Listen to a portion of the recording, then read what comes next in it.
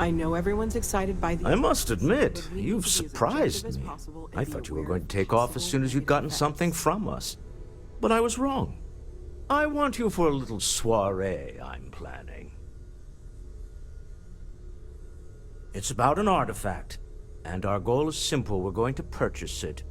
Our seller is a freelance operative in the city of Neon, which means the artifact is almost certainly stolen from someone. I just need a little more presence in the negotiation to show we're serious.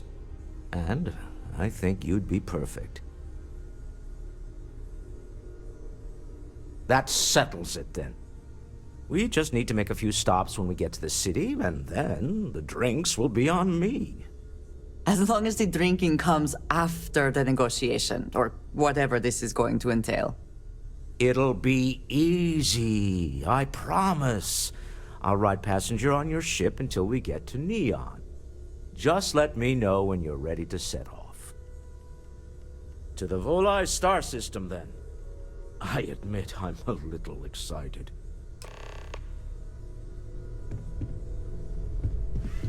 My return to the lodge triggered a full system update. I am now fully prepared to assist you. Captain, I am fully updated and ready to assist with tasks. I will go where...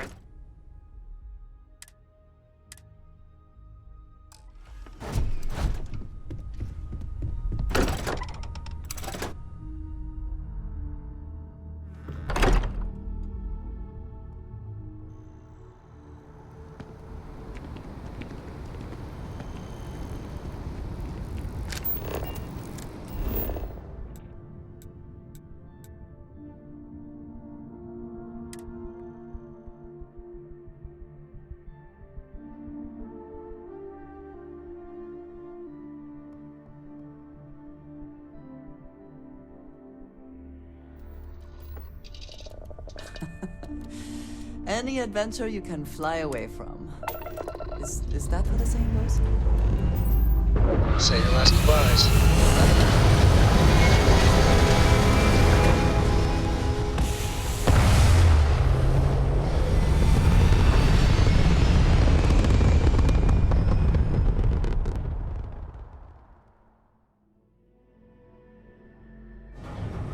Nothing like hitting orbit.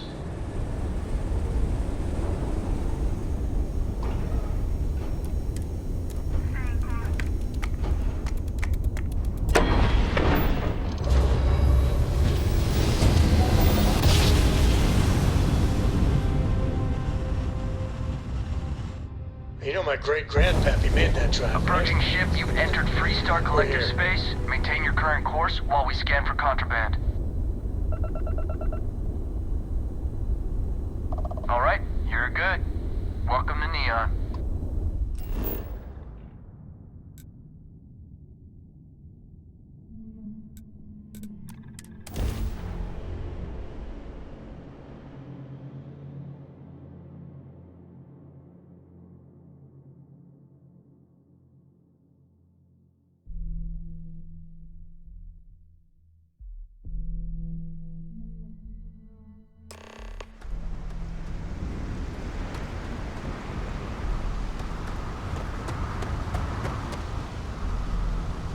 Ah, smell that?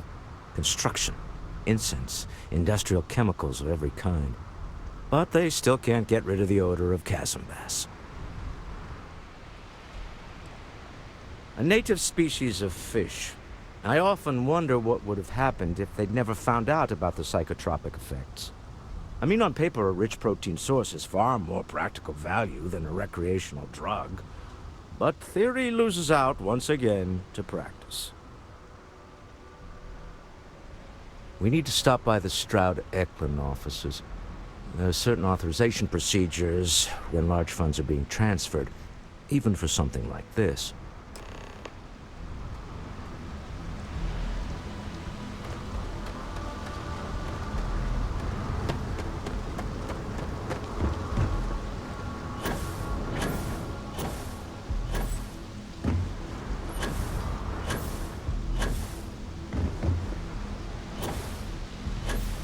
Keep moving. The scanners won't hurt you.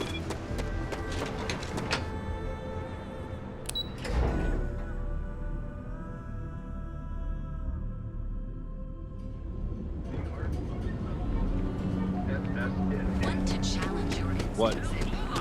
Your home away from home here on Neon. Unique, original. Be careful if you run into those ecliptic jerks.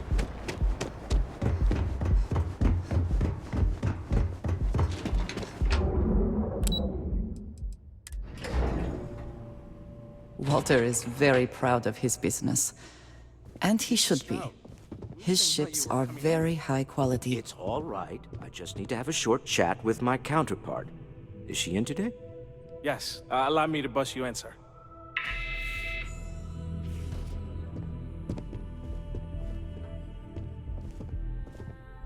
Walter, Issa. shall we continue from last time? The luxury cruise line market is completely outside of our core competencies. Investing into it is a mistake. No, I'm here about... Wait a minute, a mistake. Our ship designers are the best in the settled systems. They design personal craft and military ships, Walter. Large-scale accommodations and hospitality is a completely different beast. Oh, I'm so sorry. Here I am arguing with my partner, and you're just standing right here. Issa Eklund, the hyphenated Eklund in our glorious company's branding.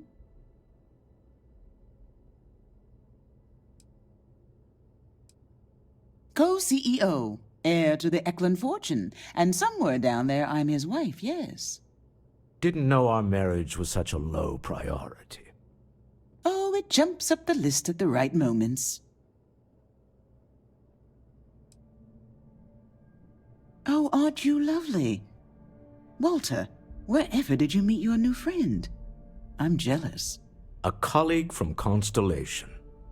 Ah, yes, the daring explorers my partner is so infatuated with. You should hear him reciting that speech. There's no need to go into that. Oh, my heart skips a beat when he does it. Really, it does. Such passion. If he talked to the board that way, I wouldn't need to placate them so much.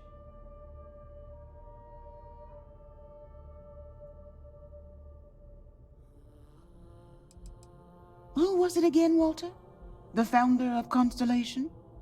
Sebastian Banks, his final address before he disappeared.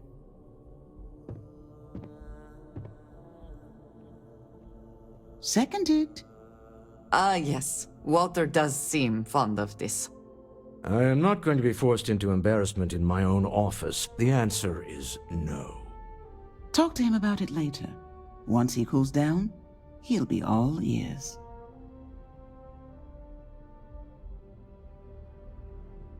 Yes? Why are you here, Walter? The board meeting isn't for a while. Our vacations aren't coming up either. It's the discretionary fund, Issa. I need all of it. Ugh. This wouldn't have anything to do with that meeting you've set up at the Astro Lounge, would it? I never said that. Did you have an agent hack into my files again? Only after you had one hack into mine. Tell me, can mutual distrust lead to a point where it's actually the same as mutual trust?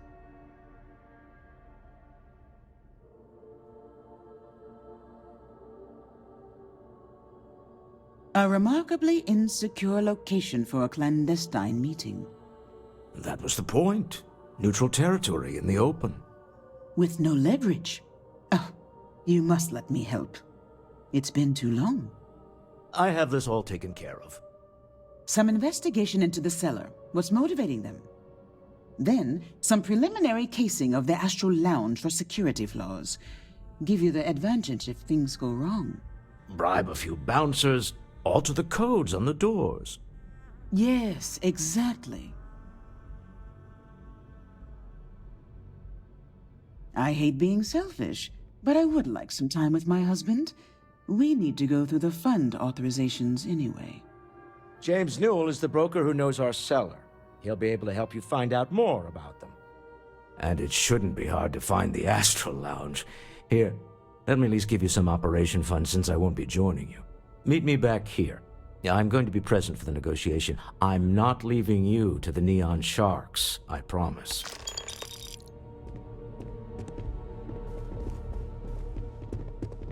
You don't need to wear your helmet on this planet. You know that, right? What? I'm working here. Can't talk. I've got a deadline coming up.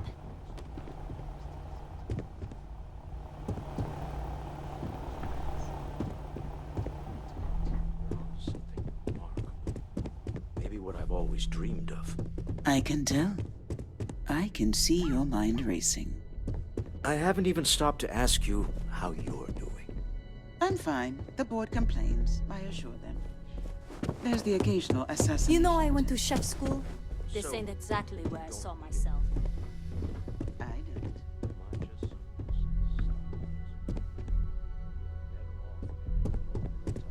Someone who could be with you at every meeting. Oh, don't go on about that again. It's the same as wanting you. And I'd You're out much there a rather lot, want right? my partner. In space? than Need them. Just do us all a favor.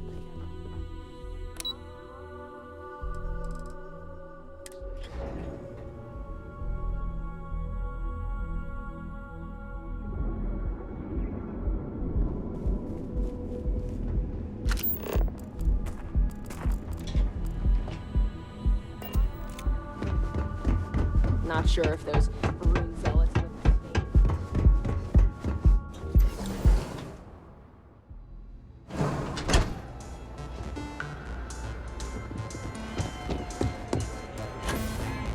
Come on, Sans! Go crazy! Okay. Hello. Welcome to the Astro Lounge. The Astro Lounge is one of the safest places in all of Neon. Security is handpicked from the finest officers in the city.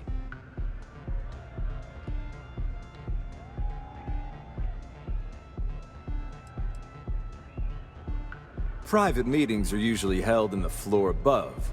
Just use the elevators.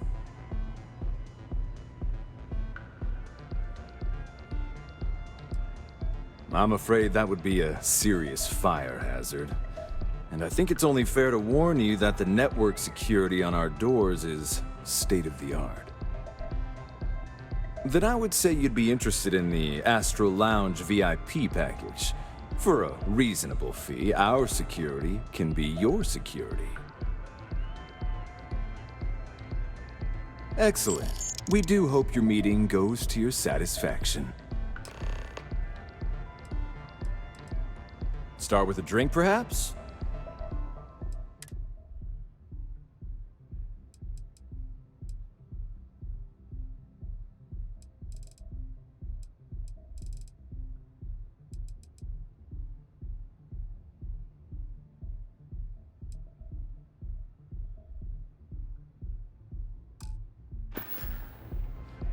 Enjoy the lounge.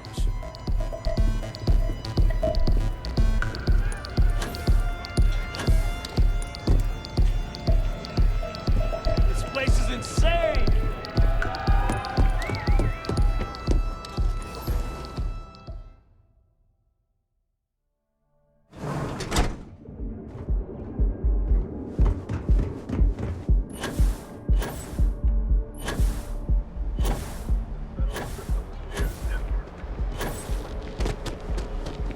Gangs can keep Another killing each version other. of you. Now, percent. Your safety is almost guaranteed. Cuts and scrapes to dislocated limbs. Hello. We have everything you could possibly want. Dietrich, you should have seen the look on Dexler's face when we told him. God couldn't paint a better picture. Maybe I did, maybe I didn't. Had a freelancer trail the seller back to his place. Sleep Crate 1. Oh yeah, boost packs. Got those too. Don't even bother with that other place. Newell's goods. Back off. I'm watching you.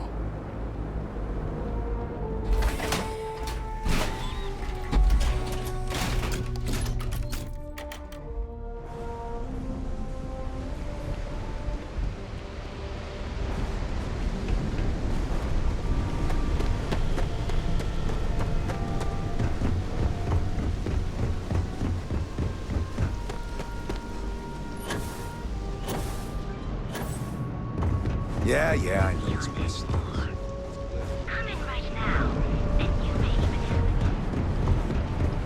it. Thanks for choosing Chunks. Which chunks would you like today?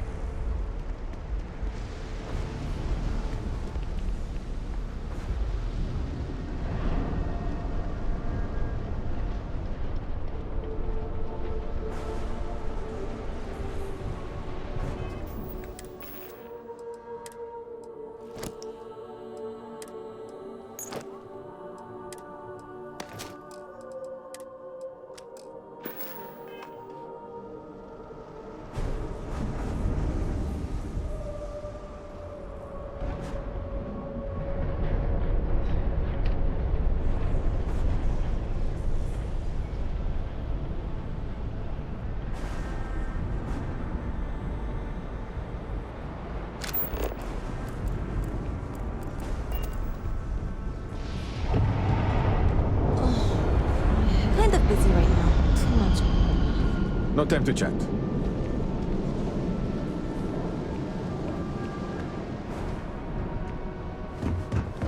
Welcome. You've chosen Chunks.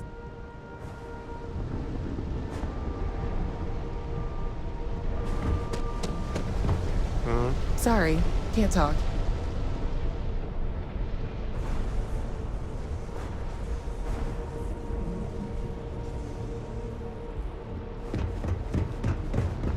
Oh, hello.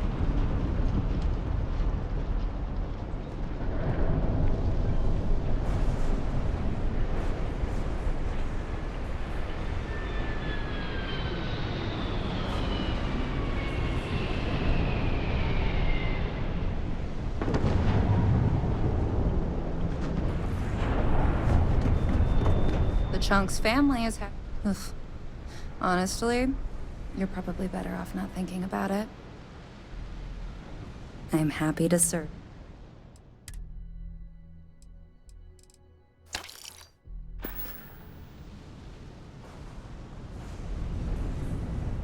I'm not sure how much. If I have to eat fish for dinner one more time.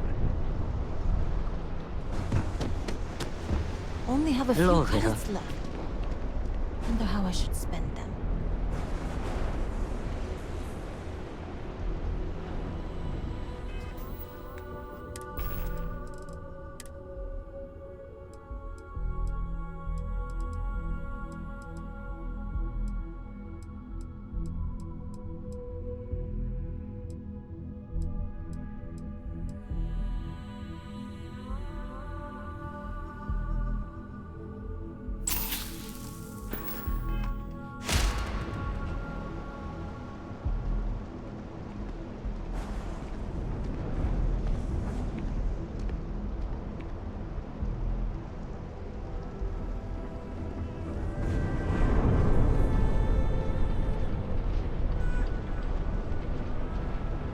You need something, dearest?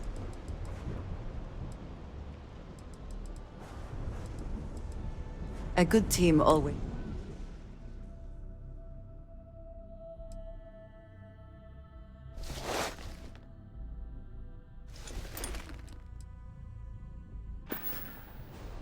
I am so grateful.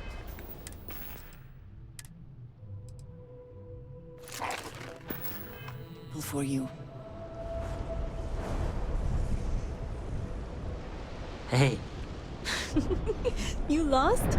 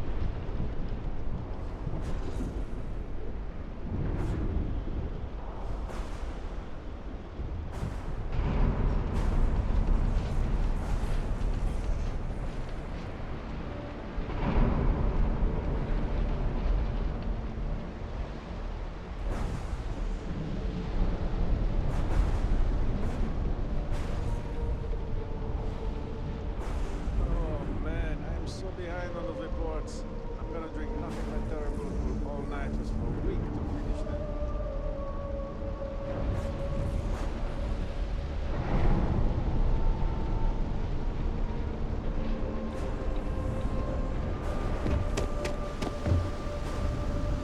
Some advice? Don't eat the troll. Welcome to Chunks.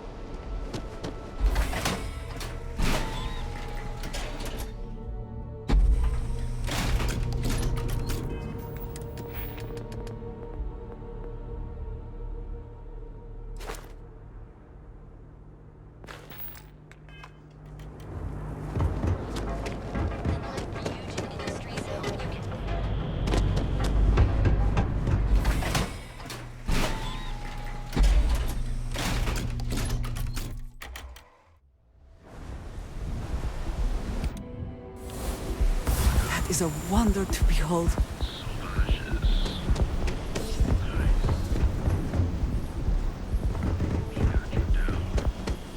You're in the right place, baby.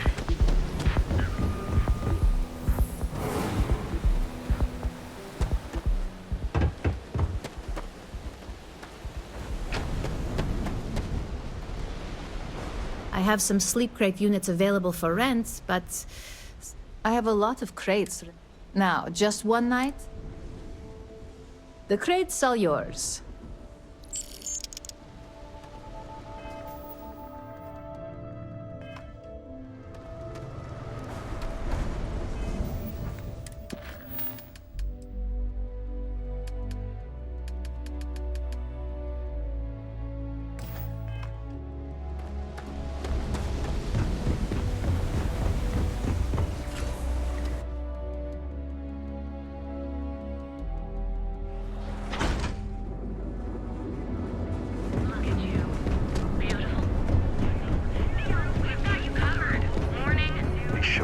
Find yourself on.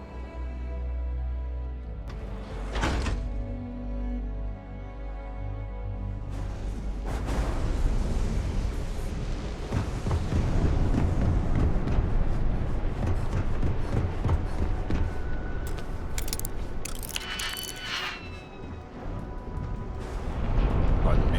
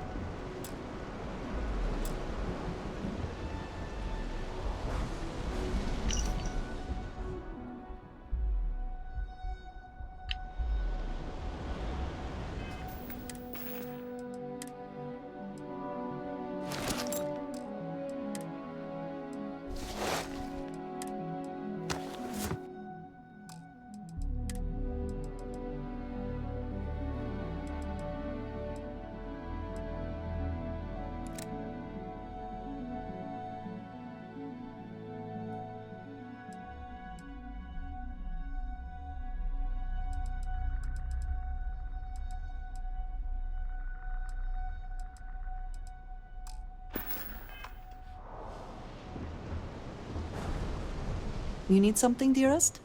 I have never been one to...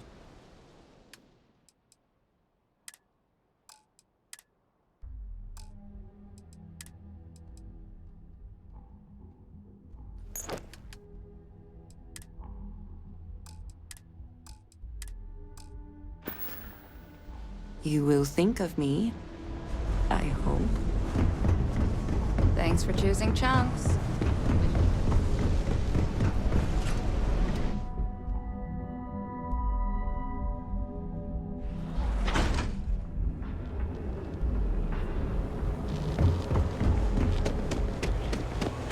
You see any heat leechers? Teller machines.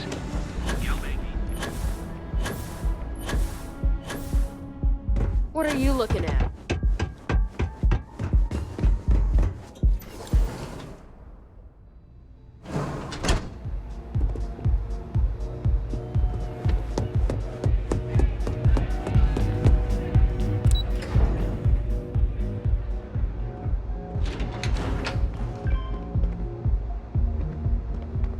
Yeah?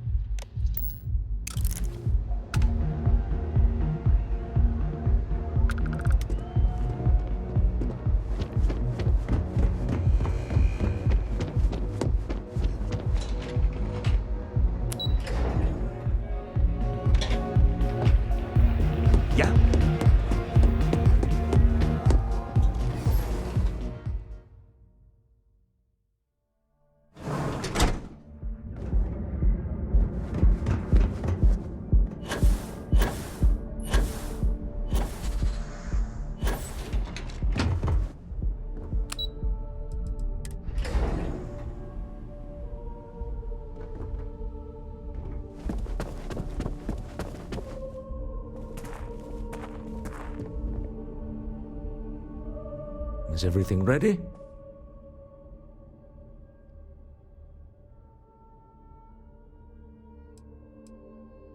Good. Let's be on our way then. Goodbye, my dear. See you at the next board meeting? Oh, I'll be keeping an eye on this little operation, just in case. Good luck, all of you.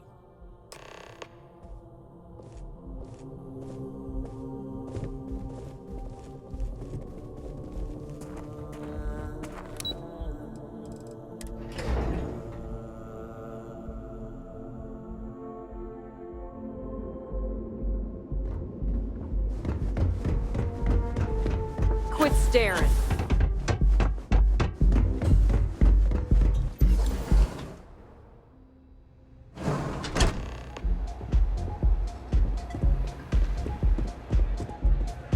All right, we're here. Now, I don't know what the cellar looks like, but they'll have a security briefcase with them. Larger than normal. Big enough to hold the artifact. We should split up. The code phrase to identify yourself as the buyer is Ramsey and Travers.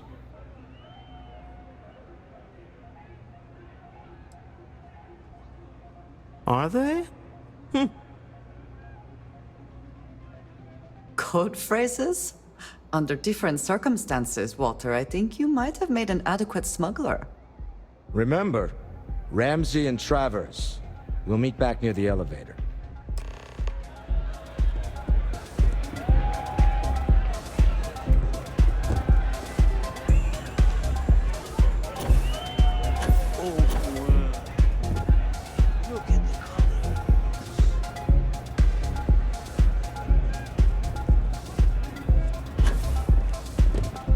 Hey.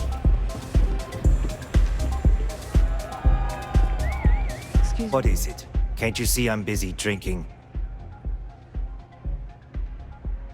Oh, really? I heard you all have a meeting in a few minutes, don't you? In one of those fancy VIP lounges? Speaking of which, I gotta get going myself. Excuse me. What's up? Take it easy.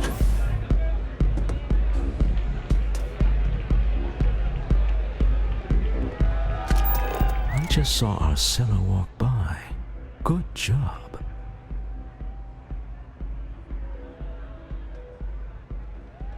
Now, before we head in there, let me go over the ground rules. He'll ask for twice what we agreed on. That's normal. He'll probably try to walk out. That's normal, too. Don't worry about the amount we actually settle on. The Stroud-Eklund Discretionary Fund is just a chip to you and me. Our goal is to get him to accept that chip in exchange for the artifact. Anything goes as long as it's in our hands, and we're not dead. How does that sound?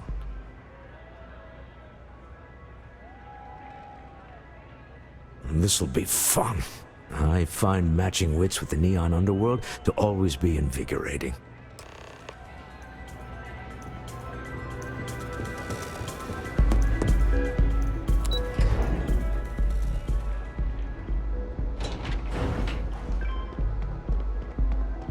Keep your nose clean. Last thing I want is to charge you for a DP.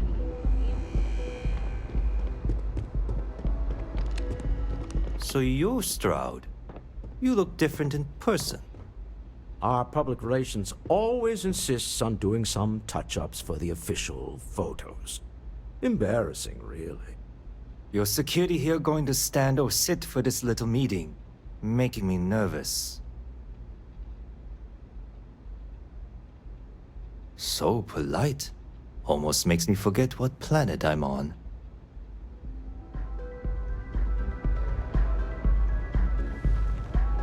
Am I to assume that briefcase has our item of interest? Yeah, here it is. Well, look at that. One of a kind, and I know you want it. I have the amount we agreed on. Things have changed. I want double. Now, how am I supposed to do that? I don't know, but your security here seems to have some fancy gear. Why don't they chip in?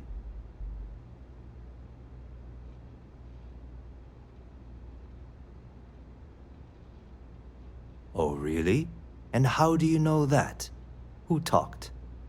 Does it matter? We know you're in a fix, and we're still willing to buy. For the agreed-upon amount. I got people after me, okay? I can't just settle on what we agreed on. I need more so I can disappear. That's not our problem. We came here expecting one amount. Now you want another.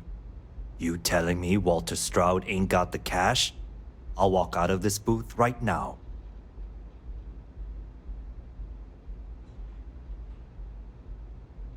I leave now. I can get a jump start on the people after me, instead of you all wasting my time. You'd be on your way already if you just take the money I'm offering you and shut up. What's it going to be? Take or walk?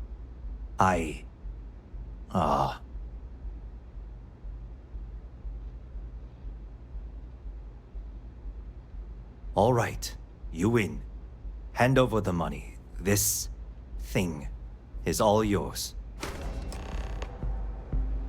Well done.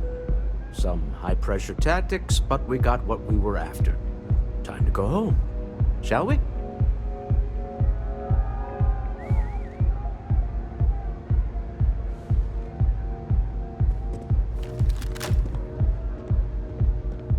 Stop right there. You're in possession of Slayton Aerospace property. Ah. Slayton must have been the original owner. We don't need to do this. All's fair on Neon. Am I right? Hand over Mr. Slayton's property. Now.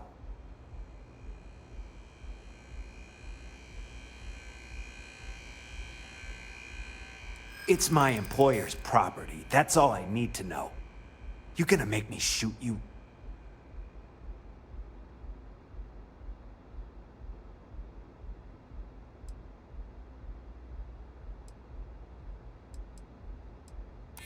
hold on. Let's keep Neon Security out of this.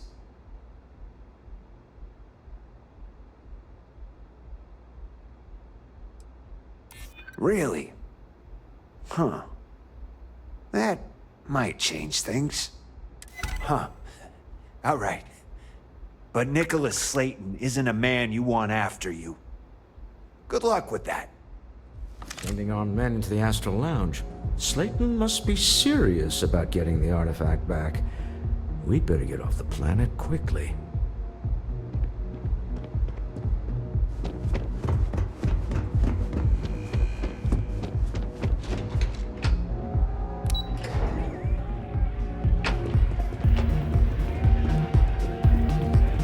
Issa.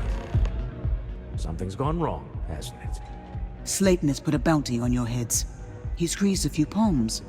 Your ship's been impounded at the spaceport. There goes our way out.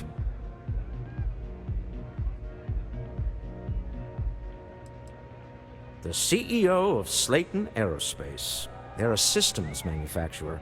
Engines, thrusters. The same way everything works on Neon. Money. It's terrible at keeping secrets. Agreed. Have a talk with the man himself. Slayton Aerospace has offices here in the trade tower. If Nicholas is moving this quickly, he must be there or close by. Let's head to their lobby, shall we? See if we can make an appointment.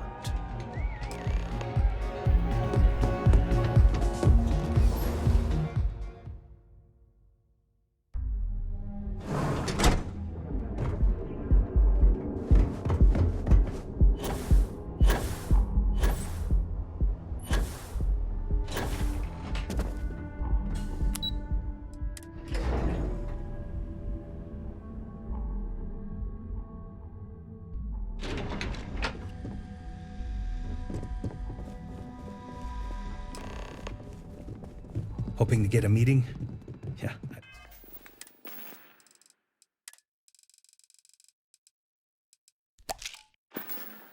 Been waiting here all day. Welcome to Slayton Aerospace. Can I help you? I'm afraid Mr. Slayton is a very busy man.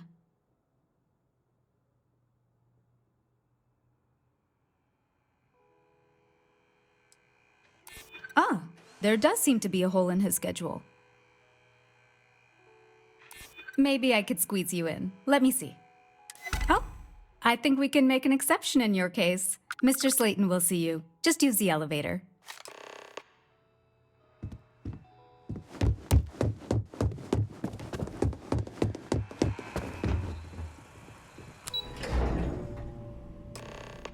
Wait. This clearly isn't the executive level. He's on to us. Walter, taking what's mine and then breaking into my office. A bold move, but one easily countered. Oh, we're trapped. Hello, Walter, dear, are you there? Issa? Took longer than I'd like, but I managed to pay off one of Slayton's security consultants. They've patched me in. All right, we've got her out. Once the door's open, just follow her instructions, okay?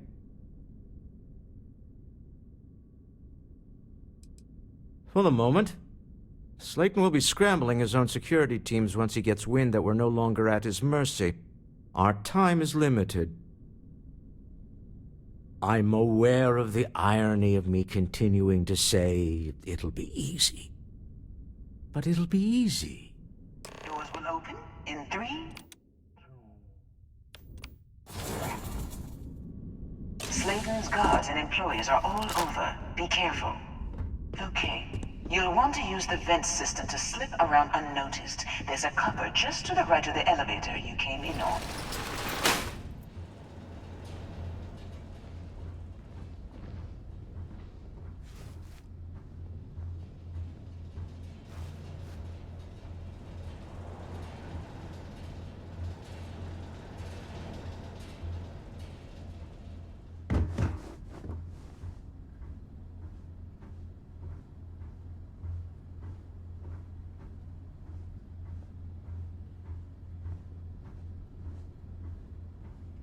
That's the elevator you came in on. Jump right across the top of it and keep going to the end.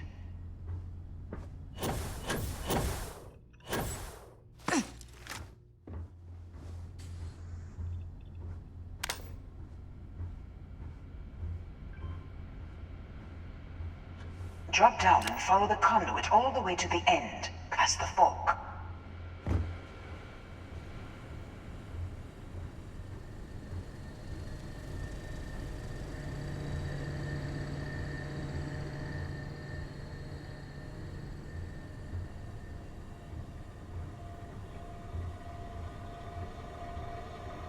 There's a vent above you. Just climb up.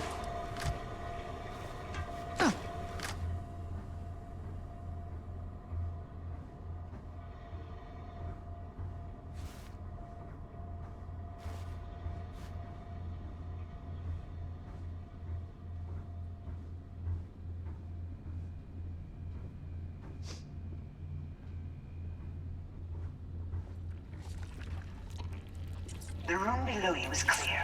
Drop down. Stop. One of the doors leads you right into the open. I'm unlocking a safe route. Opening the door on your right. Go now. Head left, but don't go through the door at the end yet. There's a robot stalking the hall. Wait. It's walking down the hall. Go now, straight across through the door.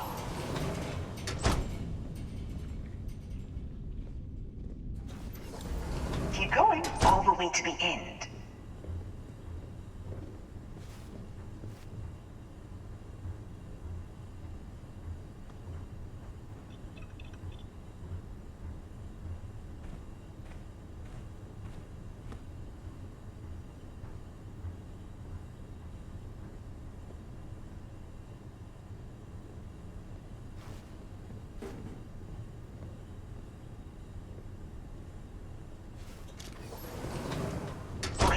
There's people in the room up ahead.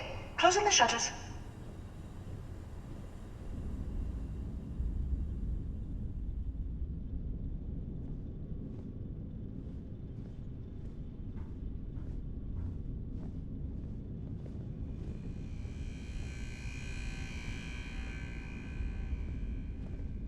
Another robot up ahead. Wait for it to pass, then head straight across to the maintenance door next to the security gate. Now!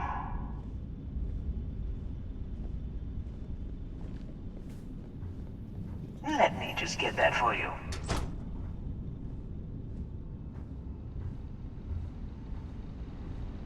You know the routine. Up the vent. It's a short one, I promise.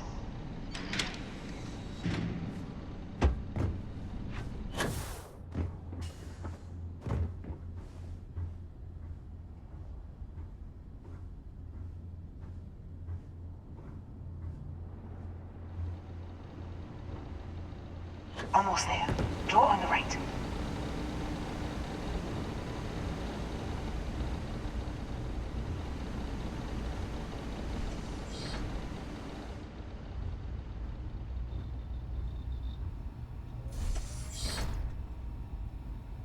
There's the door. It should take you outside. Outside?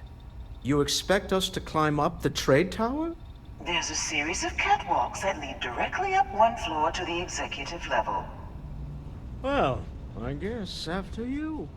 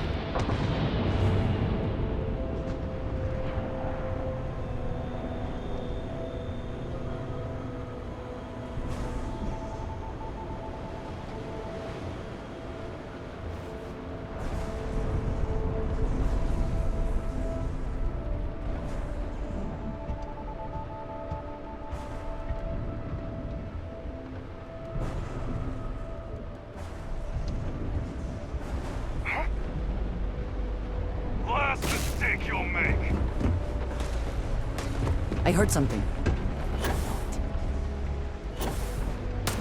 You should be the one dying! Someone or something will clean up whatever is left behind. I smell credits! I cannot wait to kill you.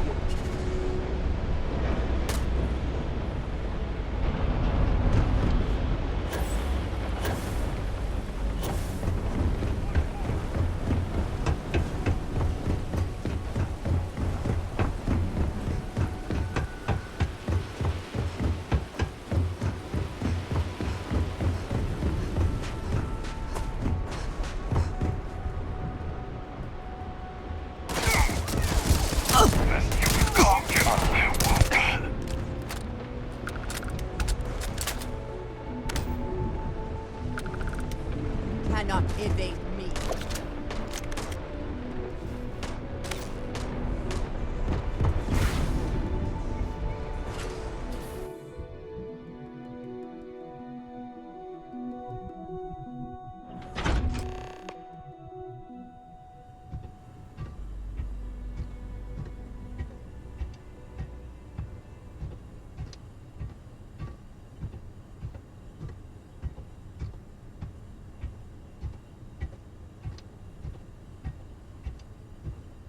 You're coming in just behind the executive elevators. I'll call the one on the far end, and you can walk right over the top.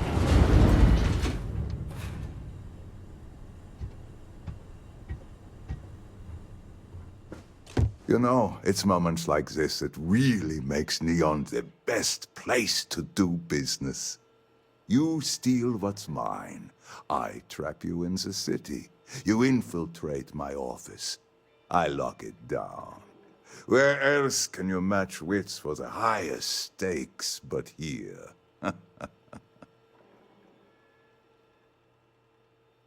You have what's mine. I, indirectly, have what's yours. We are at a stalemate. Although I do count a few more guns on my side.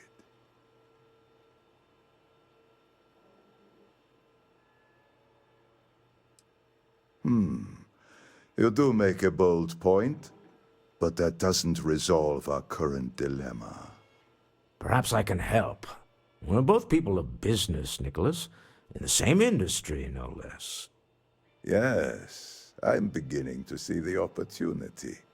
There is, however, one final detail to disclose. Mr. Musgrove, my former employee, and the thief responsible for our serendipitous meeting, was caught prior to your arrival. I think it would cement our new partnership if you were to decide on his sentence yourselves.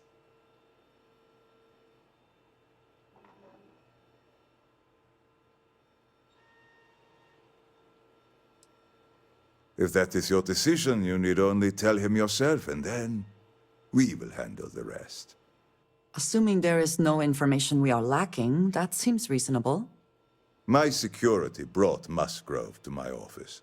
I'm sure seeing you again will be a fine conclusion to your previous business. We have an opportunity to spare a man's life. I know he probably wouldn't do the same for us.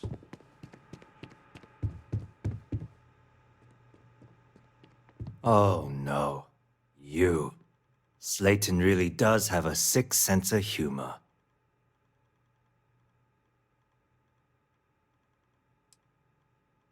"10 years working in aerospace engineering, and they laid me off.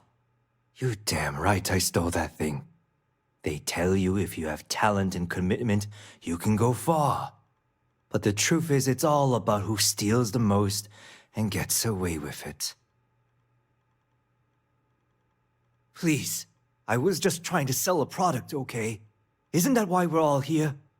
Be lenient. We were taking advantage of his initiative, after all, even if we have found ourselves working with the man he stole from.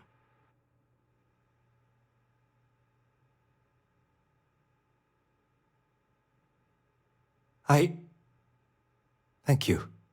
Use this opportunity to alter the trajectory of your life. You may not receive another chance. A rare moment of compassion for this city. Very well. I'll clear things up with the authorities. You're free to go. Time to go. Let's talk more back at the ship.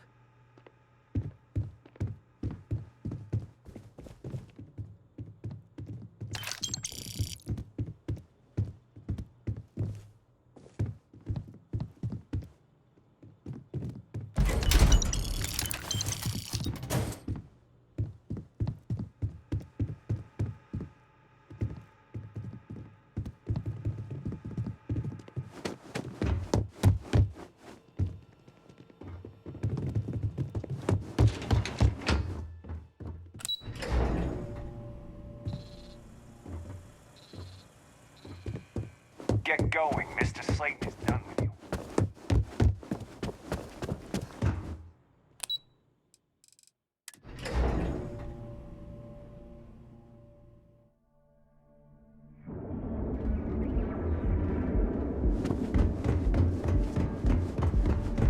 Ever wonder how the Crimson Fleet seems to be?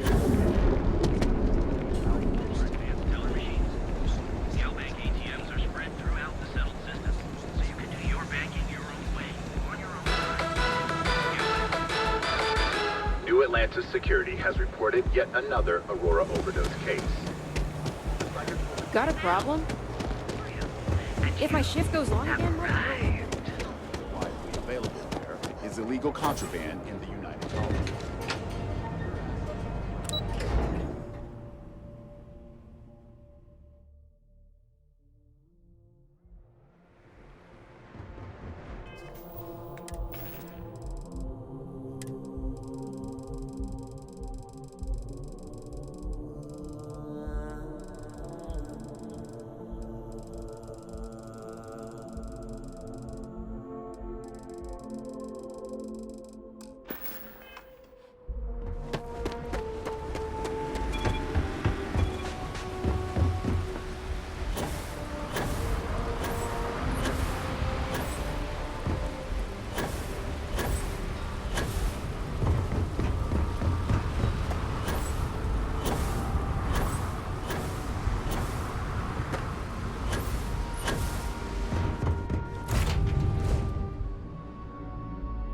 Find the interior Deal of with this the man ship who wanted us comforting. dead.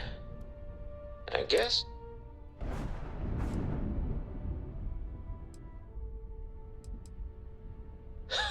Thank you. I guess. Some people call Issa a jewel, but she's more than that to me. I can't really describe it. There's a me, and a her, and an us. And I wouldn't trade the us for all the credits in Neon. All in all, a great success. Thank you for allowing me to tag along with Constellation's newest star. Yes, I used a pun. Forgive me.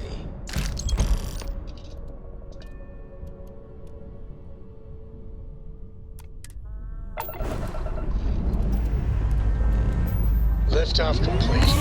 Let's go.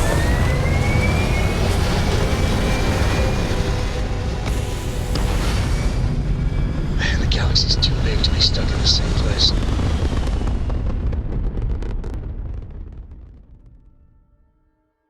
Retros firing. Orbit stabilized. You hold something you have no right to. My people have killed for less.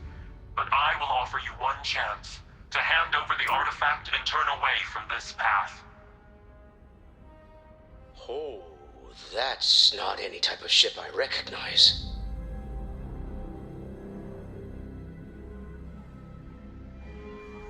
You see much. But our ship is created from a power beyond your understanding. Its semblance to your own vessels only aids us in masking our presence. We are the Starborn, and you are unworthy to possess the artifacts. Tell us, please. What are the artifacts? What are they for? Did you make them? What gives you more right to them than humanity? Answering your questions is exactly what we cannot allow. Abandon your thirst for knowledge, or drown in it.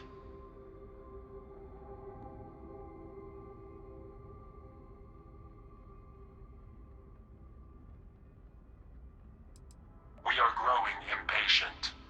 Cease your attempts to stall for time. But you speak our language. We know everything about you.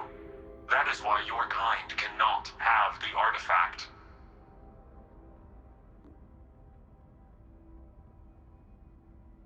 The more you understand, the more damage you will do. How could just knowing what you are be dangerous? Our distance from you is the whole point. We interfere now because we must. I'm not liking what I'm seeing on the scans. Energy output from that ship is far above the normal range. If we spin up the grav drive now, we have a chance.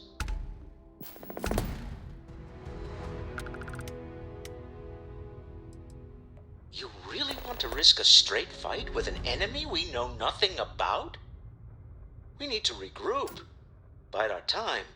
We can wait no longer. Out of here! Prepare yourselves for oblivion.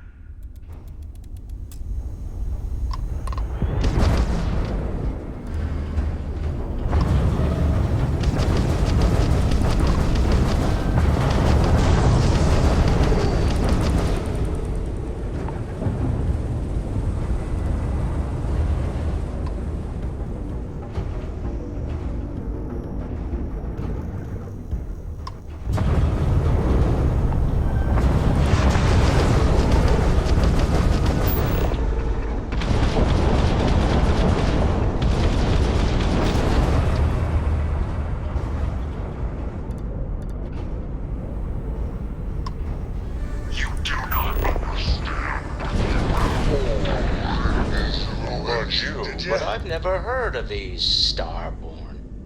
And the speculation part of my brain is in overdrive. We need to regroup at the lodge immediately. Tell Noel to analyze the data off the ship's sensors. Everyone's going to want to weigh in on this.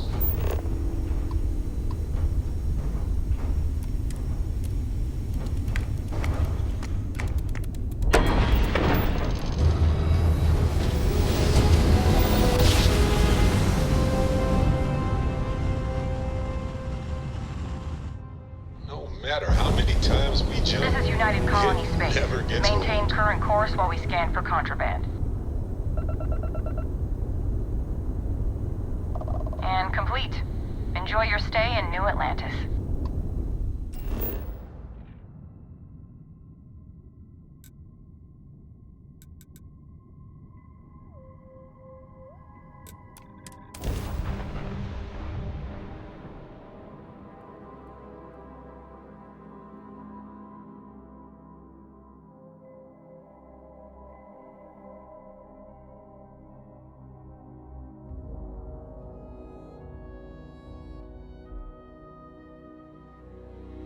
The city certainly projects a powerful image for the United Colony. See? Anything I can help you with?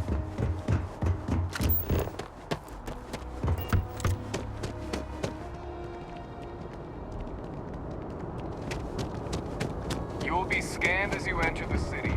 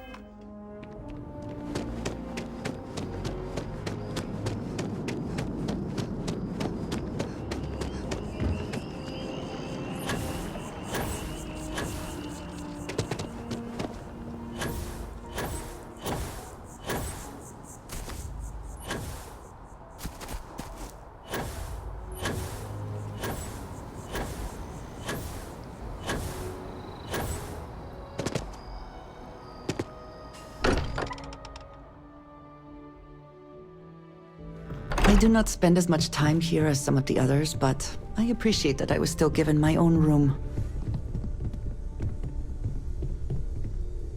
How is Neon? Are you okay?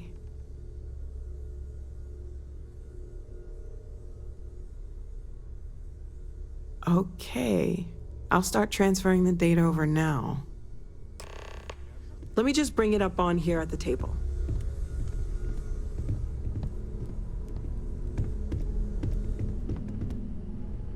Is that a prototype?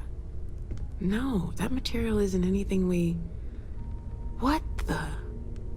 Everyone, come take a look at this.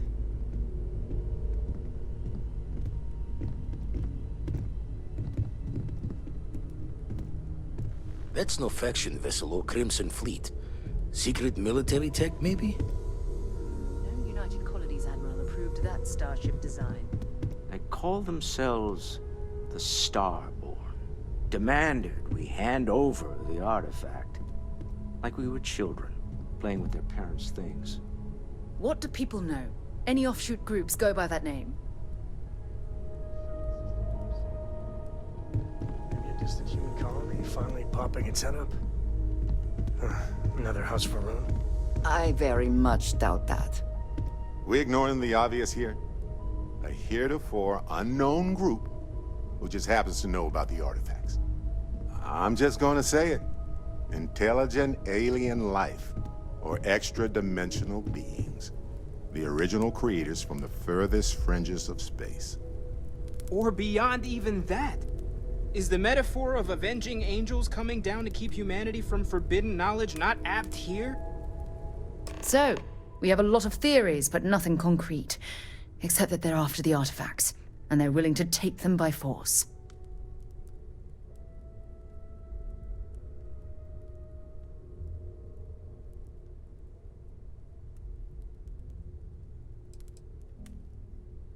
Or what Walter said. They were acting like a parent, worried their children are playing with something they don't understand. So, they're strong-arming us for our own good? That doesn't sound very divinely benevolent to me. Noel, start analyzing all the data from the ship sensors. The gravitational wave they caused, scans of their weapons, shields, everything. We're in the dark. We need to learn anything about them we can, including some way to fight them if necessary.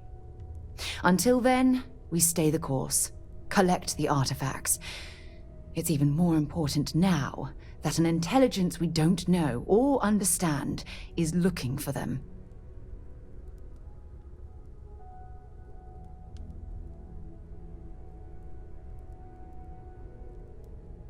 All we can do is be more cautious, but we are not stopping. This could end up being a race we don't want to lose. Vladimir, has the Eye picked up anything new? Some glints of shine in the dark. Ready to hand them out as soon as you please. All right. Good luck, everyone. And be careful out there.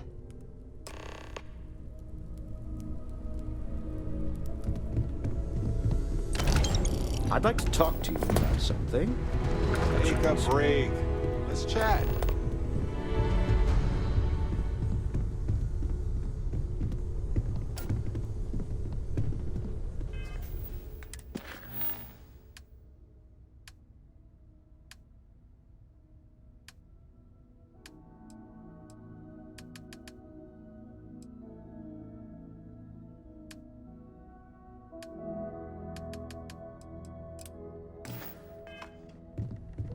Yeah, the way you handle things, not bad. Spending some extra time in the lodge, are we? Lately, I find myself spending more and more time here. Business has appealed to me, but this is exciting. Oh, right. I was afraid you were going to bring that up again. Very well. Let's see if I embarrass myself or not.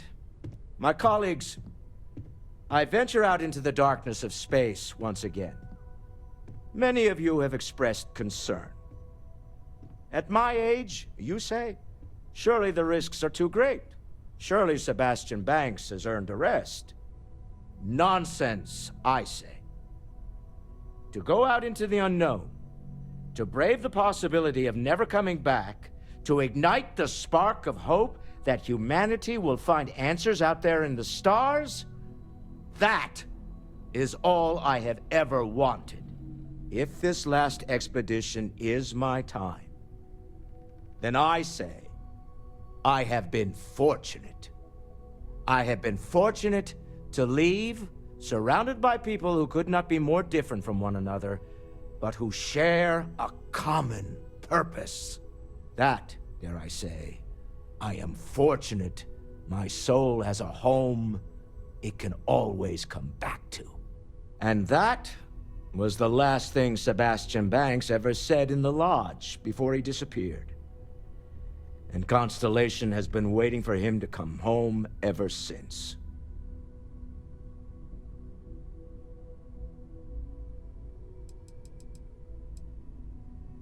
Not my first time in a hostile negotiation, as you well know. Admittedly, I usually know more about who I'm facing off against. I'm very interested in what Noel can learn from the scans. The technology on that ship was impressive, to say the least. If there's a chance, we could learn enough to duplicate some of it.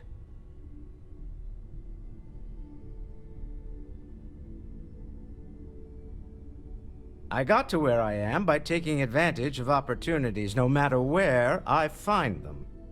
Might as well make the most of this crazy situation. I want you to know I was very impressed with your work back on Neon.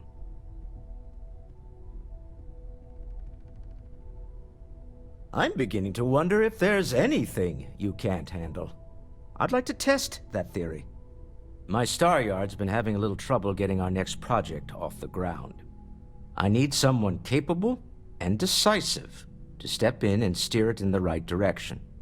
Interested?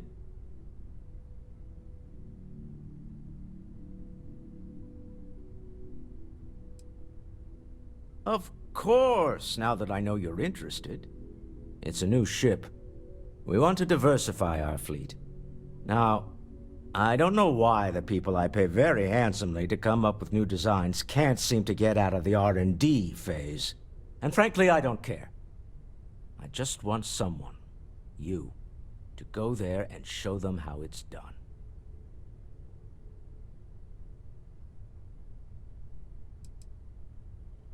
I did not. Part of the problem is that my designers seem to be having trouble agreeing on a plan. I should mention that you're not there to make design decisions. You're there to get the project back on track and help guide them. So, ideally, you're not adding to the problem.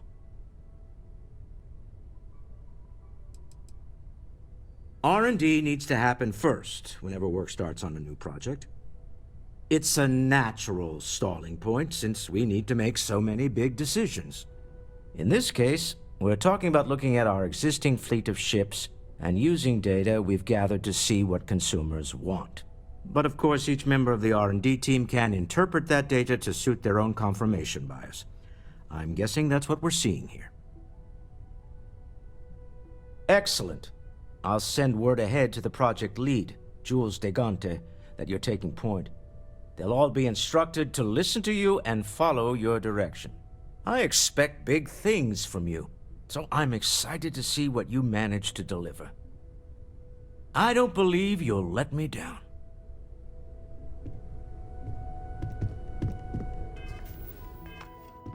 Do you have a new set of orders for me today? You had a hell of a shake, getting bullied in the void. Starborn sure know how to make an entrance. Ready to head back out there? The Eye can help you find the artifacts, but I'm afraid she's blind to our new competitor.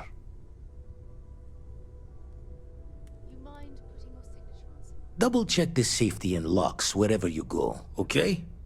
Exploration's dangerous, even without some nefarious group trying to kill you.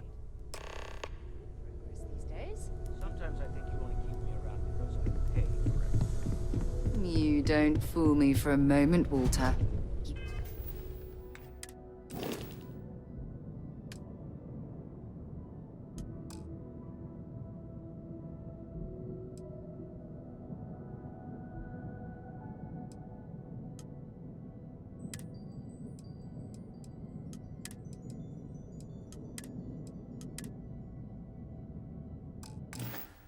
love it and you know it.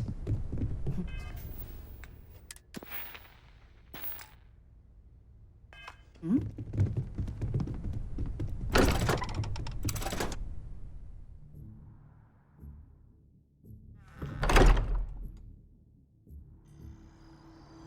I picked up something you might be interested in. What can I help you with? I have something. Oh, yes, of course. Until later. Excusez-moi. Well, if it isn't...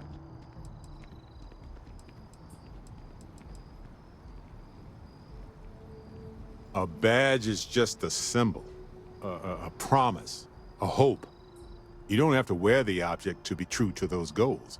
Anyway, I'm just glad Ron Hope is gone.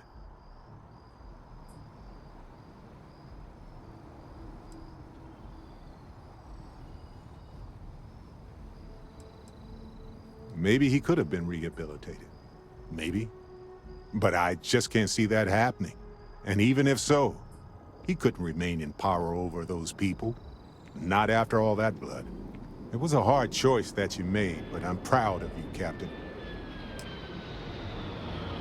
Sorry. I was lost. Yep.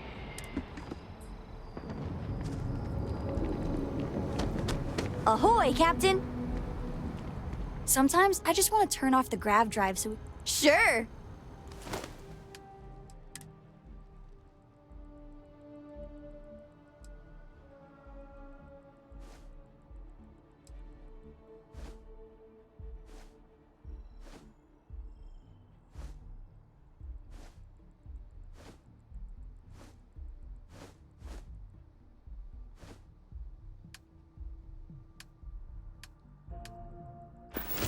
Wow, thank you! Worried? No, I think it's fascinating. I know they maybe seem scary at first, but what if it's just a threat display? You know, how lots of species will puff themselves up or show off their teeth and growl to scare off anything they don't like.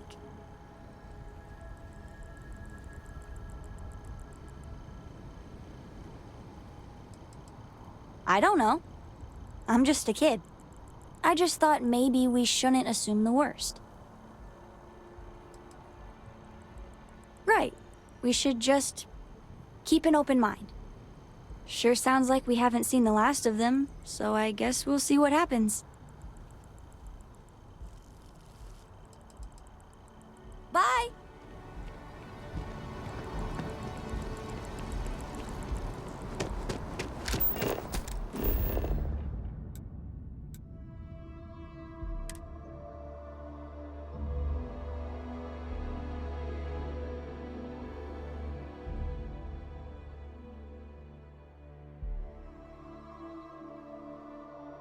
It is good to be back in our own ship.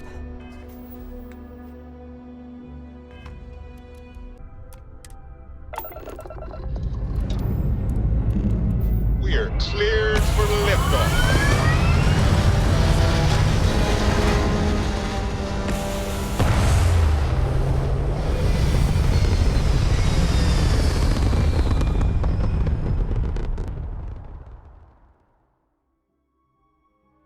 Maneuvering into position.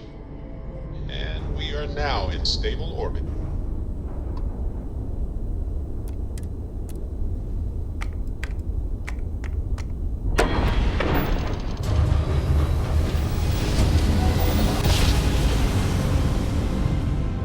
Jump complete.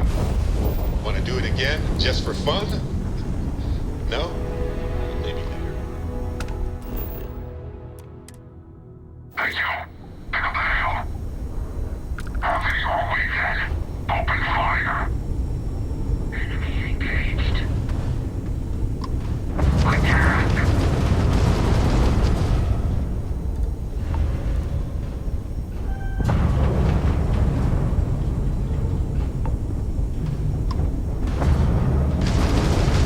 Taking down their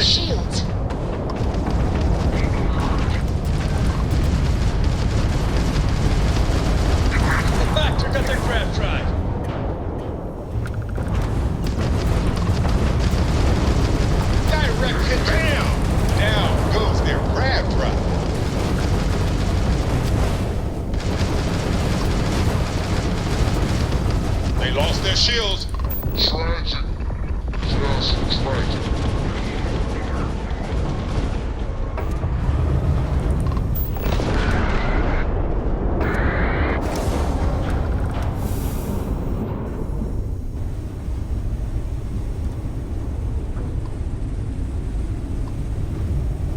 We have full jump capability.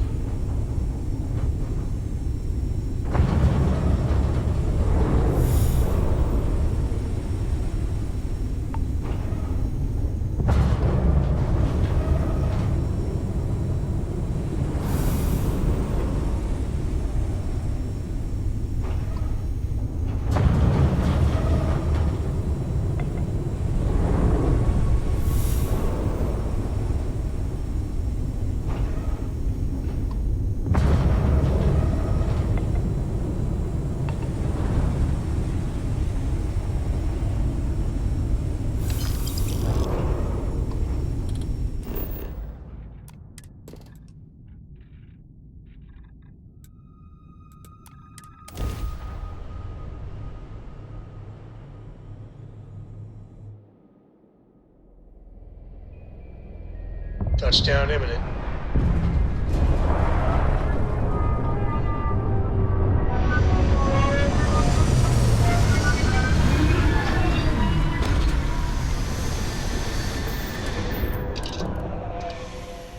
I do not mind wearing this suit all the time, but it can result in strange looks in the city.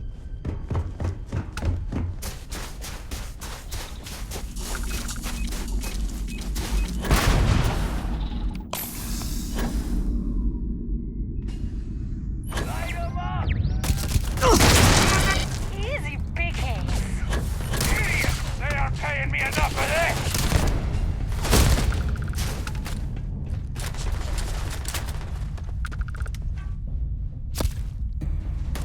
I got this!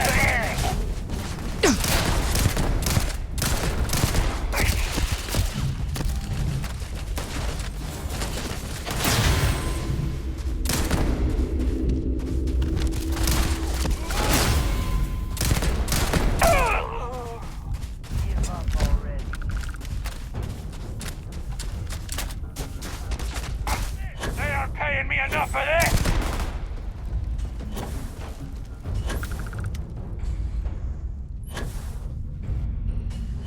You're mine! Ah!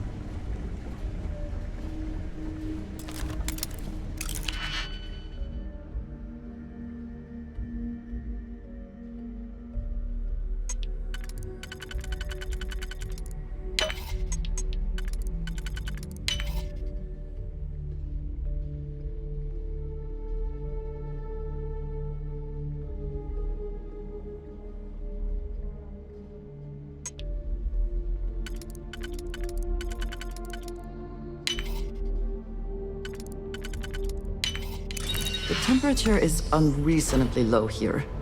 We should not stay long.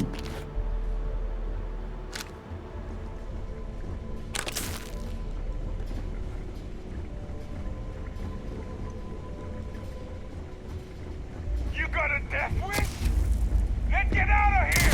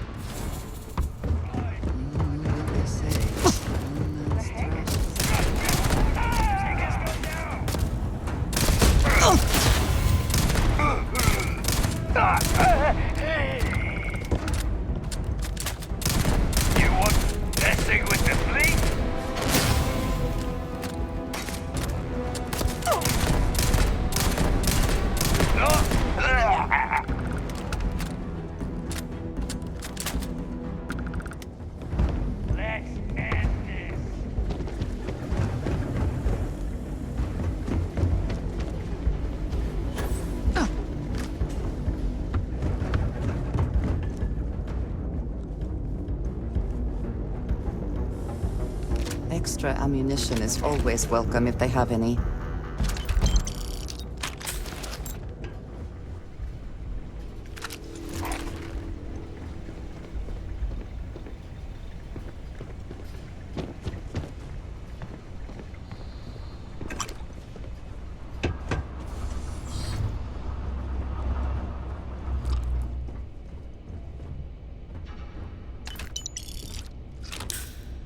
Not many options other than to proceed ahead. Shall we?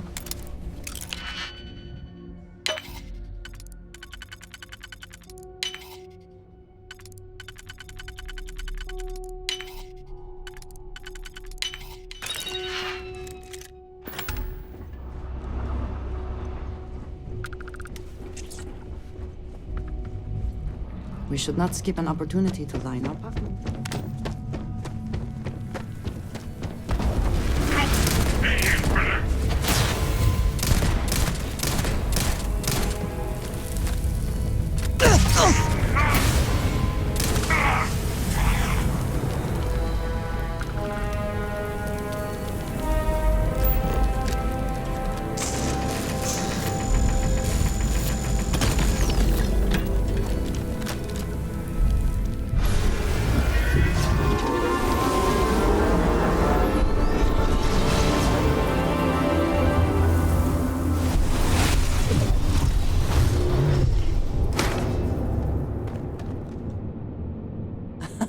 My favorite person. Take care, love.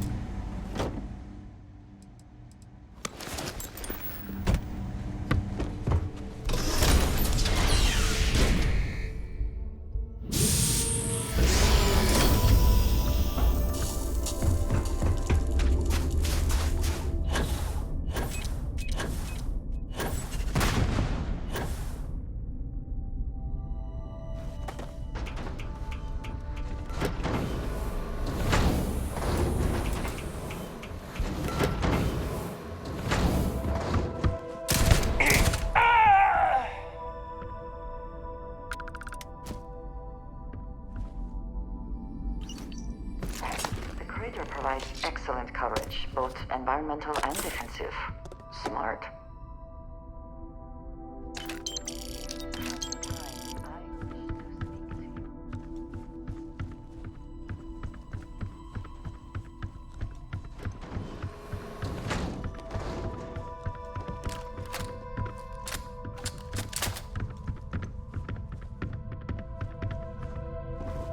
I would like a chance to talk to you, if you are able. Never would I have imagined to encounter something like these Starborn. Now I feel that rather than having answers, we only have more questions.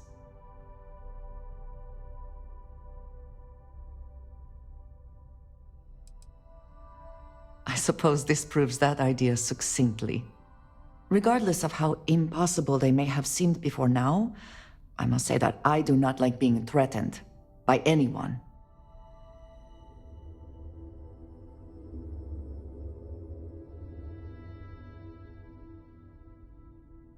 If so, what would that be? Clearly, these Starborn are connected to the artifacts, which would mean that they are also connected to that temple you found. Did they make these things? Have they appropriated them? This all implies there is something more, something we do not yet understand.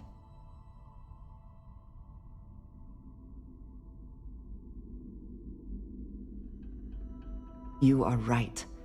And it would seem that if we do, we may well cross paths with these Starborn again.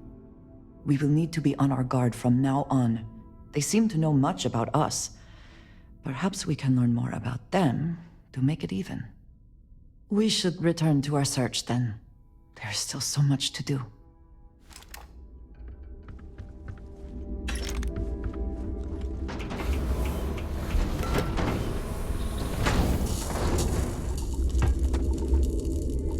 That looks like it is worth bringing along.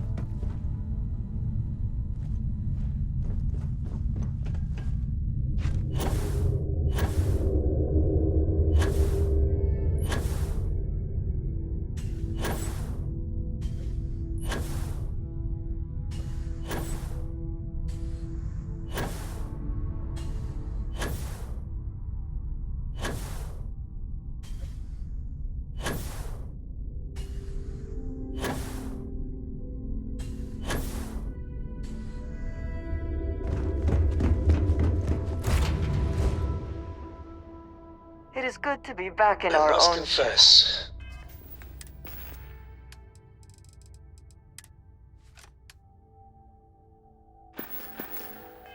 The hum of a grav drive makes me feel alive. Ready for takeoff in 3, 2, 1, go!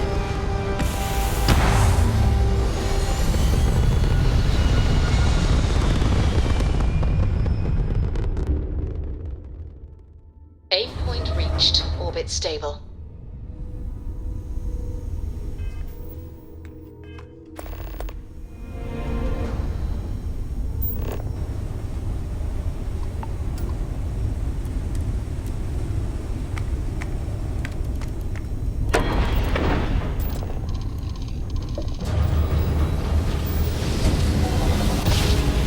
Dad, can I have a pet? In one instant, A pet. stars are We live rearranged. on a starship, Cora. Pets are...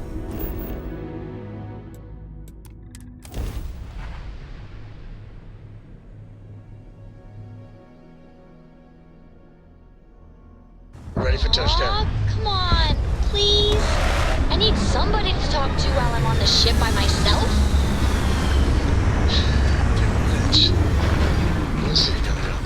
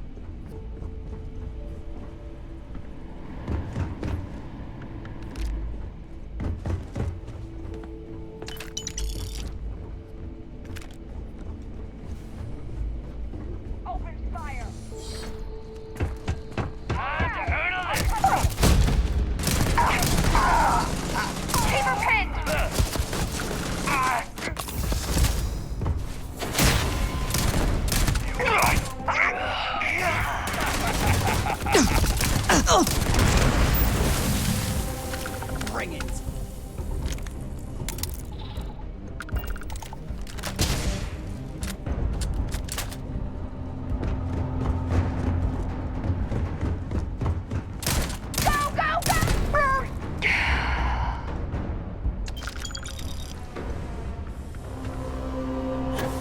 You die today.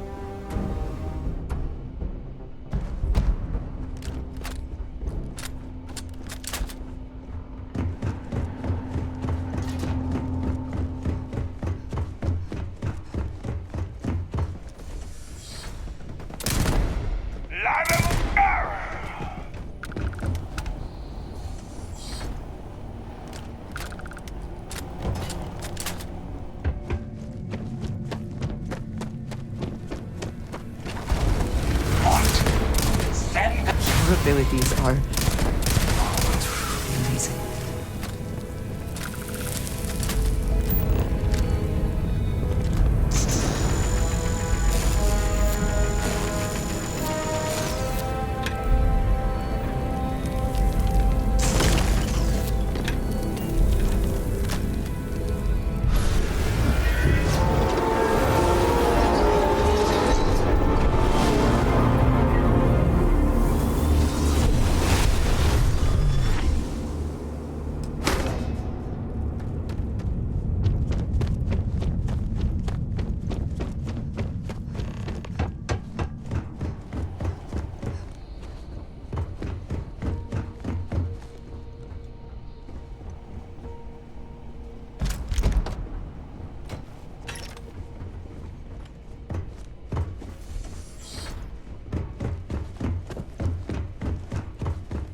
Messing with the fleet?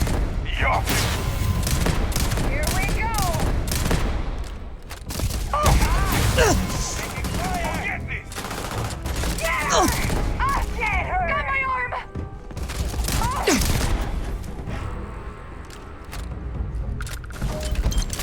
You thought you could win?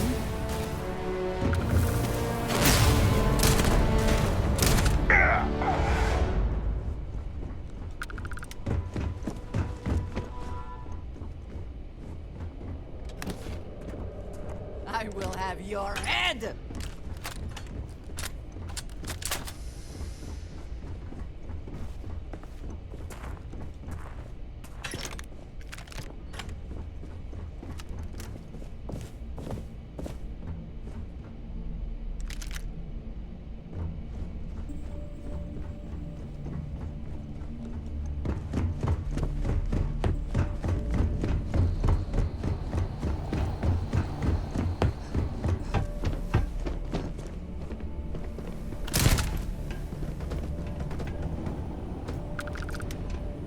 Profit is never necessarily the aim, but if there is something worth taking...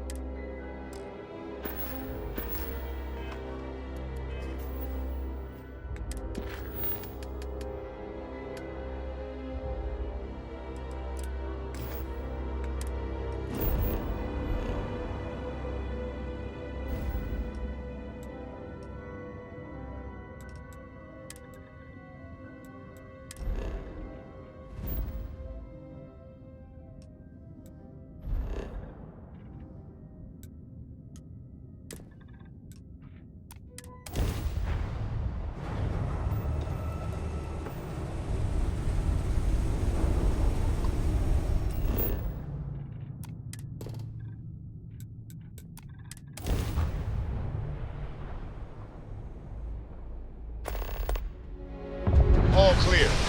Time to land this ship.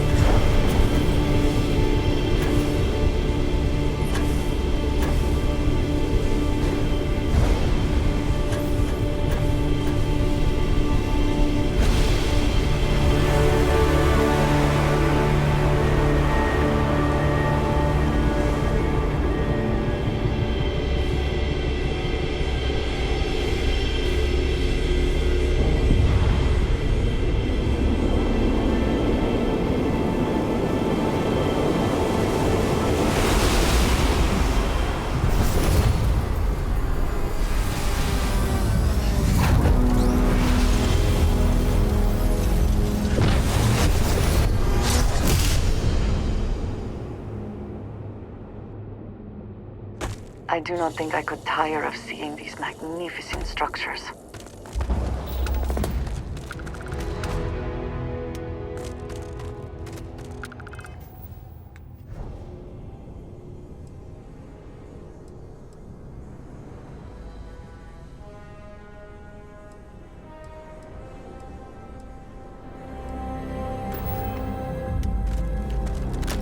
Who's there? Even when I see it with my own eyes, it is still hard to believe.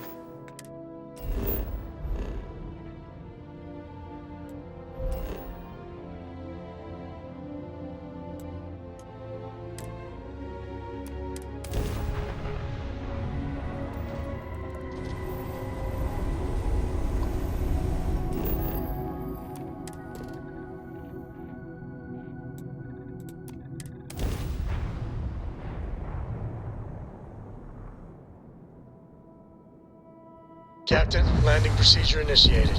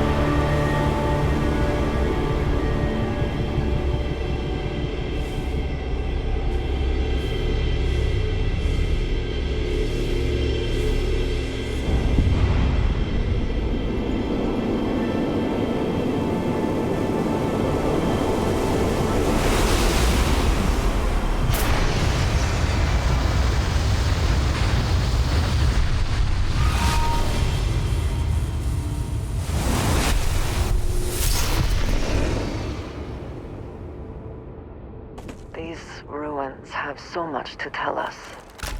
But still, there are so many questions.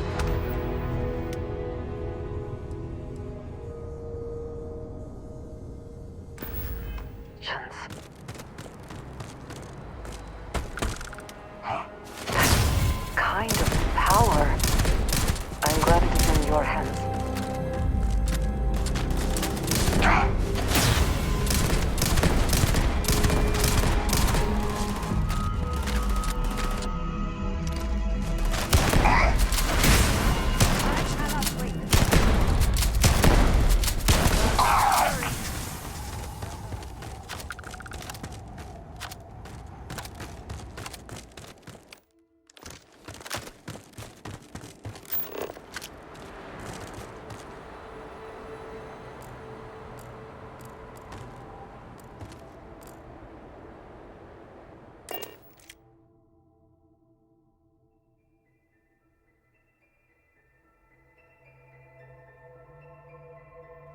It's good to be out and about.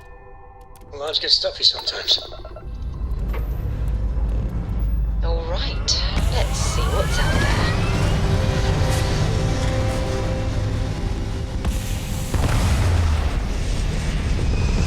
Your ship is way bigger than Dad's. Apogee complete. We're in orbit.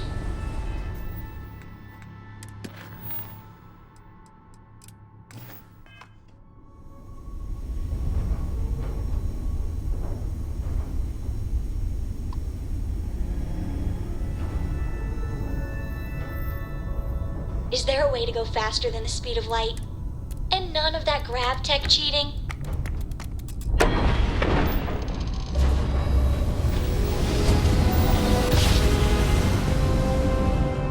Nice jump. We're right on target.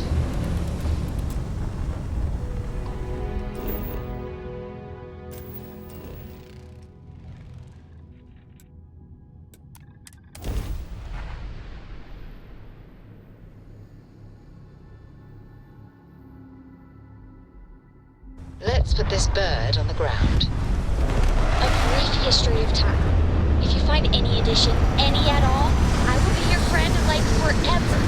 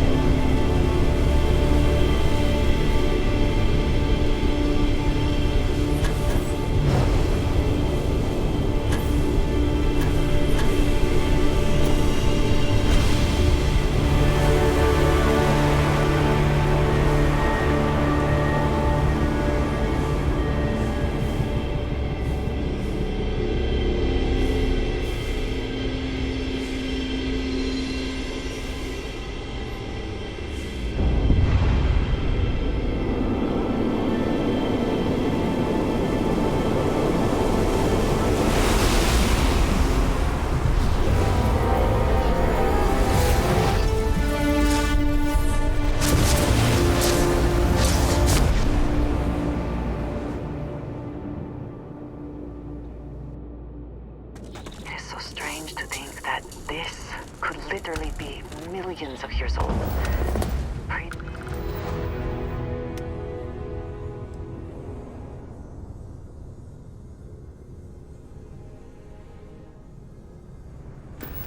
Dating all human civilization.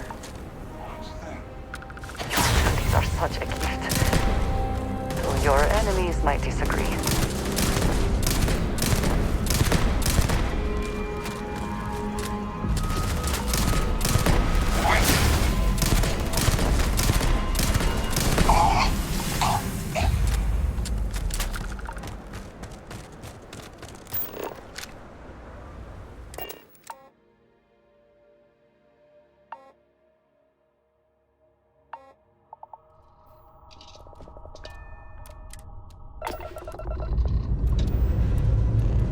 Ship's ready.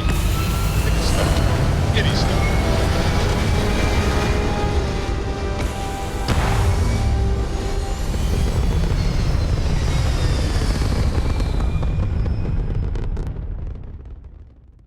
Looks peaceful from up here, doesn't it?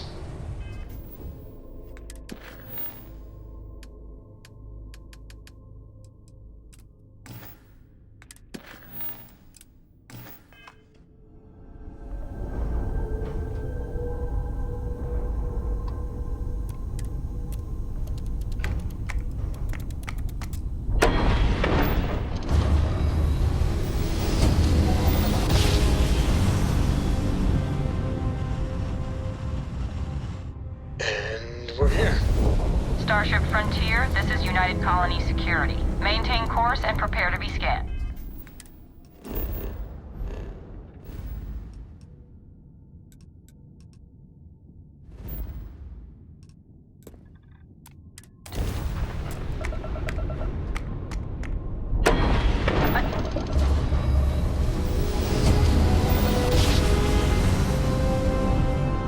Our daring voyage of the oceans of space brings us here.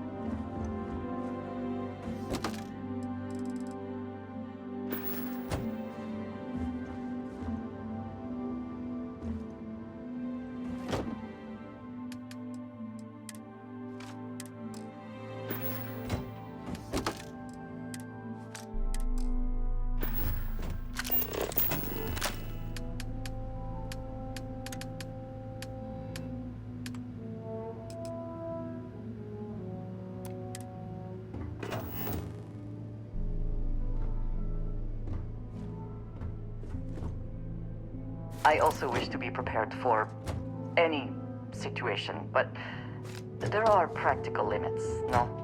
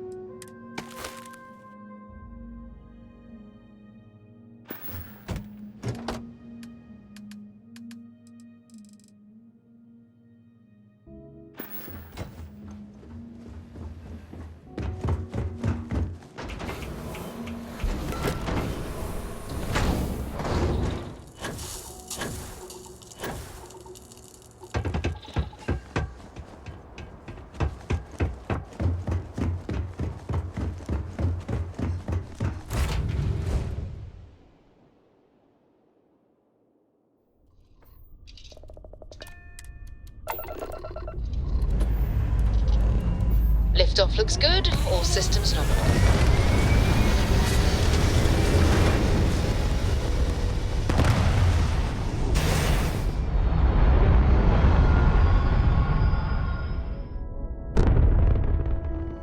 We're locking into orbit now. What's new?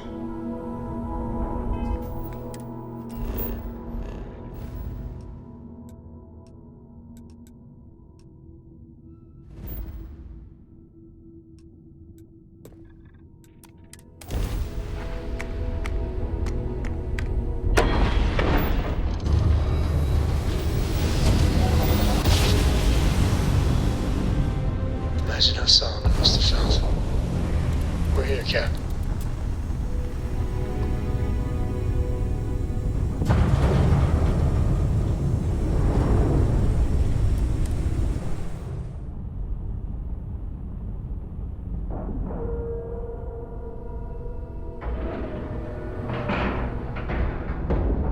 And we're docking. Will we be taking off immediately, or are there other matters that require your attention?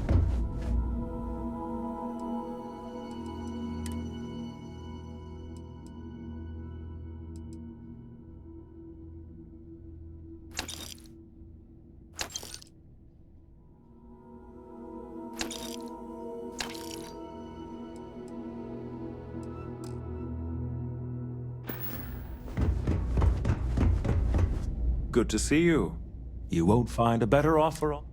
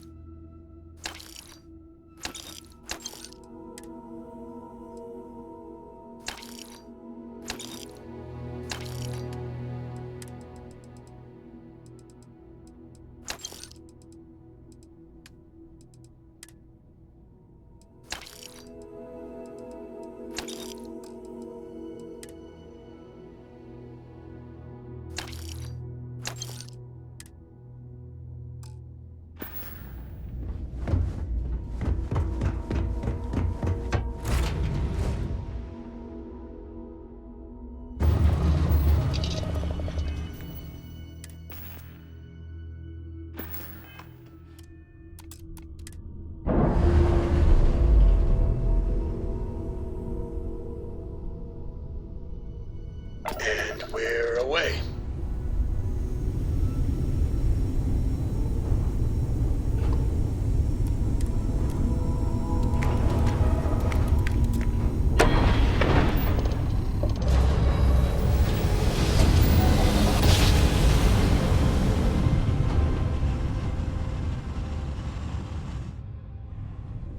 Let's see what there is to Welcome see. to UC Space. Maintain your current course while we scan your ship's cargo. All right, we're done. You're cleared to land and...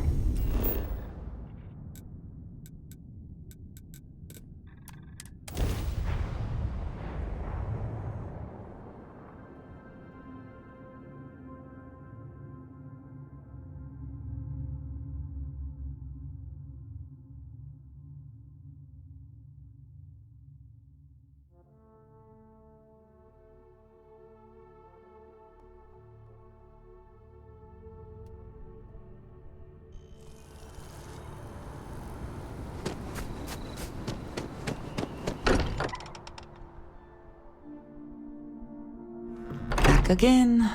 Who do you think will be the first to ask us questions? Mateo or Noel? We've always considered ourselves explorers. I feel like I've been waiting my whole life for this. Uncharted territory, You're isn't doing great out there. I feel like I've been waiting my whole... There's certainly precedent, isn't there? We've been operating for a while now on the fringes of what we, humans, know and understand. Why rule anything out? I just think we should be open-minded, keep everything on the table. I did say it was a metaphor, didn't I? Never meant it to be taken completely literally, but you never know. Maybe they appeared in a form we're familiar with. It's the argument I have with Walter every other week. Science and reason have their place, but so does faith. We have all of them at our disposal, and I don't for 1 second believe they're mutually exclusive. Good luck! As much as I love uncovering new... It's been quieter around here ever since Vladimir went to live on the Eye full-time. You mean what could be the biggest discovery in the history of humanity? Yeah, I've got some thoughts. Scans are still inconclusive, but I think we've seen enough to know that we're dealing with something potentially even more unusual than the artifacts. There are so many questions beyond just who are they? How did they find you? How do they know about the artifacts? Why has no one ever seen them before? They did openly threaten you, as I understand it. I'd say that's something to worry about. It was one thing when this was just about us investigating the artifacts. A weird phenomenon that didn't come with creepy threats or questions about aliens or whatever it is that's going on now. I know we'll figure it all out in the end. It's just kind of a lot right now. See you later. You find it? Wouldn't mind seeing if the Eye gave you the right way of it. Collection starting to come together. Find myself thinking of the fleet. You know you can take a mark. You don't open comms. It's all storm and fire and sifting the wreckage after it's over. But if you're not so sure, you play the bully's gambit. Hope they don't challenge the threats you throw at them. Sound familiar?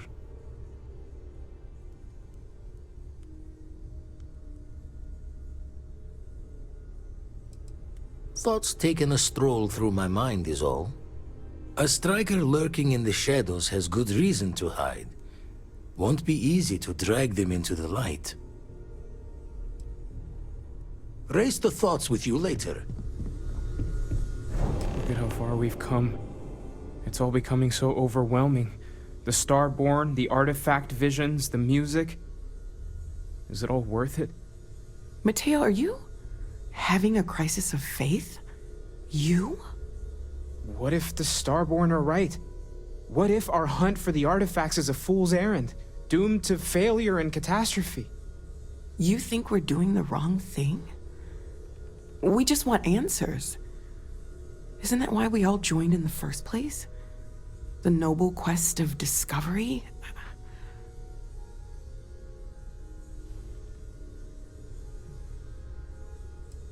Agreed. We should not abandon our mission when things become difficult. I'm sorry. I'm not trying to shame either of you. Blame the workings of a worried mind. I just hope that this journey doesn't turn us into something that we wouldn't recognize from where we are now. Hate to interrupt, but I have a favor to ask. Lot of equipment on the Eye has reached the span's end. If we're going to find more artifacts further out, we need work done. Got the nods and signs from Sarah and Walter for the materials, but I need hands. Won't be going alone. Need more than just the you and I. Asked around. A few constellations are already on their way up.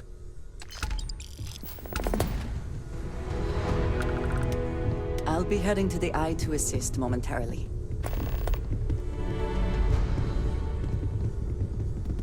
It's good to be checking in on Vladimir. We don't visit often enough. I'll be heading to the Eye to assist momentarily.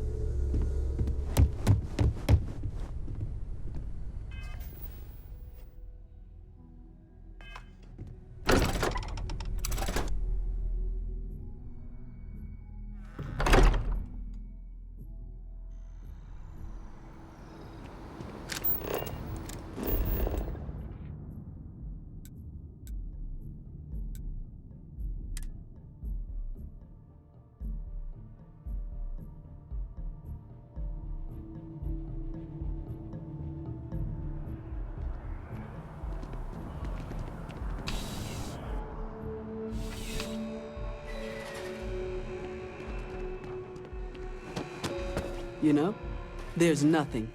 Only the finest...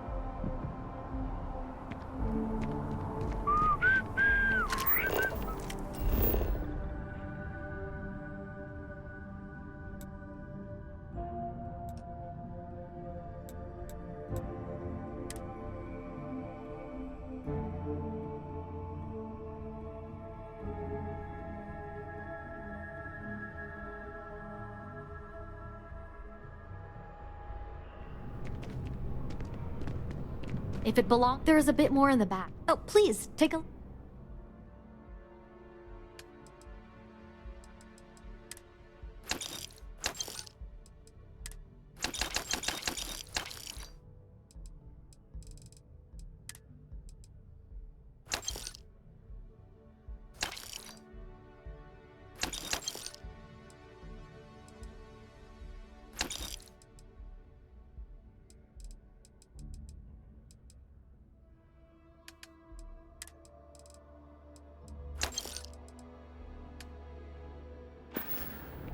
Thanks for shopping at Jemison Mercantile.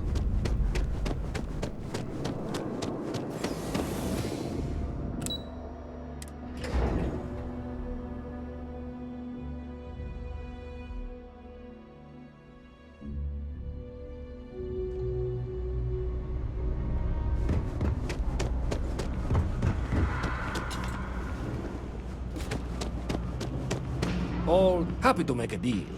Absolutely.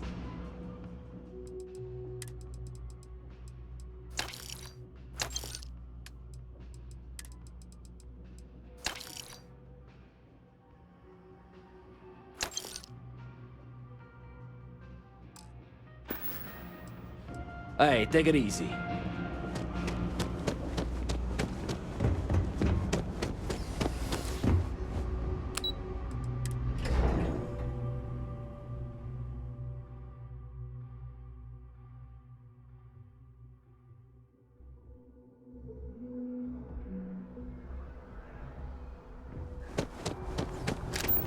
Been up there, huh?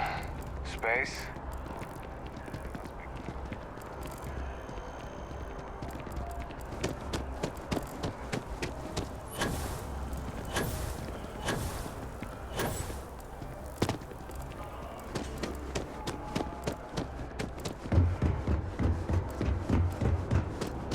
I know your type. Free-wheeling spacey.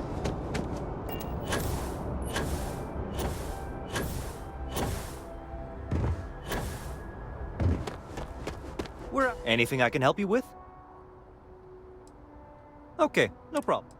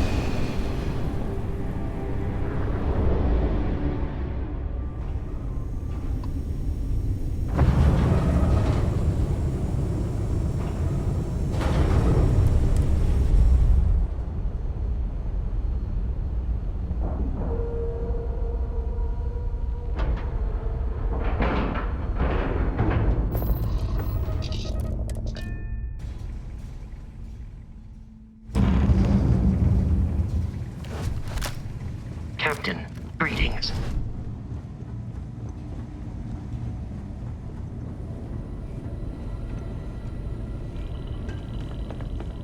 Setting up some software. Want to test the computer over there? Help Vladimir code up this system. Lend a hand? Grab a couple of wrenches and let's tighten this equipment down.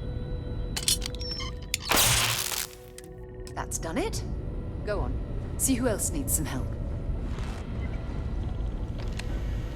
If you could just give my ingenious software a test run. Now that is some fine team. Hey, you mind helping me weld up some of these panels? I miss coming up here. We should visit Vlad more often. This scanning equipment needs to be installed. I could use your help. There seems to be a compatibility issue with the equipment. We should see if Vladimir knows how to fix this. Nice work! Didn't burn your hand off. Forgot to check the math on a few equations. The brain's long gone. Forgetfulness. You color the wrong wires. Station showing red. Nastier than I measured. Figured a few of the parts might be iffy, but this is going to take more than a span. This is my fault. I will stay until it is corrected. No need for the martyr's clothes, but I'm happy to have the help. As for you, while we're giving the eye the swords, need to tip your ear on another matter when you got the time. My day is suddenly much improved. How about that? I am grateful for our time together, always. I suppose you may have a moment of my time.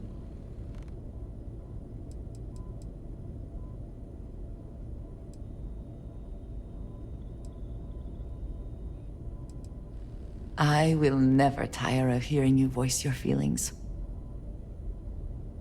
Do you want to hear me say that you make me deliriously happy? Because you do. Then I shall be sure and tell you more often, darling. Don't want to worry anyone, but we got more competition. Not Starborn, rival collector. Captain Petrov owns a salvager vessel called the Scow. Runs it like a palace of novelties. And he's got a new prize in his collection.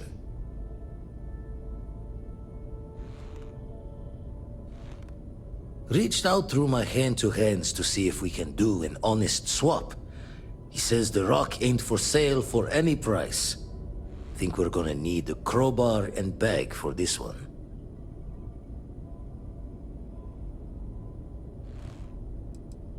He's got a reputation for seeing the gold in things, but he's no lab coat. Thinking he knows it's unique, but not why. All the more reason to clutch tightly. Left the life of a Jacobons behind myself. I know what I'm asking. But I see a clutch prize not up for the prying any other way. Not sending you lone hook on the job. I want Sarah with you on this one. You two will be foot to foot the whole way, so make sure you're ready.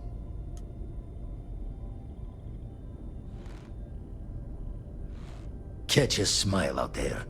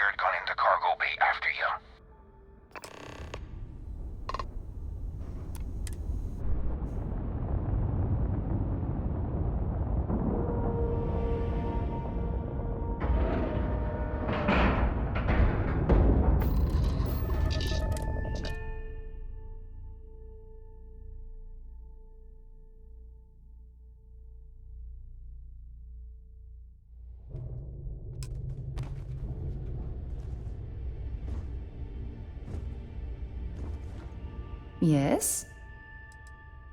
So long.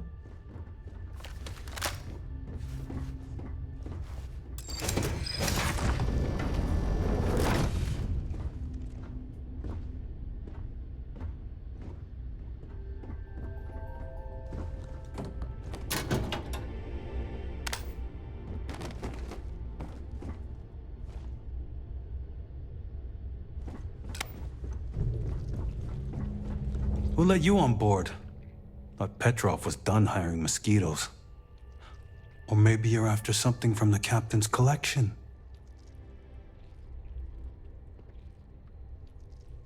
Oh yes, The Rock. He's not selling it.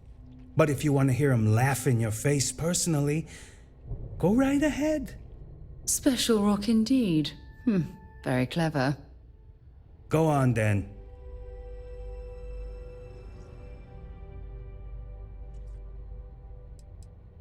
Trade it for some dusty hauling ore from the fringe. Was glad when he left. It's all shakes and muttering. Strewn about all over. The good stuff's locked up in a vault for Petrov's own personal viewing pleasure. And before you ask, Petrov's the only one with the keys, so don't try bribing any of the crew. You'll just waste your money. Petrov's got a whole little alien zoo in the back. He's asking for trouble with those things. But the locks on the cages are pretty high-end. Thankfully.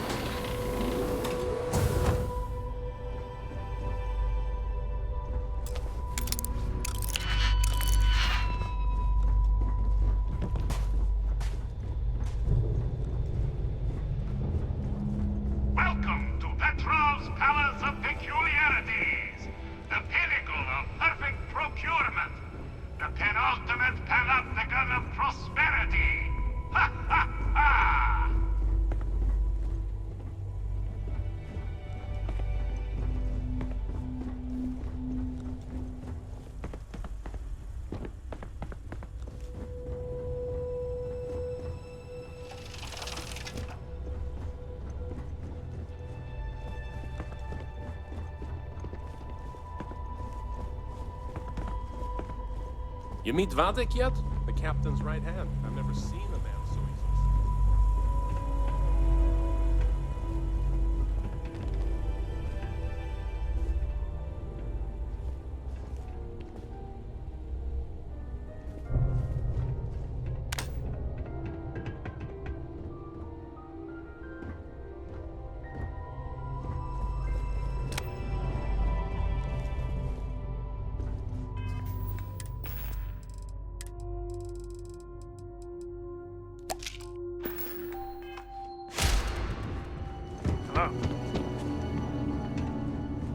I wasn't aware we had the visitors. Vadek, you didn't tell me we had visitors.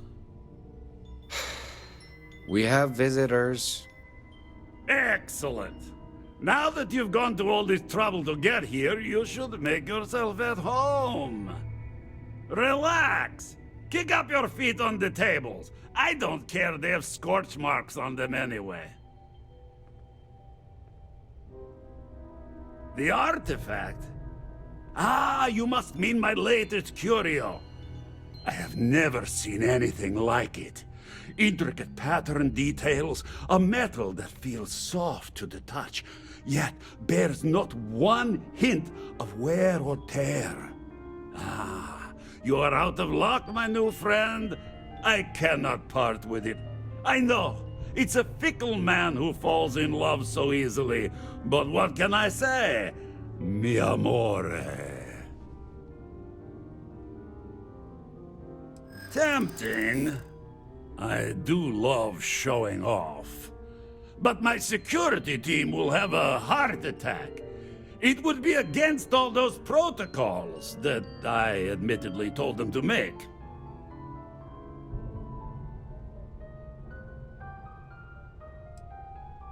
Reverse psychology won't work on me. Just ask poor Vadek.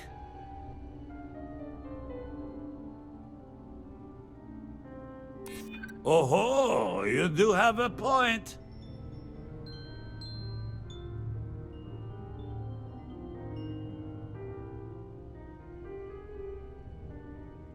Really? How flattering.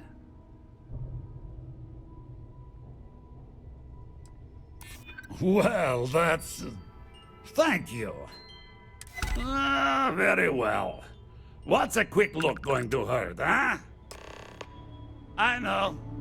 People look at me and say, Petrov, your whole ship is a testament of splendor. Why do you need a special vault? Well, all I can say is that even the greatest collection needs its own private viewing area. Plus, between you and me, there are thieves everywhere. So I spared no expense. Every door between me and my treasures is painful, but that is the price of security, huh? Que sera? Just a bit further. This ship and I have been through some adventures, I'll tell you. I once collected salvage from a Deimos Celestial class while it was exploding. The crew was scraping scorch marks and bits of metal off the hull for weeks.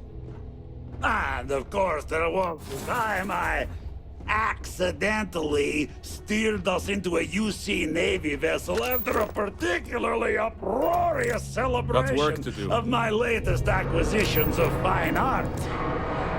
But we were wedged perfectly between their two thrusters and were able to just kind of push them back into the star yard for repairs.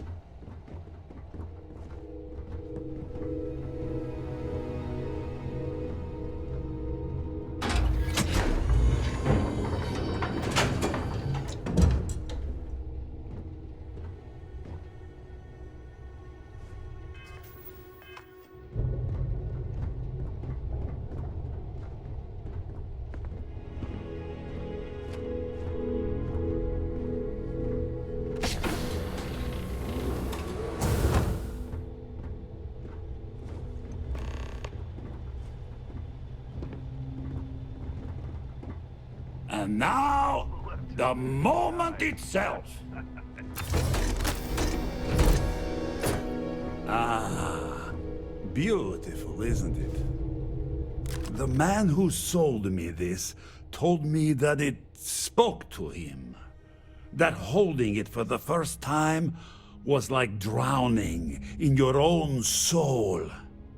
Alas, I've held it several times, and my soul is still breathing, devoid of any such enlightenment. Oh no. No. I can't. This one is mine. And it's only fair to warn you. Hands off!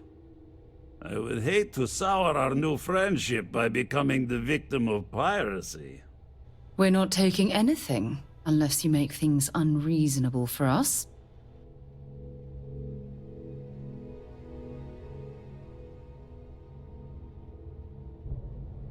Then I suppose it's just a question whether my immeasurable love for my collection and my crew of hired cutthroats is enough to stop you.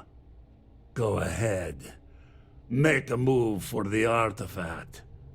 Let's see what happens. You've done an admirable job of trying to keep your cool, but I'm afraid the captain isn't going to listen to reason.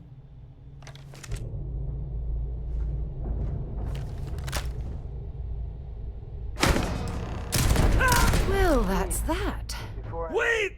I surrender! I surrender! Don't kill me!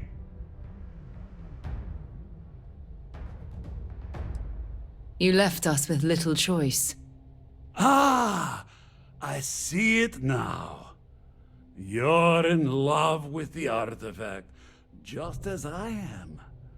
Oh, a cruel fate brings two people of the same kind together.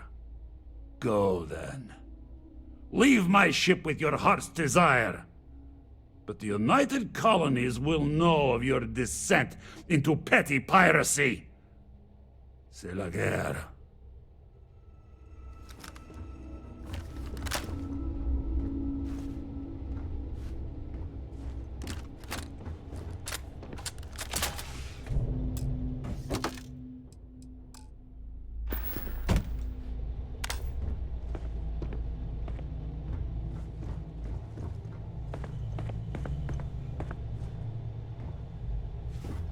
Can I help?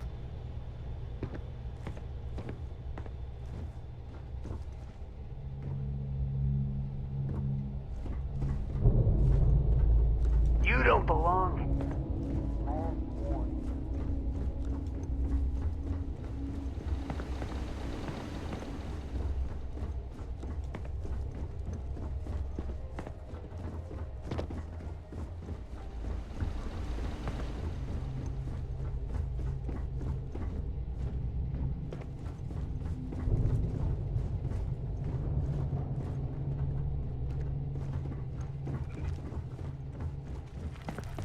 You're lucky the captain's a coward. If it were me, I'd say we go a few more rounds.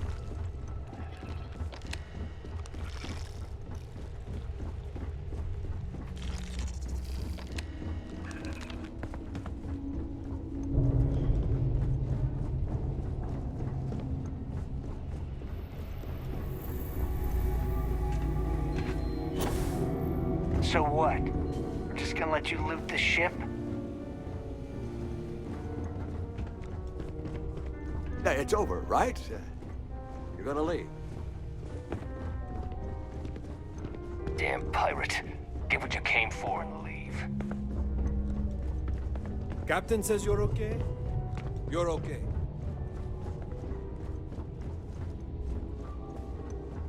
Filthy pirate. We're not gonna forget this. Damn it, Petrov. I was just getting warmed up.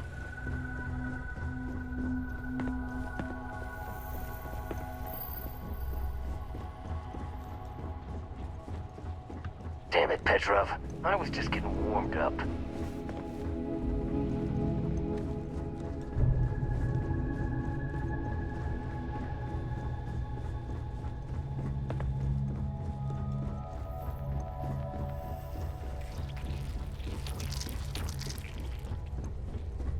So what? We're just going to let you loot the ship?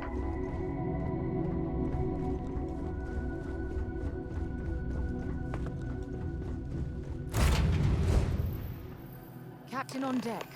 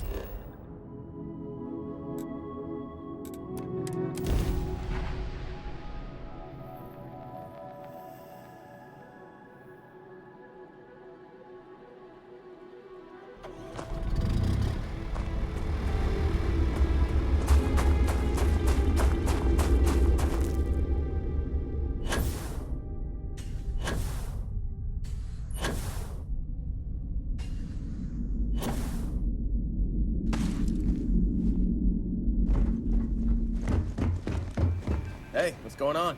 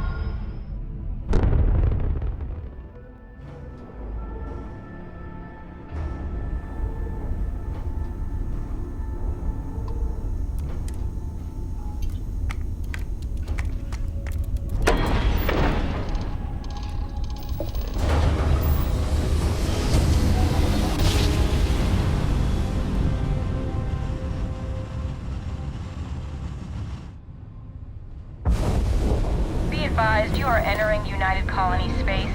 Please maintain course and prepare to be scanned. Scan complete. No contraband detected. You are cleared for landing at New Atlantis.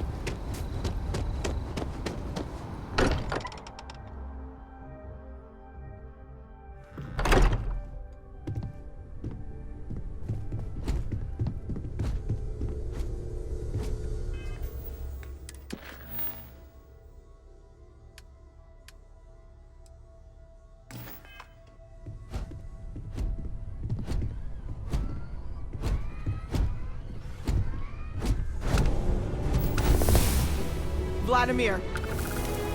Vlad, come in! Come in! The eye's gone completely dark. I can't reach anyone on the station.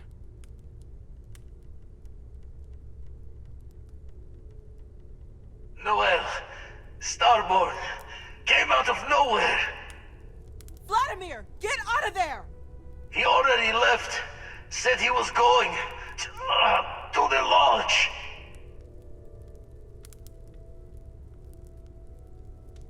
Andreja, she's still breathing, but oh God, all that blood.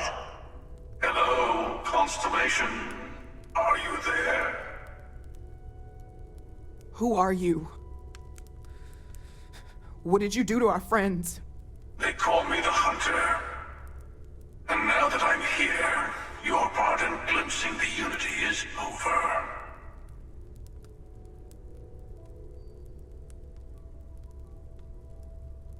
I'm already on my way. Say goodbye to your friends. It won't be long. Forget about us! That Starborn bastard is after the artifacts! You can't let him take them! Pack up the collection, move it somewhere they can't find it! Vladimir's right. We need to fortify our position before that Starborn storms in. We move out once the artifacts are ready for transport. What about everyone on the Eye? We can't leave them to die up there.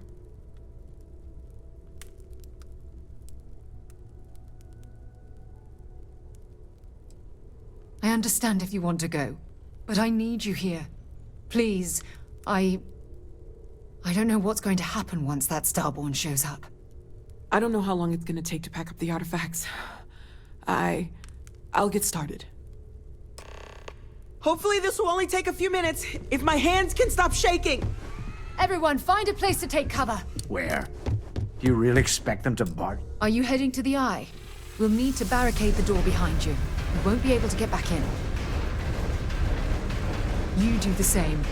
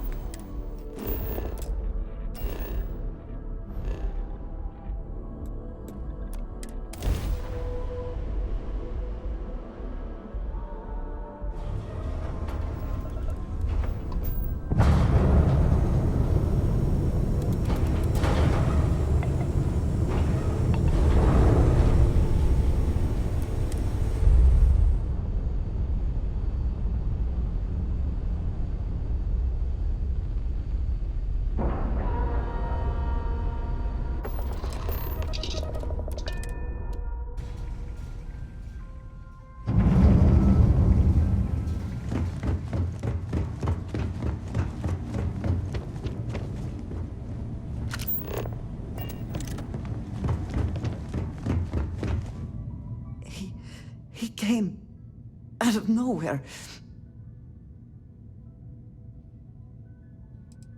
We were working on the repairs when the ship docked. We ran to defend the station, but after the doors opened, there wasn't anyone there. Then, all of a sudden, Vladimir screamed in pain, and I saw him flying through the air. That's when I saw the Starborn. It went very quickly after that. I only saw the one.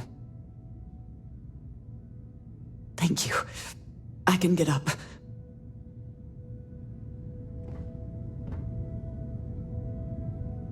Thank you again.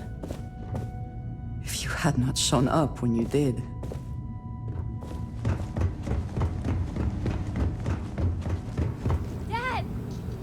Okay, I admit, my famous personality wasn't so much help with this one.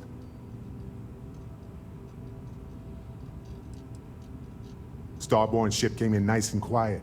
Just happened to look outside and see it docked. Everyone came running, but no one. Doors open, no one there. Vladimir took one step towards the ship and then boom! He's in the air. Slammed those impressive triceps on one of the consoles. Cloaking device, maybe? Or one of those powers from the artifacts. Guess they're more than just a party trick, huh? Besides the big, ugly one? Not that I saw. I'll be fine. I just... need to lie down for a bit longer.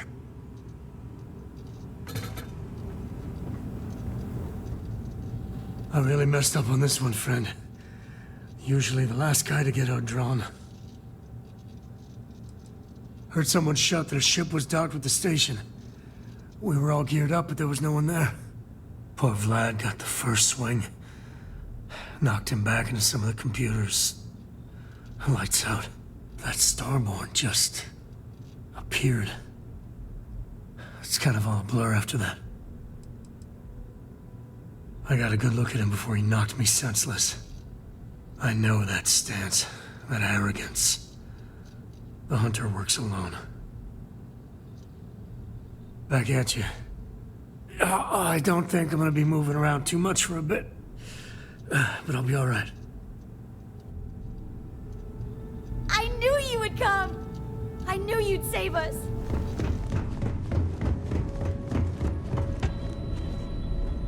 You're alive. Krix's ghost can keep waiting.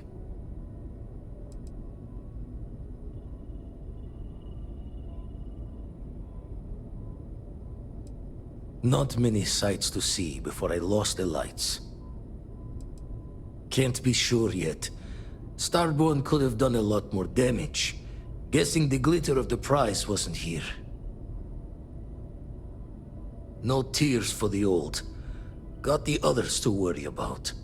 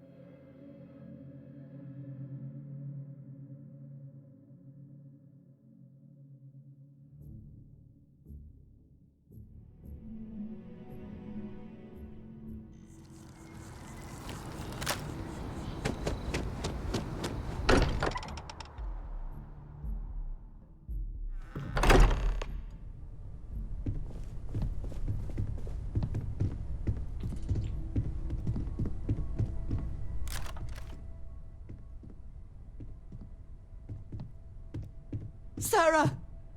Sarah, we're here! We're here!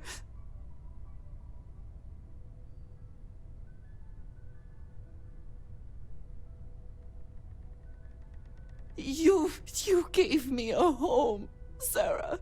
Another chance. Don't leave me now. She's gone.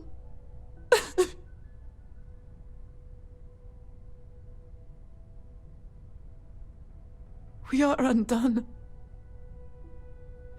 Constellation has lost a part of itself.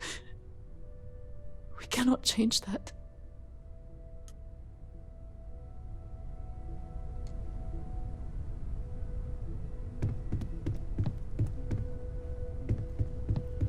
I appear to only be seriously damaged instead of critically damaged. Fortunate. The Hunter was able to utilize some form of cloaking. He took the members of Constellation by surprise. Noel was able to escape with the artifacts, while the rest of us engaged in hostile maneuvers. The rest was short and violent. That you are likewise relatively undamaged is also preferable to the alternative.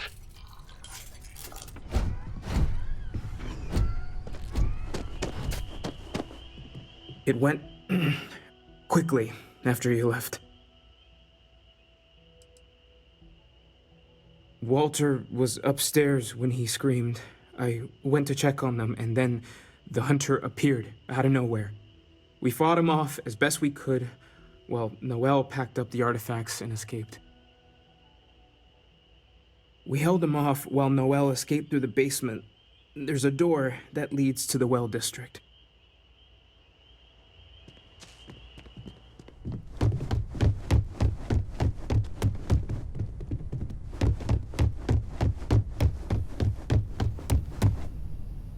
took you long enough. I didn't see much. I didn't see anything, really. That hunter attacked me, I'm sure of that. I heard the others fighting him. Noelle screaming and running off with the artifacts. Noelle, she might still be in danger. There's a secret door in the basement, leads right to the well district. That would have been the safest route for her to run.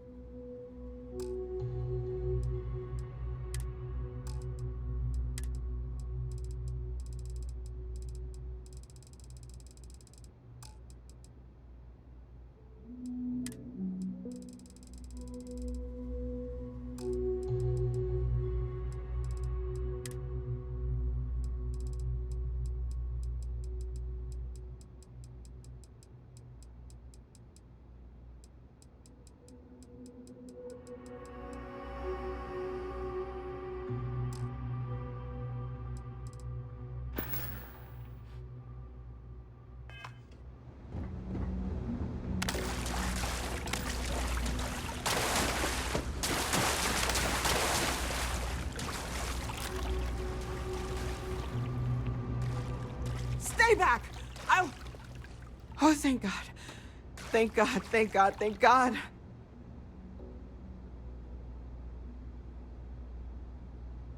I still have the artifacts, but where do we take them? Ah, there you are. I wasn't expecting you to run to the eye. You! You're not getting the artifacts! Yes. Let's see if they can slip from my grasp this time, shall we?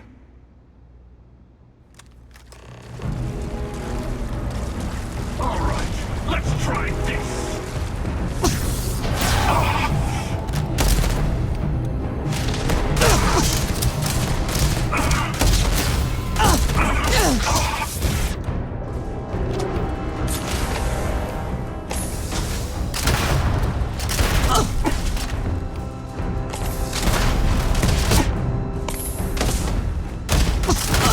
Your eternity ends.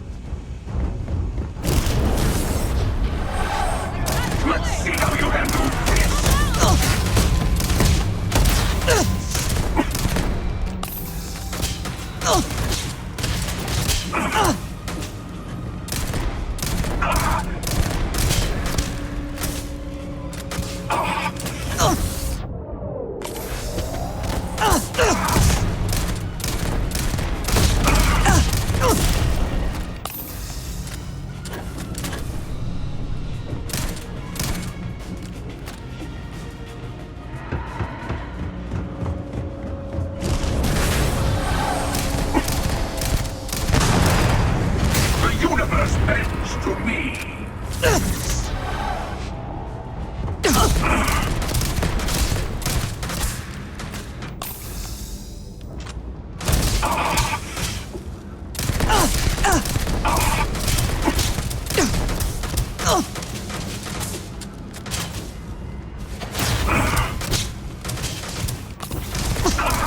Here, favorite.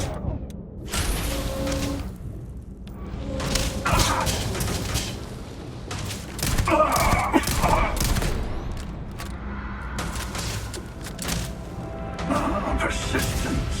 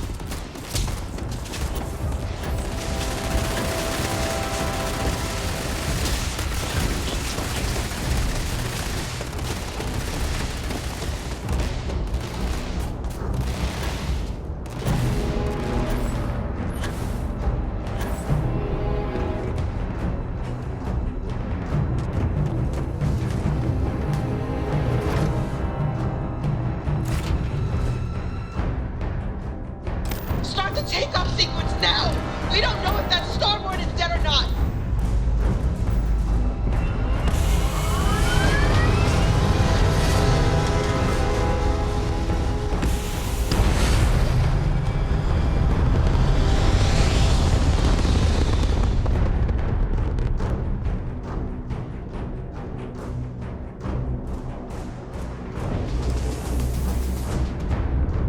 I have to admit, this has been interesting. What are you going to do with the armillary now? I wonder. By the way, I'm not usually vested in combat. Impressive. I think you've learned a little something.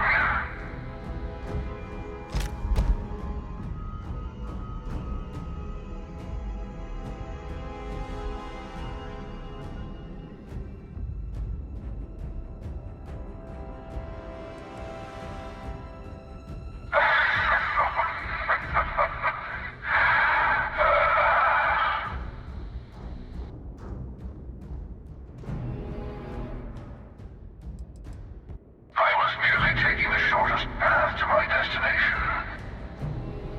But now, I think I'll just kick back, enjoy the long road.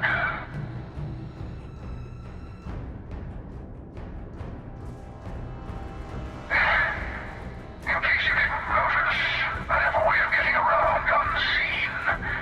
Although I'll admit, retreat isn't a humiliation I've had to endure in some time.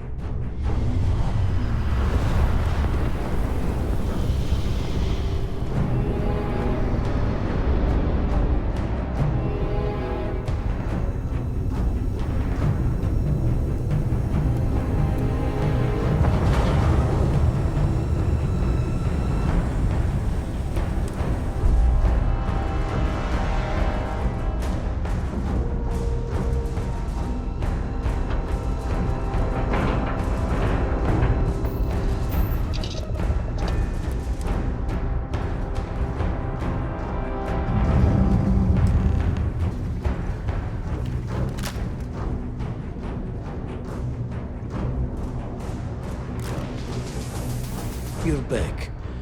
Thank the Blackest Sea that you and Noel are safe. And the artifacts? The lodge.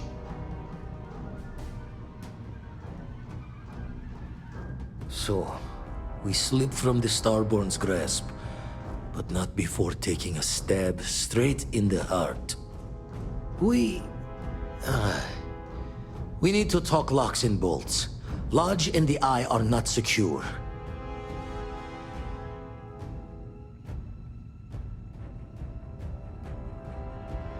Just means he's playing the waiting man's game. He'll be back once we've done all the work of collecting the other pieces. The hunter, he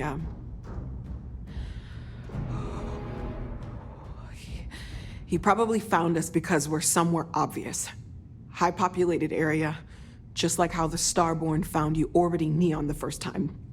But the fact that they're competing with us to find the artifacts means they can't get them without searching. So we put the artifacts somewhere in the fringe, or on something that can slip from their grasp if they do another strike from the curtain.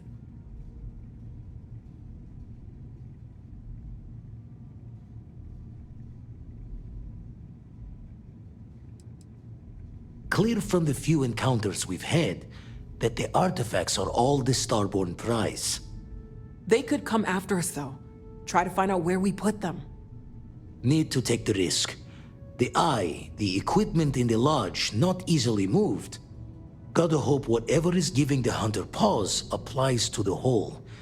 Just need to make another direct hit less the jackpot. Fine idea. Starborn show up, you can burn helium in one spin of the grav drive to anywhere. Here, keep the artifacts safe. I guess we'll meet back at the lodge after?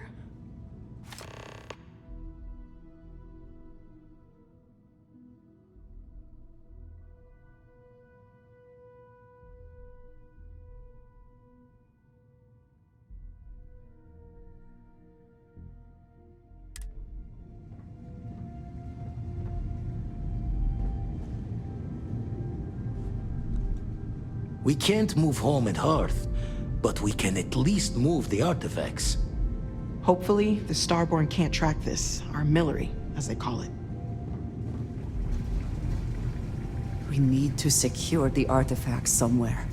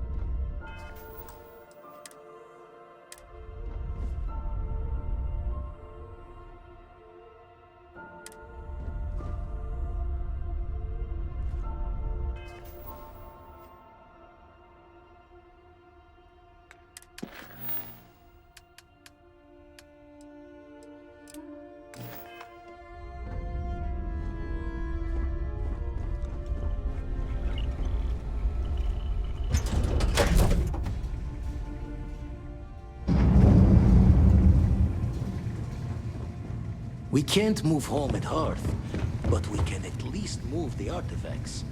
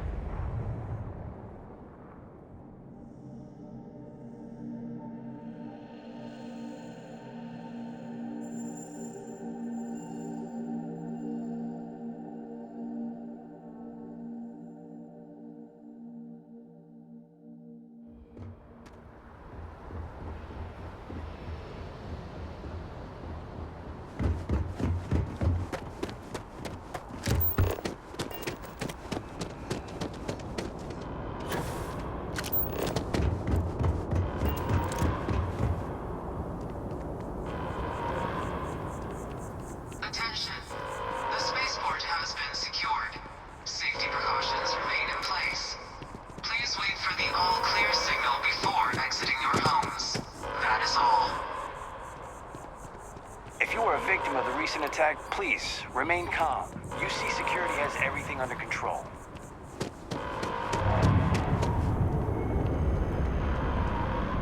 There's been an incident. Please continue going about your business. We're asking everyone to continue their day. There's no more active threat.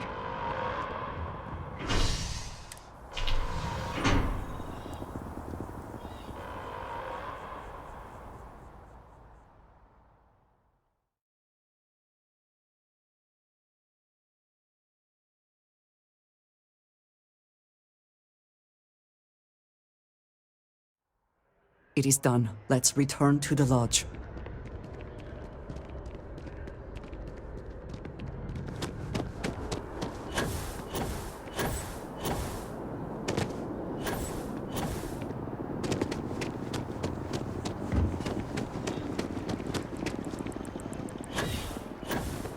UC Security is sweeping all areas.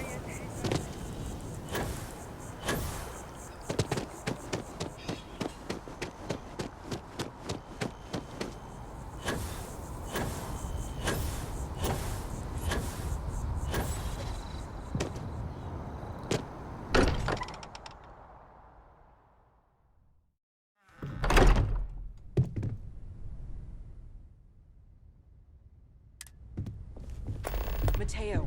Constellation has suffered losses before, Really isn't although none I know. quite so Look, violently. We all feel like we've been kicked into the ground 1,000,000 times over, but I think I have something. I'm serious.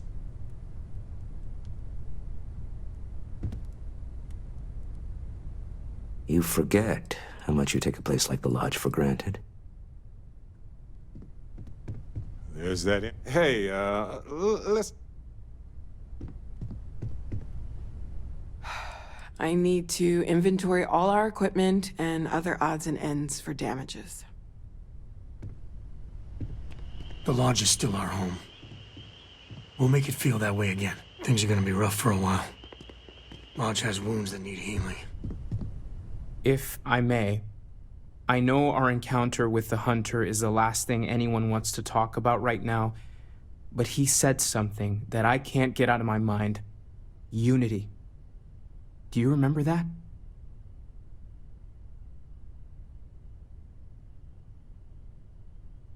Because he was stopping us, implying that we were getting closer to it.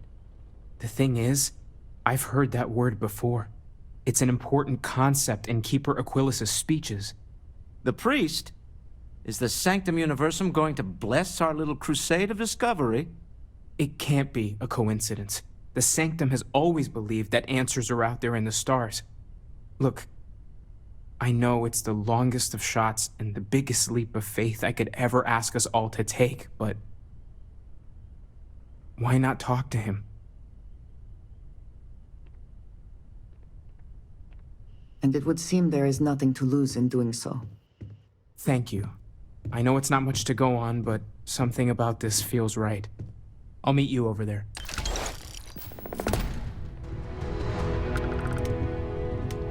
Thank you for helping me out with the artifacts. No more Starborn.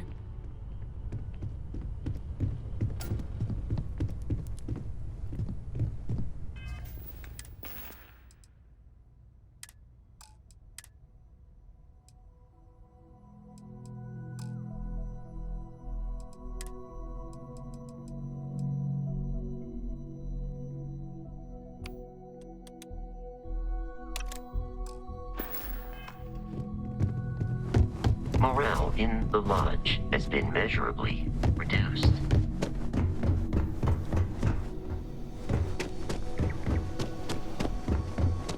The lodge doesn't feel the same. Hey, maybe we should get back out there? Okay.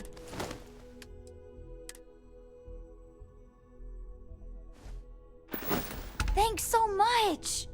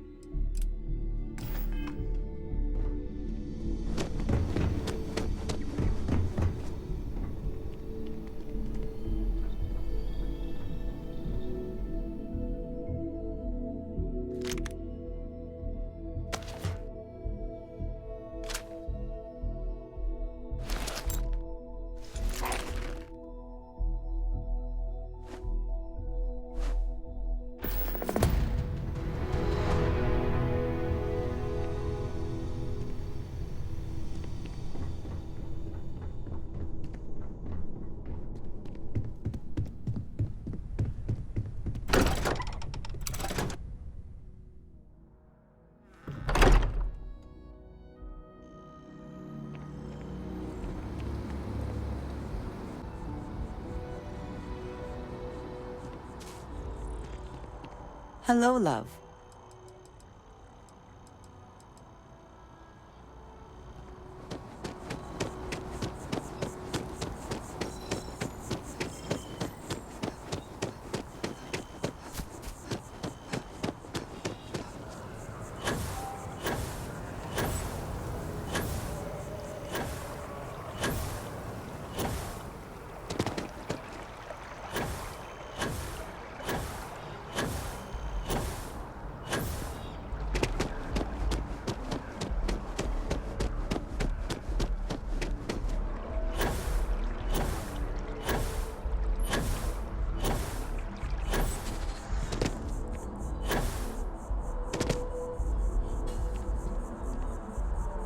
Keeper Aquilus, can we have a moment?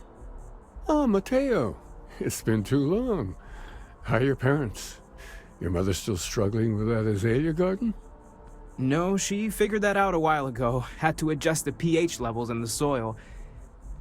But, Keeper, I didn't come to catch up. Oh. Well, what's on both your minds?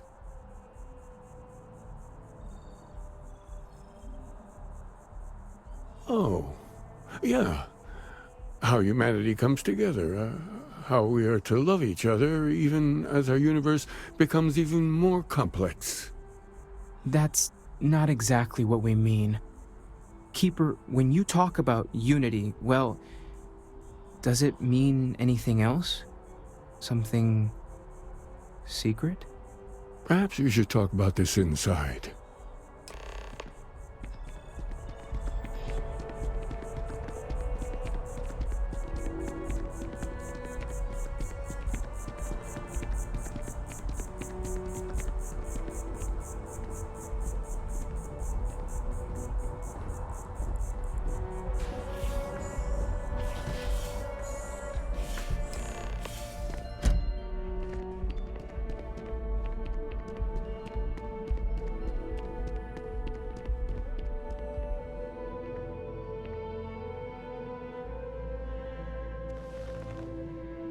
Now that we have a little privacy, why don't you tell me exactly what it is that brought you two here?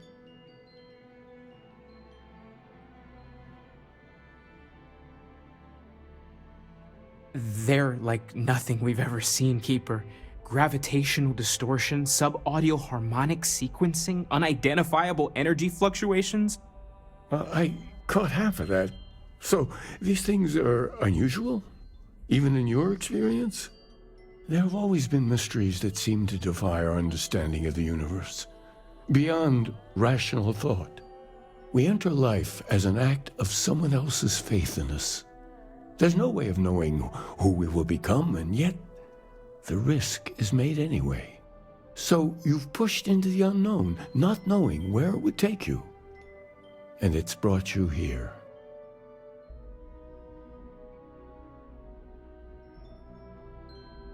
I think I can.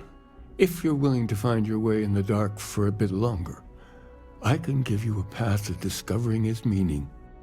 There's an old story, far older than the Sanctum Universum, of someone who walked the settled systems and saw every corner of it. This pilgrim claimed he found the true meaning of unity. I always thought of it as just a parable for trying to bring humanity together, but maybe it's more.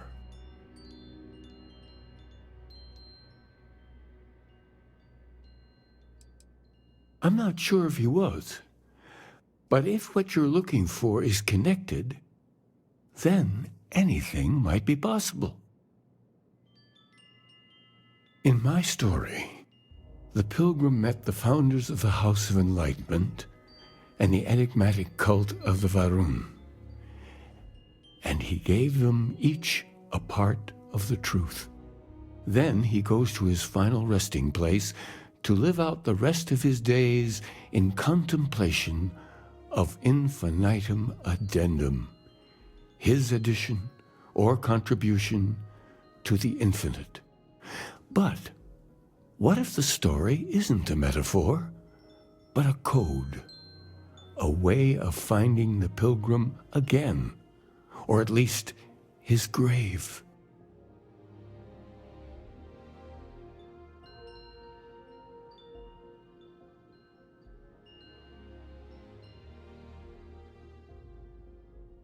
Yes, something must be there. I just can't put my finger on it. Maybe the answer will become clear when we have more. The House of Enlightenment and Varun have versions of this story.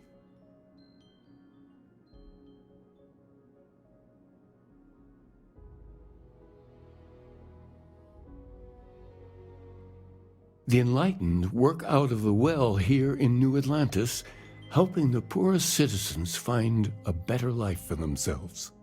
Varun worshippers are more enigmatic, but there is a lone zealot that was captured recently for attacking UC ships. I visited her a couple of times. Hopefully she'll be willing to talk to you as well. I'll stay here with the Keeper. We need to catch up. And I wouldn't mind asking him a few more questions.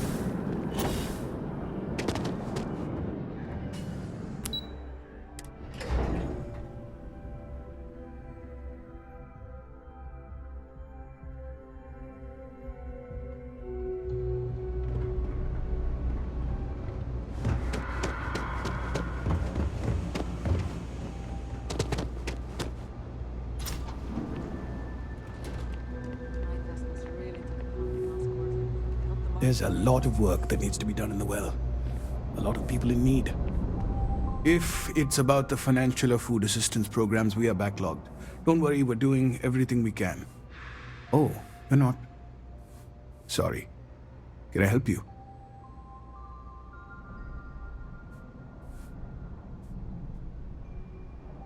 We understand that you are busy, but this might be important.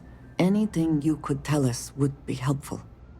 Listen, I've talked about this with him a ton of times, and there's no record of a Unity pilgrim. But since you both insist, our early records are mostly administrative. Humanitarian projects, group counseling notes, charity expenditures. But there is a series of exchanges the founding members recorded in a lot of detail. It's the closest thing I have to what Aquilus is describing.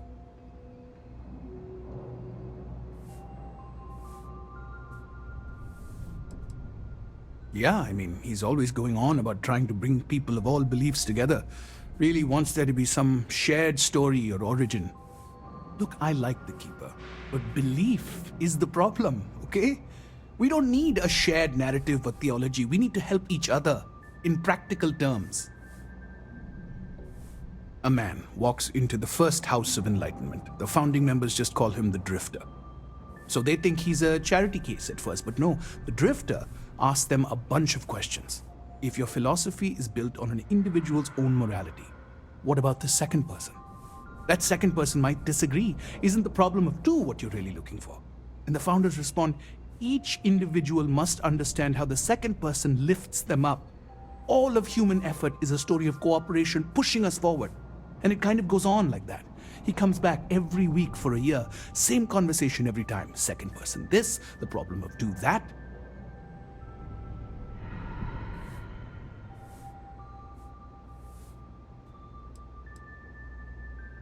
It's part of our core principles. There's no God pushing us to do good for some eternal reward. We have to help each other because we choose to. If no one takes responsibility for making the settled systems better, then we're just leaving it to the tyrants to bully the rest of us. Honestly, I think the founding members made it all up. There was a little more hesitation being openly atheist in the early days. I think they were experimenting with writing their own scripture. Fortunately, that got abandoned pretty quick. After the records of the Drifter end, you never see anything like it again.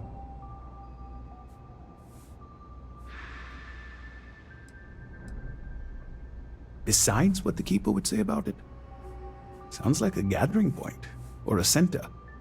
Or in mathematics, it would mean one, like the one, the first or the beginning. Always happy to help. If you'll excuse me, I've got a lot of aid efforts to coordinate.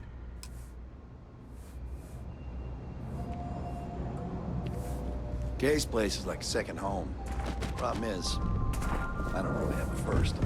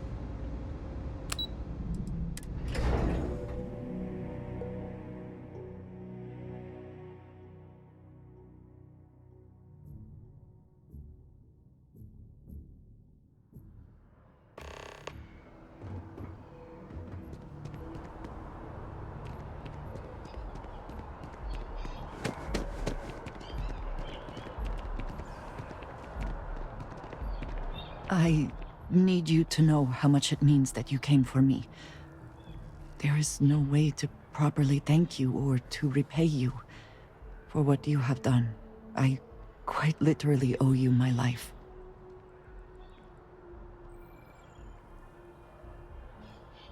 As am I. As grateful as I am, it is hard to feel that my life does not come at too great a cost.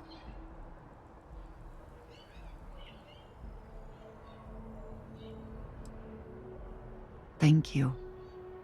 I shall try to remember that.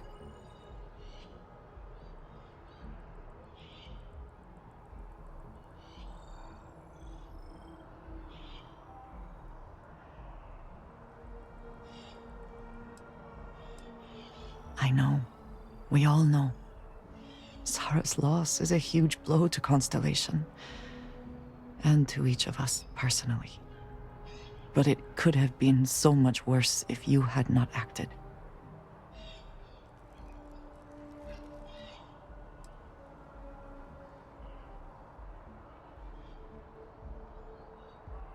We cannot, and we will not. We will press on. We will continue our search, and we will learn what these Starborn are trying to keep from us. Now we truly know the stakes are too high to do anything else.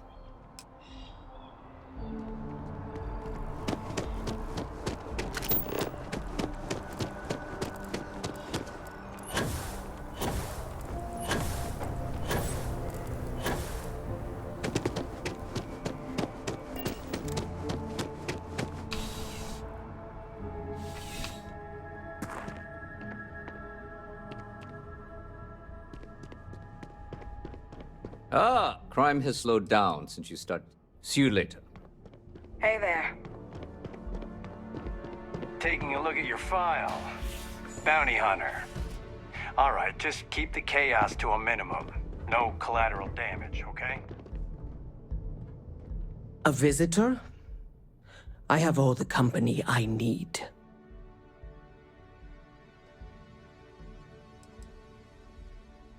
The Great Serpent shall reveal himself, and shroud the entire universe, leaving only the faithful. Why do you hide among the accursed?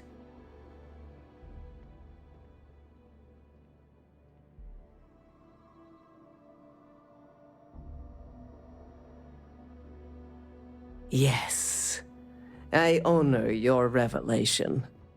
You may wish to keep this to yourself in mixed company. Being branded a Baroon sympathizer is not something you want. Now, Kindred, what is it you need from me? I require no company.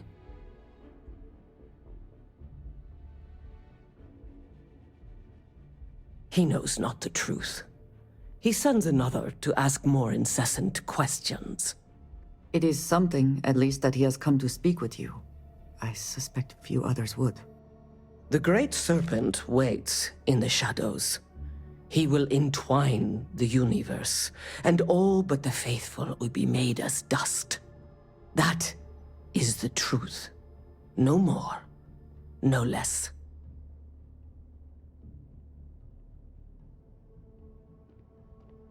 If the Keeper has been to see you, perhaps he has mentioned it? Yes, I have spoken to your Keeper about this. I will tell you what I told him, and then you will leave me. Jinan Varun meets the unbeliever. He gives false prophecy to Jinan. But such is Jinan's conviction in the Great Serpent, he does not hesitate. He cuts the unbeliever down. But the unbeliever returns. Jinan realizes the Great Serpent is testing him, and he will not be found wanting. 4 times they fight. Over 120 rotations of the planet they are on. Remember these 4 battles, Jinan, the unbeliever says. Remember these 120 rotations. But Jinan knows this is blasphemy, and delivers the killing blow. That is all.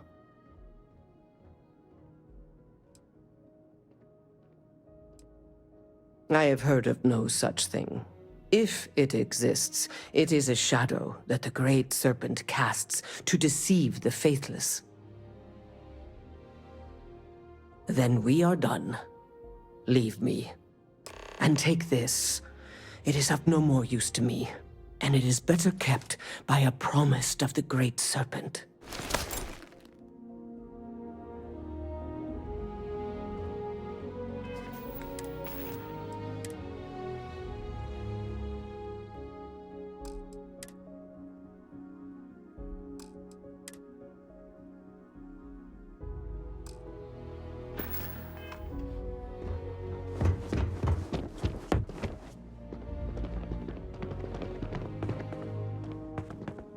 Something to report?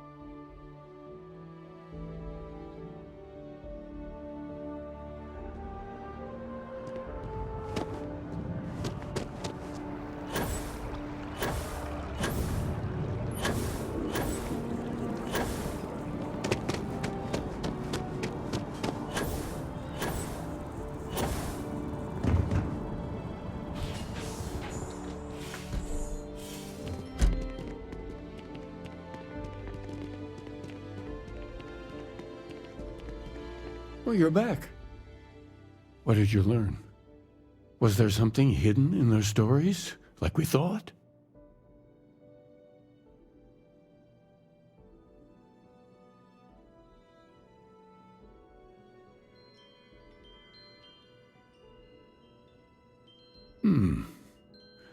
Planets are often named by number. That second might mean the second planet in the system. What else did you learn?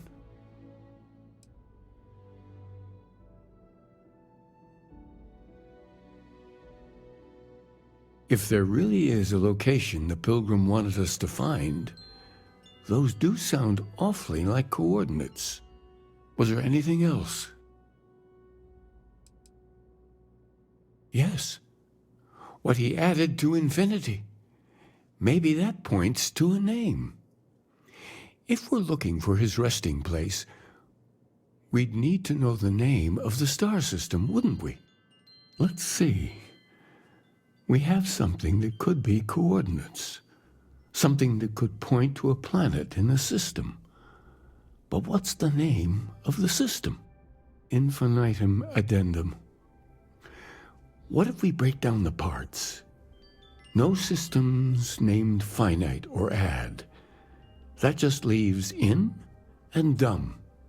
Well, that's certainly how I feel.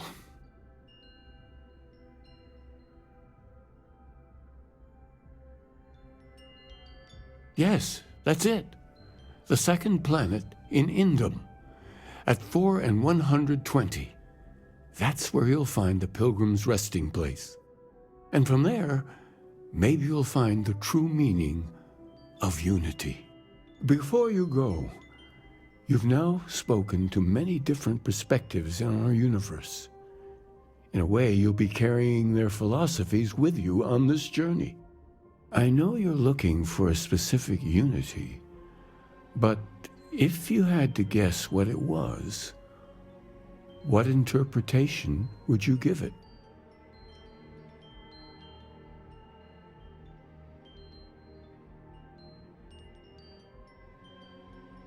But what makes something like that holy? Gravity is also a force that brings things together. Should that be sanctified?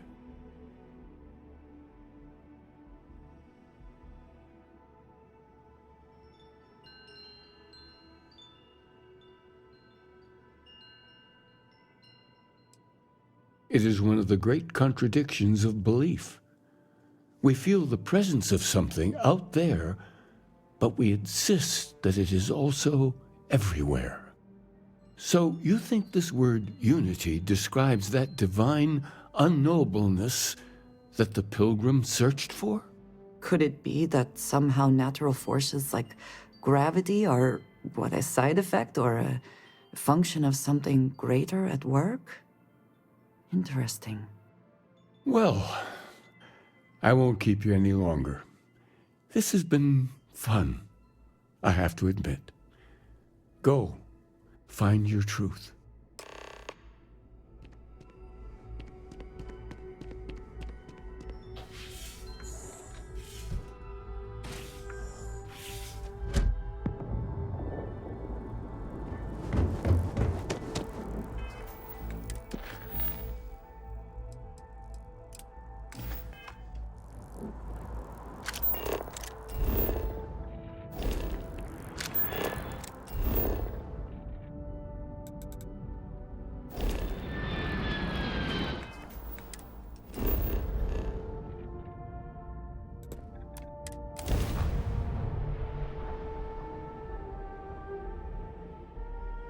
And we shall be on our way.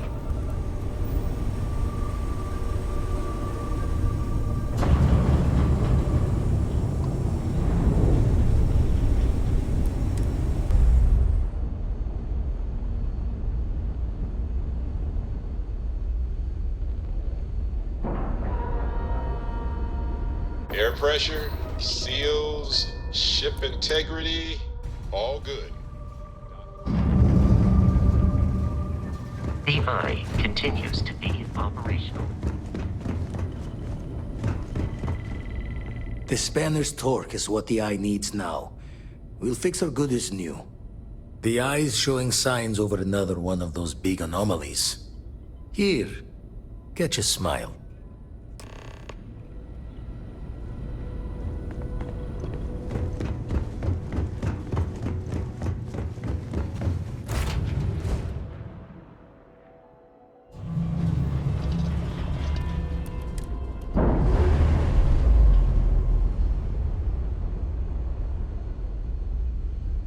We're on our own again.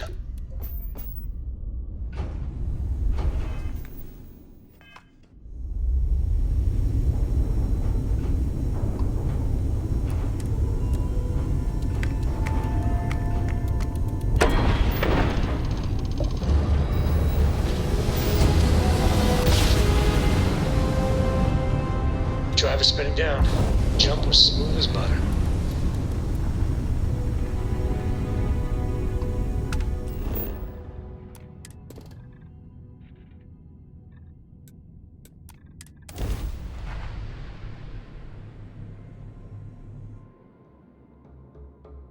We're locked in and landing.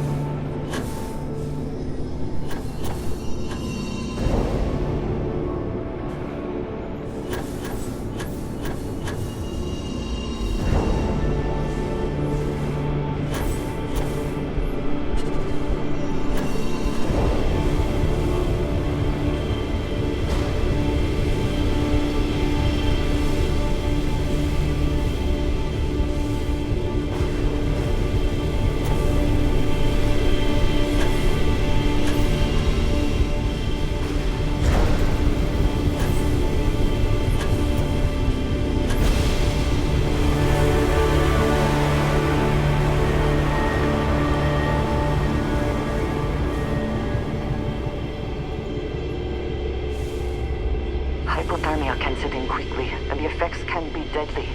We should keep that in mind.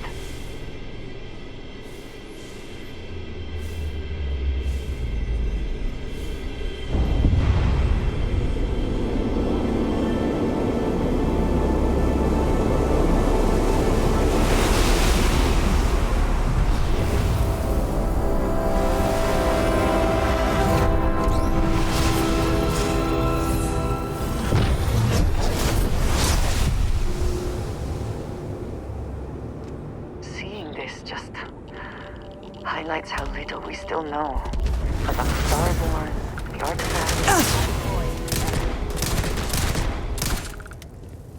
Come back, you cowards!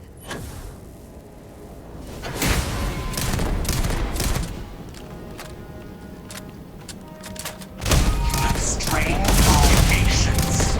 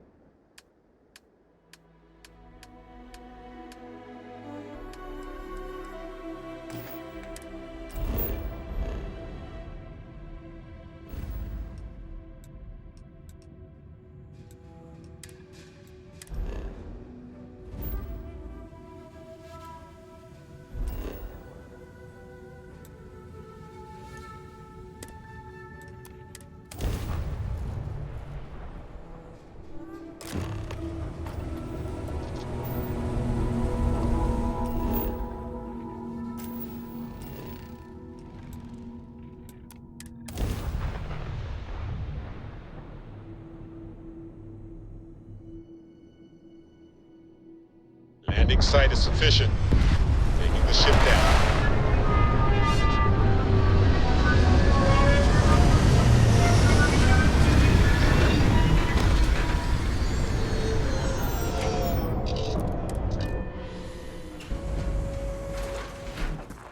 Greetings, Captain.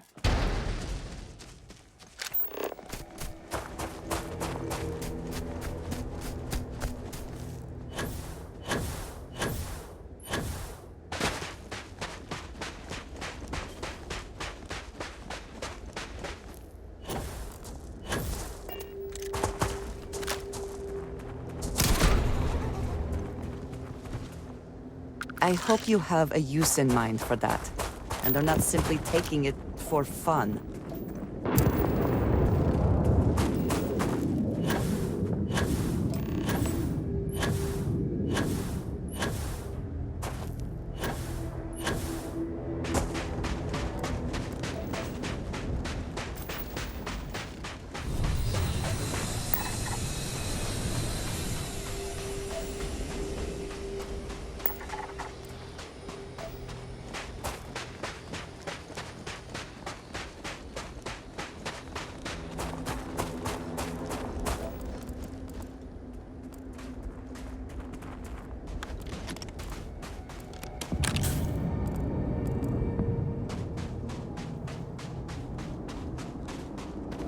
Someone made a concerted effort to survive here, and yet it would seem it did not work out.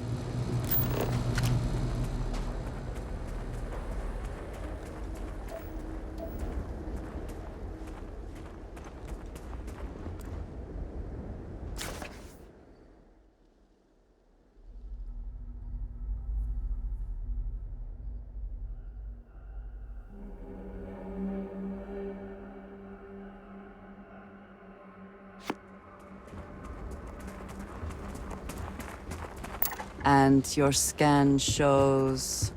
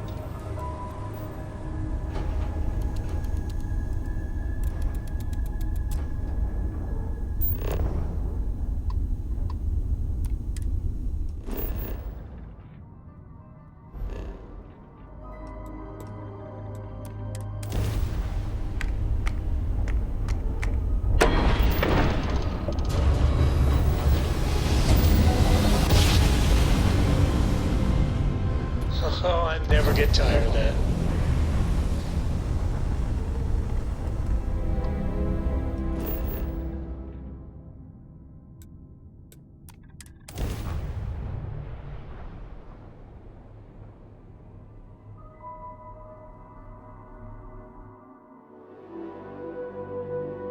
Let's see what's on this ball.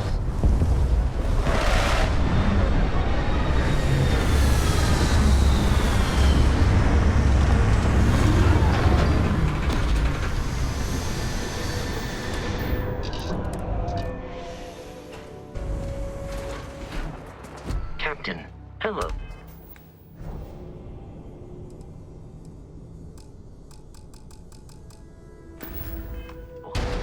I am satisfied to see that you survived in combat. I hope I adequately assisted you during combat.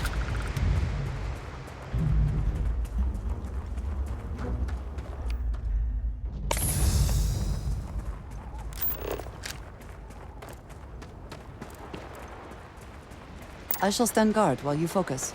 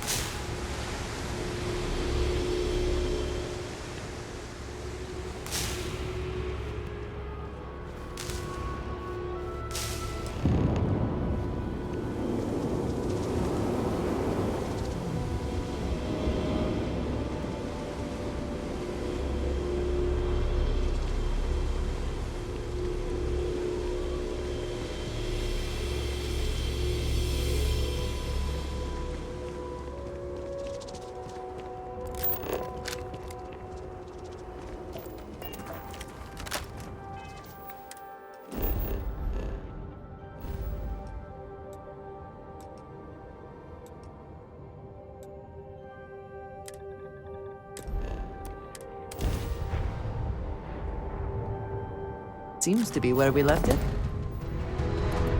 It can't be. You found me. I knew I made the right choice in letting you go.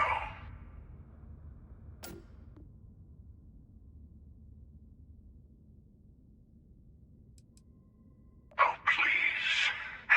Did you think I couldn't have found you again? Extinguished that little spark of competition for the artifacts before it grew stronger. I wanted to see what you would do, and I haven't been disappointed.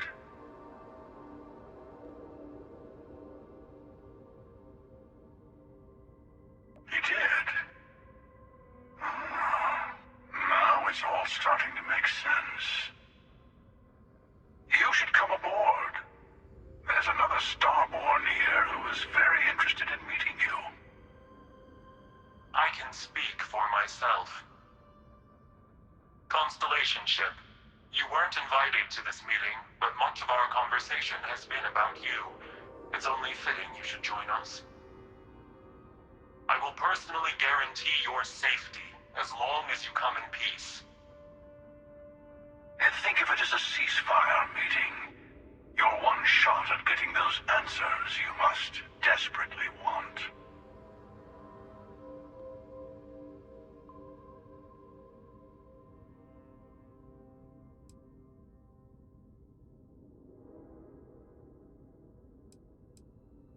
Let's just say they're very dedicated to stopping me from getting the artifacts.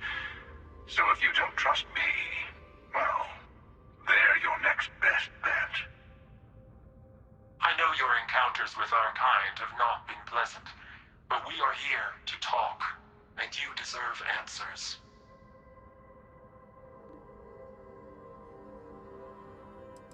Not a bad description, actually. We'll explain when we meet. In person. Good. See? We can all get along. For now.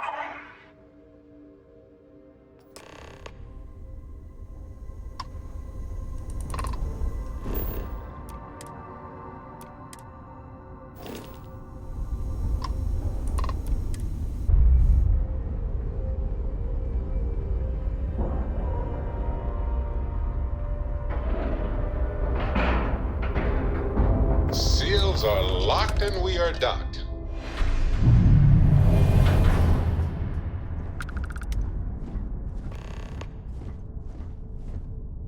Hello. Again. You remember the emissary, perhaps? And their ship, the Helix? I believe they ambushed you above Neon and demanded that artifact you worked so hard to gain. Thank you for the stellar introduction. Your success is unprecedented. Before you came, we were just discussing how continued use of force against you is unwise.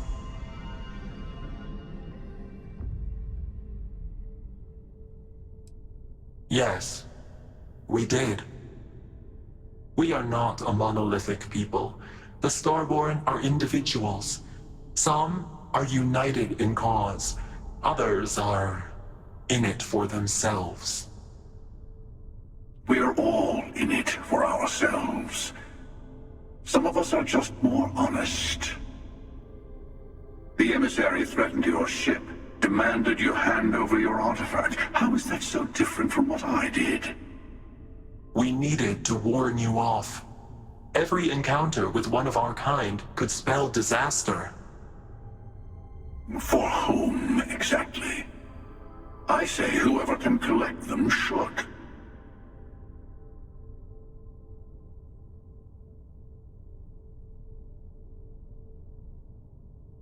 And who gets to say that? You? Me? The emissary? I have debated morality for near infinity, and all I have found are groups of people enforcing their will on others. Rules and laws spoken as principles, but backed by arms and violence. Enough. We have more to discuss. The Unity. You are on the path to it. It is a place, a gateway. It is where we were reborn. You've really come a long way since the Welcome to Constellation speech, haven't you?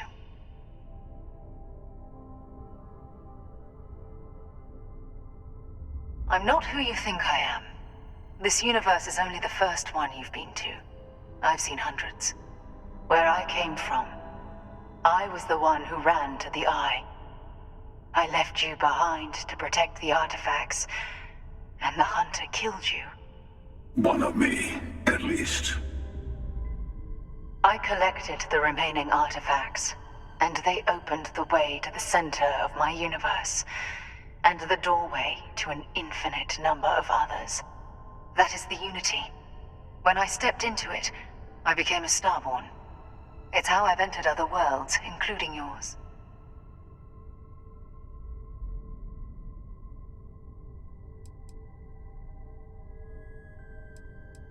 They are all connected. I have to. This is bigger than all of us. All the artifacts are needed to complete the armillary and open the way to the Unity. In every universe, the Starborn fight over them. Innocent people die. You've witnessed the power granted by the temples, the anarchy that can be unleashed. Someone has to decide who should get them. Here it comes. The emissary tells you only the worthy should enter heaven. You're twisting what I mean. They're hypocrites.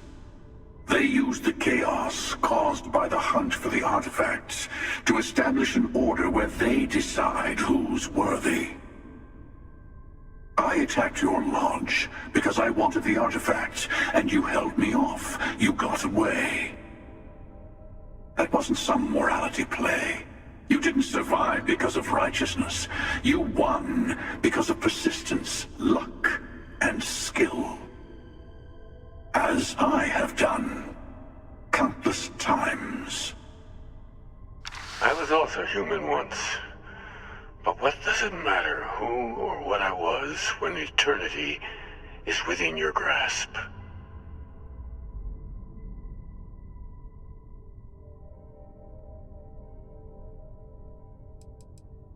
It means I've seen thousands of universes, collected their artifacts, been to their temples. You have a small taste of their power, but it keeps going. You're learning. My other self wants you to walk the path he walks, to give up, to appreciate the universe you have. Easy for a person who's seen everything, done everything. I think you should see it for yourself. You've never come this far. Not in all the universes I've seen. The path to the Unity is opening to you. You're going to tip the scales one way or another. Better your hand be on one of our sides.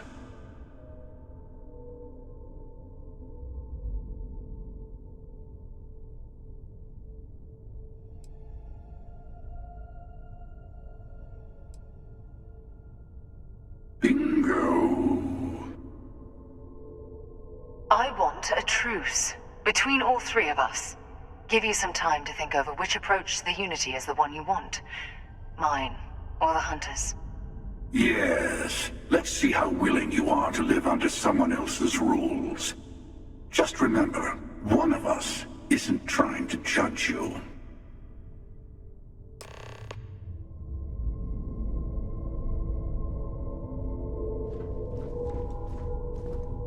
You might think the emissary is on your side, but your persistence is what forced them to tell you the truth. Remember that. Whoever created the artifacts and built those temples is playing a game with us. One whose prize is access to the center of all creation. There are no rules. Whoever gets all the pieces wins. And I've won. Over and over. I don't kill for the Unity. I find the easiest pathway to it.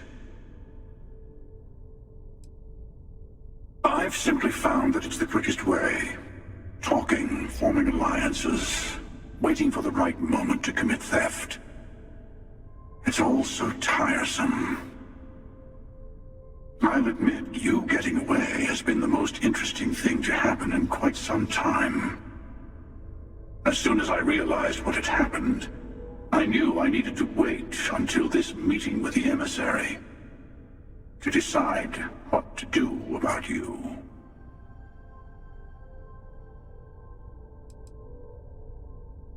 To see what would happen, of course. You might not understand just how many times I've done this. Usually, you're the one who ends up dead, and whoever cries over your body goes on to become the emissary. Sometimes I manage to get you all bunched up and take care of the problem in one go. Sometimes the emissary has gotten to me first, and I never arrive. Hundreds and hundreds of variations of me, hacking through Constellation. And it's almost never you. You making it to your ship on your own. It's new. I took it as a sign. I don't get many of those anymore.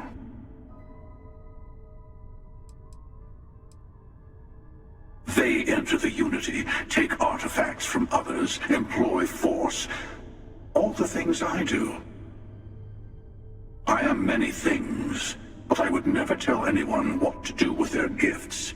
That is your decision, not someone else's. The emissary wants to become the judge of who gets to enter, but the Unity itself doesn't judge.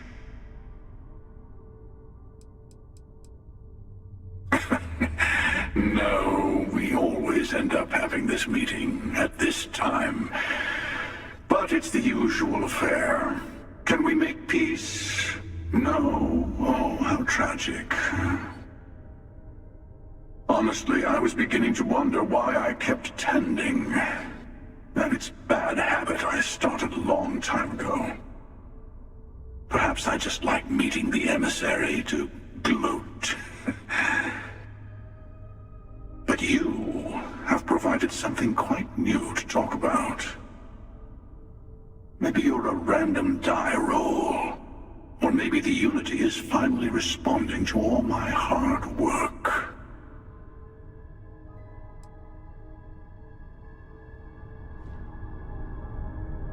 I'm sure you have more questions. Ask. I know we are not the same people we met in our universes. Still, it is good to see you again, old friend. It's not an easy experience to describe, but the Unity will speak to you. Offer you the chance to become Starborn. You will be leaving this universe behind to be reborn. Everything you were before will be gone. Maybe that's why it offers the choice. Compassion? Or is it testing us? Different. I never know who you are when I meet a new version, but so much of you stays the same. It's hard. But each universe is precious in its own way. Mine will never have its original you in it again, as yours won't have its real me. You've seen the terror the Hunter causes. Every time a Starborn goes through the Unity, they get more artifacts, find more temples, gain more power.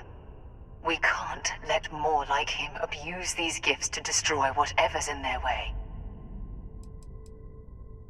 When all the artifacts are assembled, the device they create is called the Armillary. In many ways, it's a model of the multiverse itself. Through it, you can reach the Unity. And from there, you can become Starborn.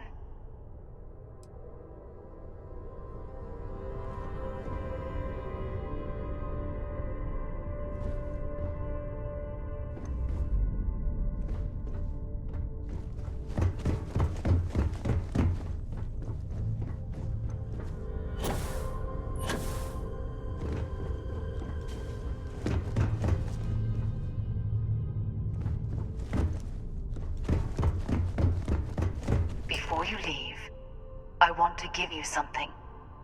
A way to another artifact, but also a lesson in how dangerous they can be. Seek the moon of old Earth. There are secrets there you must discover for yourself. Here, to open the way.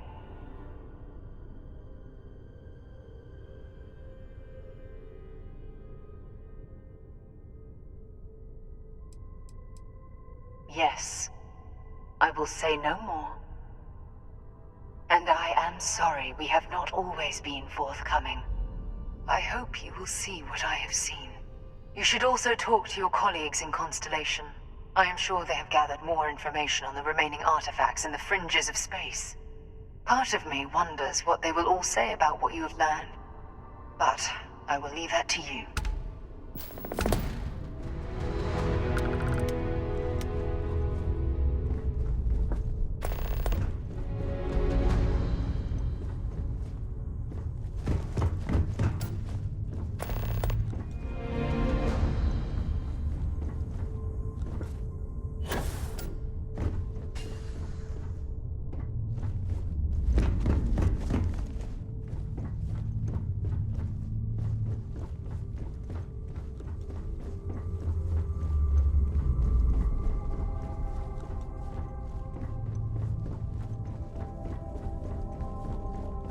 Go to...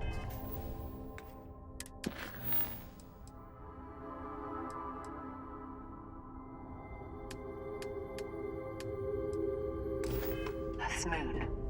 Follow the path to the artifact.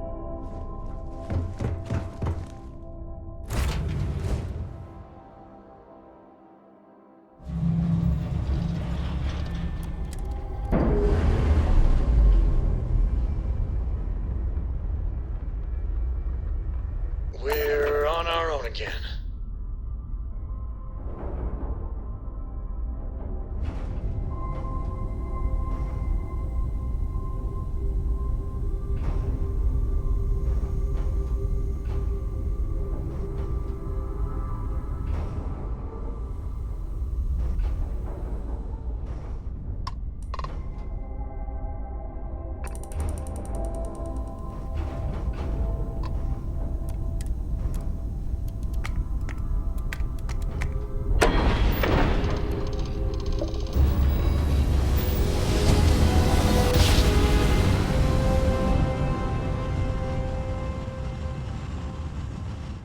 Our tiny tin can of fragile humans Starship has Frontier, survived this is being United hurled Colony through space Security. once more. Maintain course and prepare to be scanned. Scan complete. No contraband detected.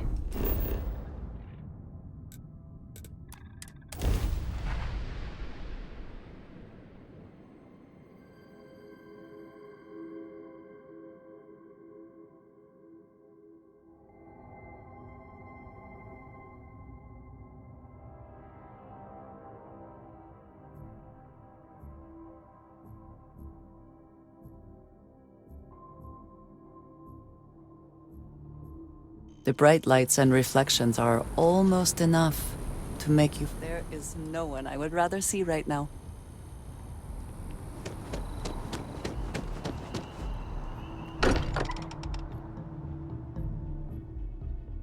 It sometimes amuses me to think about what goes on here.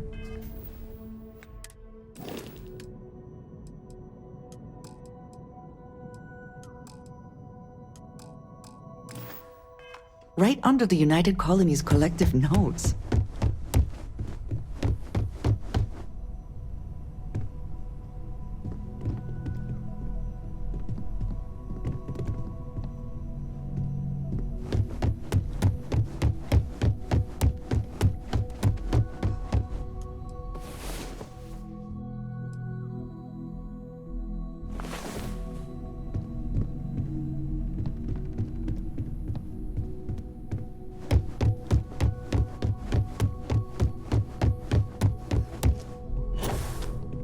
I will be monitoring Hey, everyone's vitals. I've for been signs talking with of the others, continued trauma. and I'd like to get everyone together.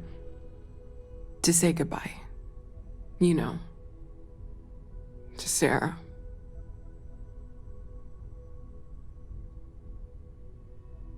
Thank you. It wouldn't be the same without you there. I'll have everything set up in a few days.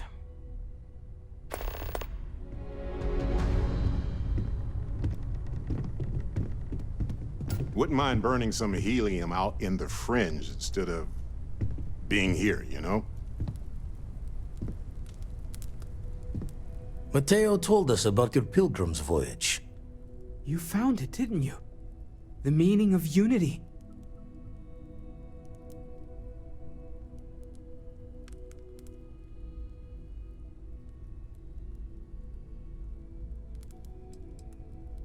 What? It can't be. Our colleague is alive in some alternate dimension? Am I hearing this right? Hate to be the responsible one, but the big bombshell of what we're actually building here might need another second to sink in. Want to go over this whole multiple universe thing for everyone? Yes, I wouldn't mind a little more detail.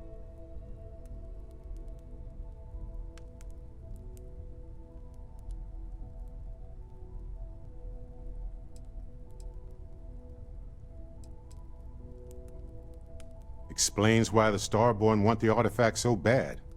Get them all, and you've got a gateway to infinity. I don't even want to think about the physiological changes you'd need to travel between universes. Plus what it would do to the mind? Enlightenment?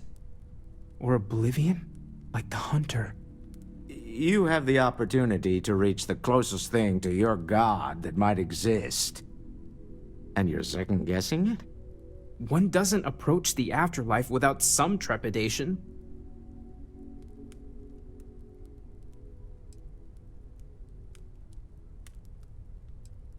You're right.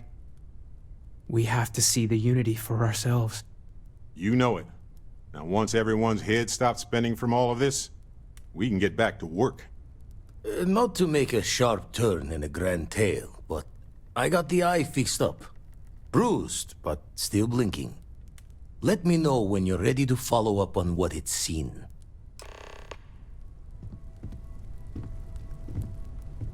You can feel These last glimpses from the eye are from the farthest fringes of known space. Could be the only remaining pieces outside the hands of the Starborn.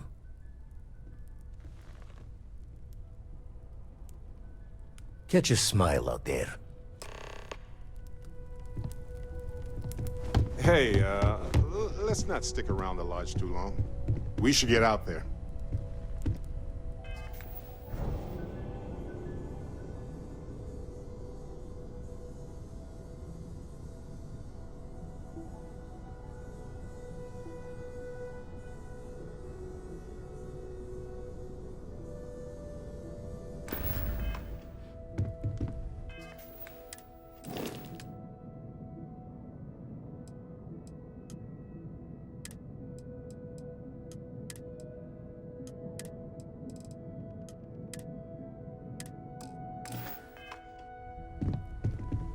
Morale in the lodge has been measurably reduced.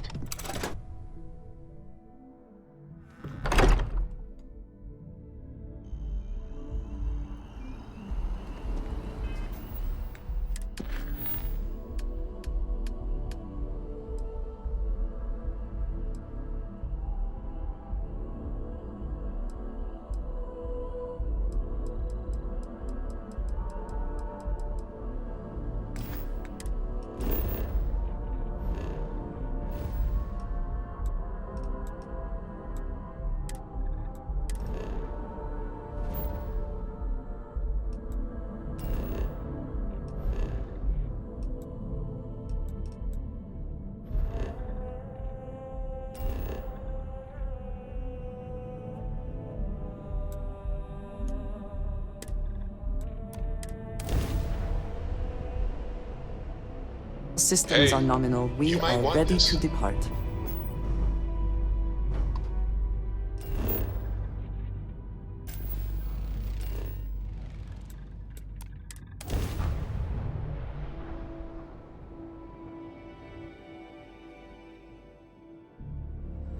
Landing commencing.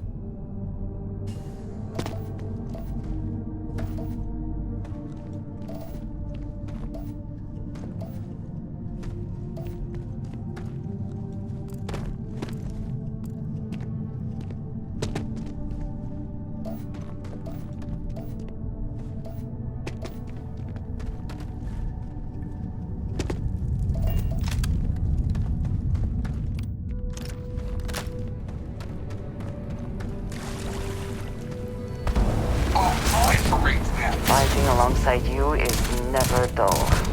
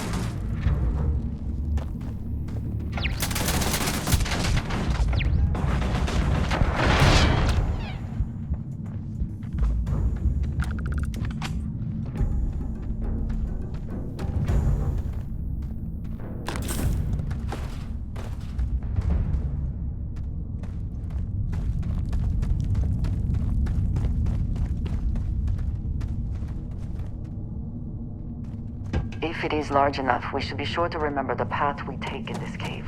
We would not want...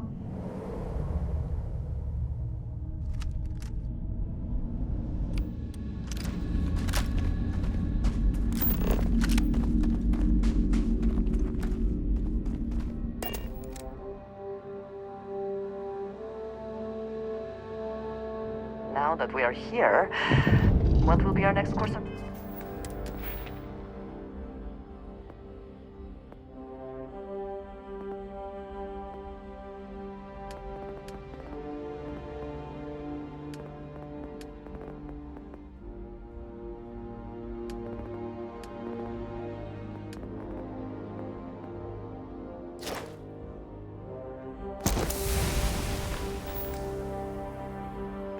action?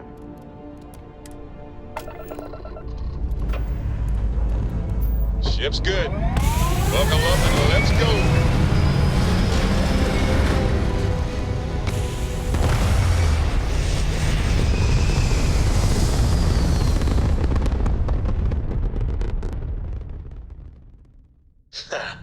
We're in orbit, Captain.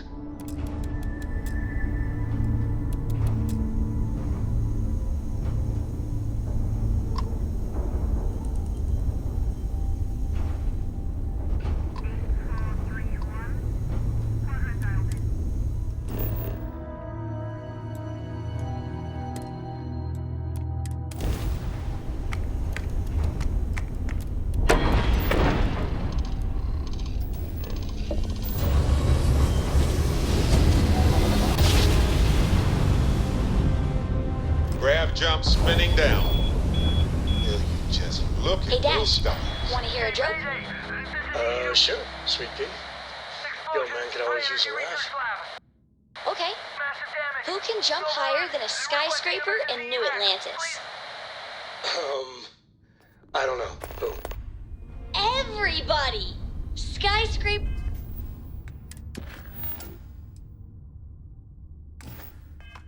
can't jump!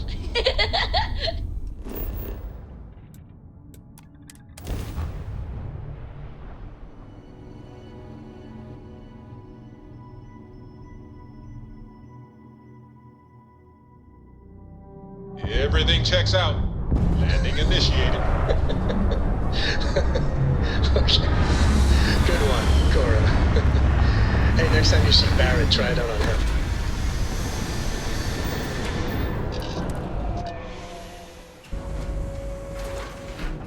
How can I be of service?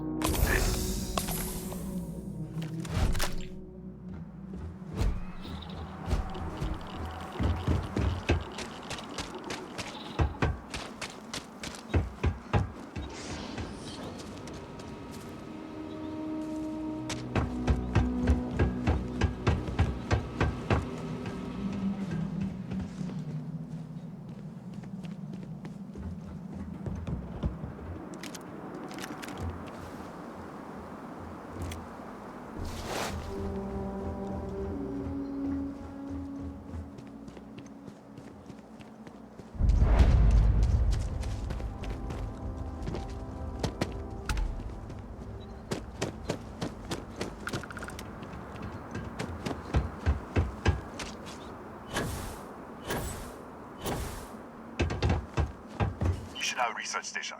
Hugh speaking. What is your business here? What? We haven't sent a distress signal? Nothing on the comms. No other ships in the system since our last supply drop. Look, what are you trying to pull here? Really? The High Energy Research Lab? Alright. I don't know what's going on here, but you should talk with the director. For security, I'm going to have to ask your friend to wait out there. What's inside, stay with me and don't make any sudden moves. I'll get the door. Welcome to Nishina.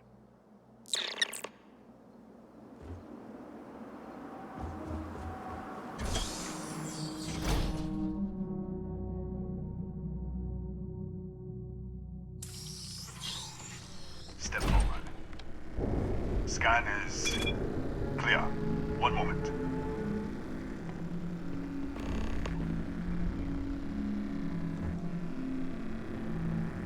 Attention all. I am declaring a cordial. All sections are now on lockdown. Senior staff, Protocol Delta. Use out. There. Be right with you.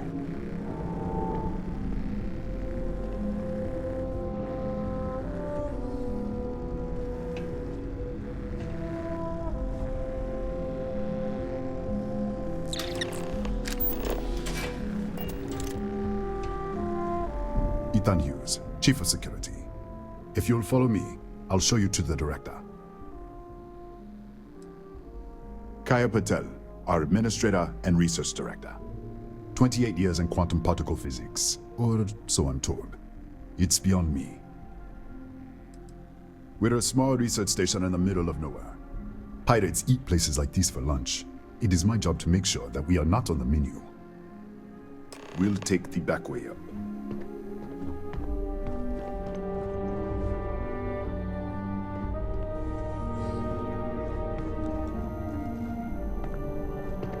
Here, you can see our lovely storage area.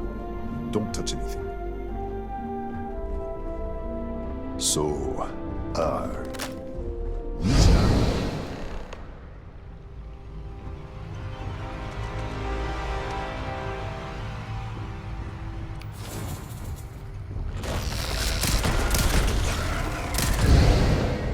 What the? Easy! Easy! What the hell was that?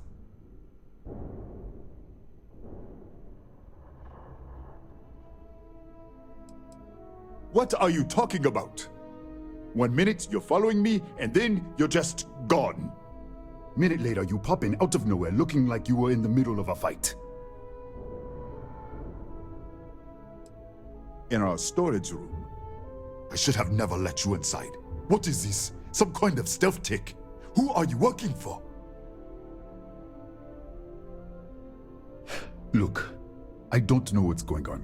Let's get you to the director. Maybe she can figure this out. Come on, this way.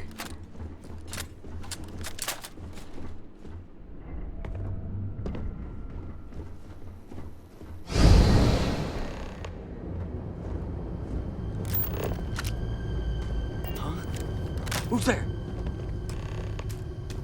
Oh, thank God. Finally, someone came. The distress signal. You picked up the distress signal, right?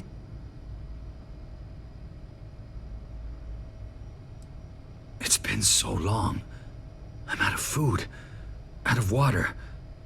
But I made it. Wait. How did you get in here?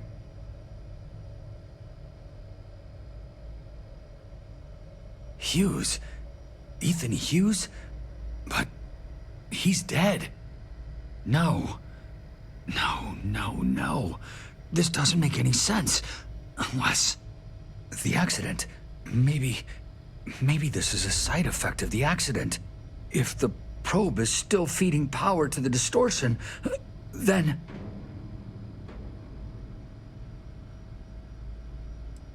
Right. Sorry. 3 months ago, I was calibrating an experiment in our high-energy research lab. There was an accident. An explosion. It caused a gas leak. Sparked a fire. I was trapped in the control room. There was nothing I could do. They're all dead. The lab was built around a xenolith with a dense metallic Disappear! We should! Wait! She's back. All right, we're on our way up. Hughes out. I was just filling in the director. Let's keep moving. If anything happens, the director's office is on the second floor, end of the hall. You can't miss it.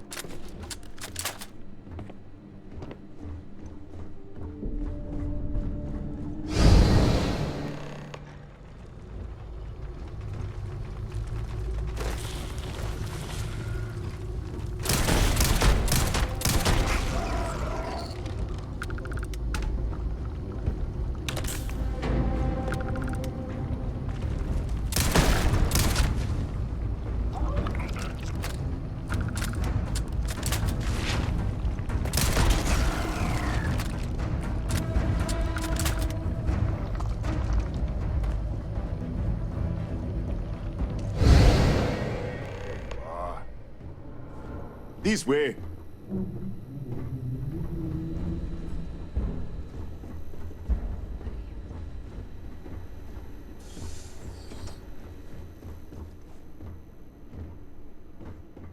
Director?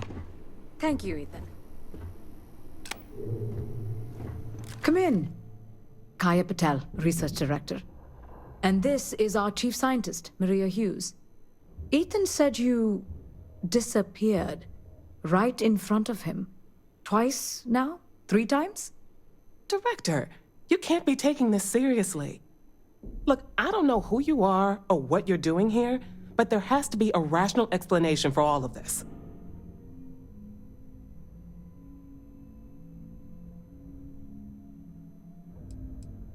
An artifact? You mean the source of the distortion? No, we don't. Enlighten us.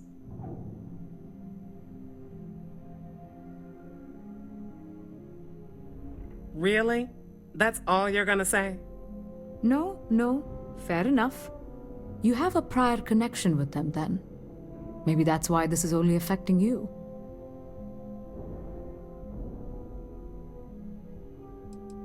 We didn't know. That's why we were researching it. That is science, after all. So far, no one else has reported anything unusual. Either it's your prior exposure to these artifacts, or perhaps simply the fact that you're an outsider here.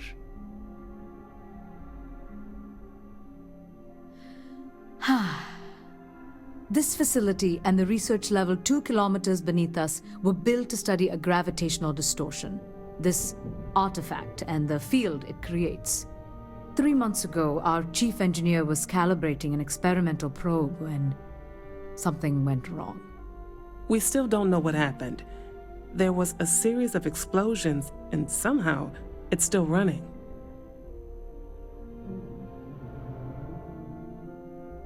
What do you think? We haven't tried? The kill switch on the control unit isn't responding. The explosion must have damaged the failsafe. We could shut it off manually, but the entire research level is locked down. We can't even get down there. What you see here are just our living quarters. Most of this facility is deep underground. We have a particle accelerator and extensive research and development labs. Or we did. Not from up here. The explosion fried the network circuits. Without physical access to the research level, there is little we can do. We have been working in makeshift labs for months. Excuse me? That is quite a claim. What makes you think that? Tell us about this other universe. Raphael. Raphael died in the accident. He... Wait, burned out? The leak. Director, there was a hydrogen leak right after the accident. It was contained in a minute or two. But if it hadn't been, it could well have caused an explosion. Another universe, though. That's a lot to swallow.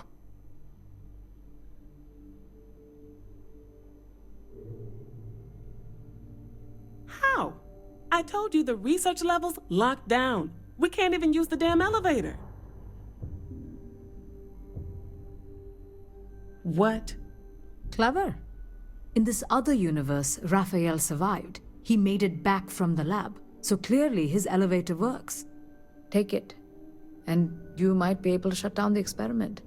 This is crazy. But first, we have to do something about your shifting.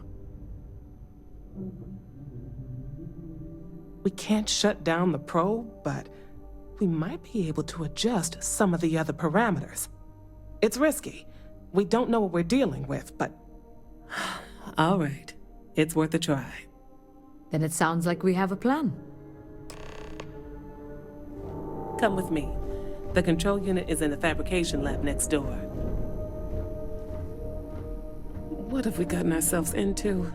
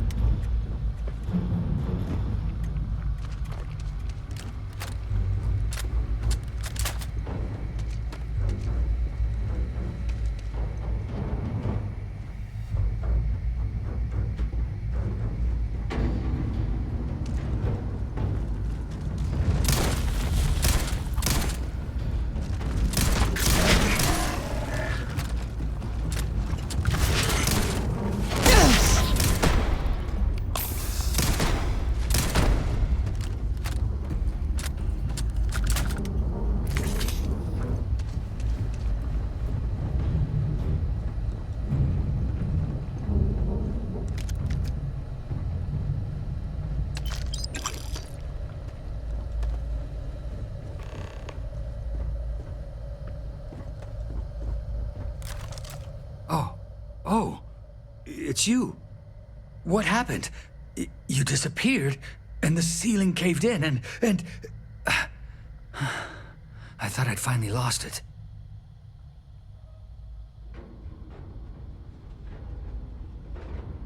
What? How?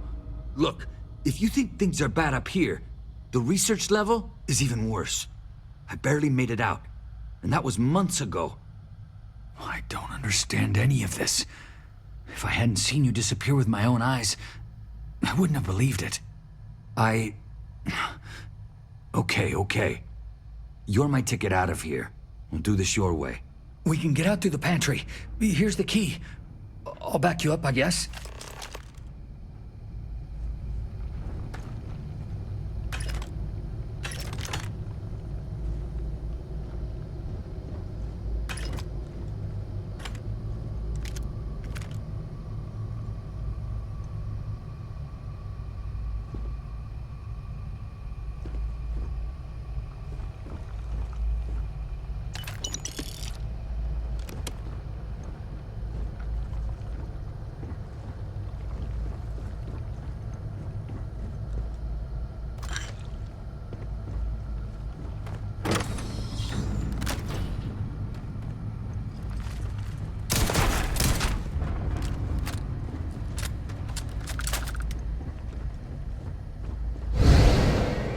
What the?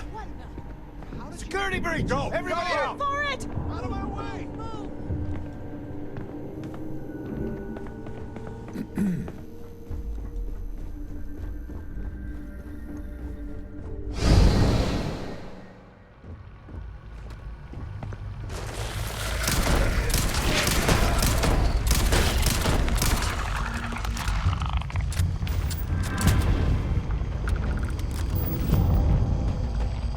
Look at this. It's going to take hours to clear this out. Assuming the rest of the building doesn't come down on top of us.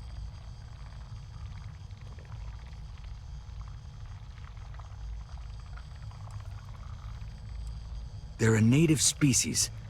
We had an electric pulse field to keep them out. The fire took out the generators, damaged the foundation. They just keep coming.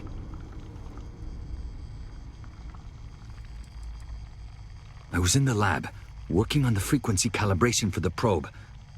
I was walking out of the control room when it happened. I heard the tanks rupture. The alarm sound. I only had a second to react. I jumped back into the control room.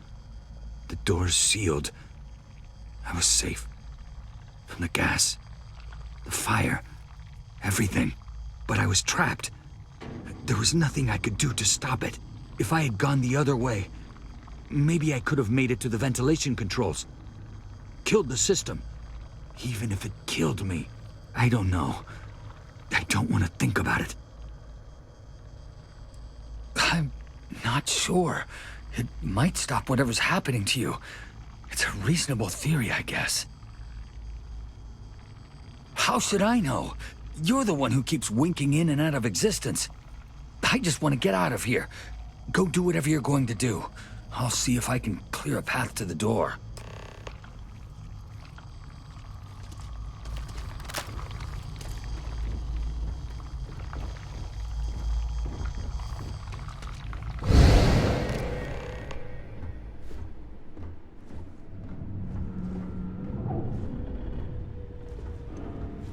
What?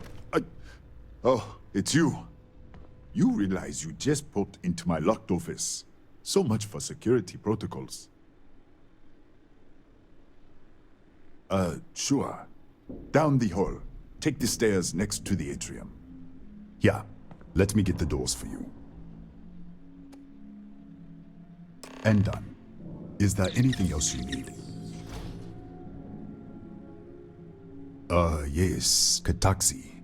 Nasty things. The original survey team ran across them. You're welcome to read the old logs if you want. Yeah, I'll unlock the terminal for you. The Kataxi in the other universe. Uh-huh. Wow. I've got an experimental thing one of the engineers put together. But...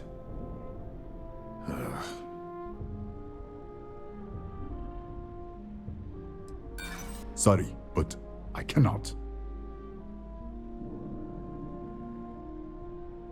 I'm not really that busy. I think I can wait you out. Look, I'd like to help, but... I might be able to do that after all. All right. Yeah. It's never been field tested, but all yours.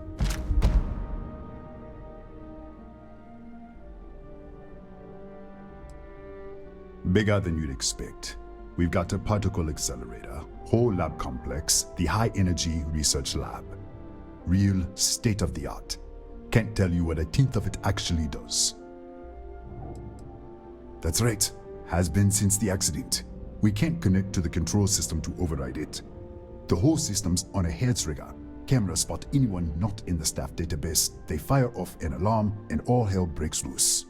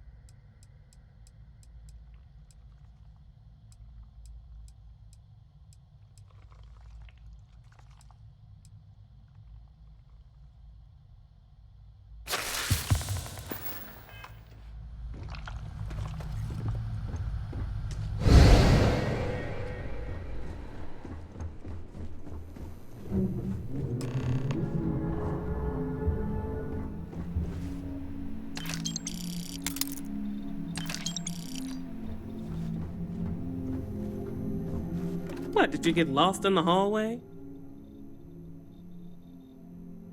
Alright. This is the probe control unit. Most of these controls aren't responding. I'm going to very carefully adjust the settings I can. There's no way to tell what's about to happen. Pay attention and be ready for anything. I'll begin by adjusting the energy feed of the electron beam array. We're at 93 teravolts. Calibrating to 95, 97, 100. Nothing. Let's try the other way. 91, 89. What the? Okay. It looks safe to approach. But what in the world?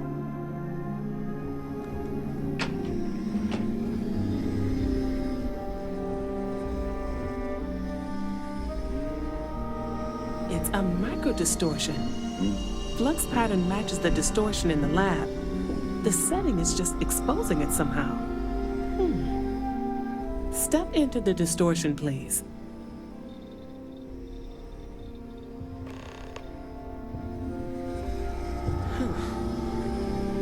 Nothing. No, hold on. There's a slight pattern change. Some kind of resonance. All right, stay there. Let me turn the feedback up for a moment. Calibrating to 90, 91.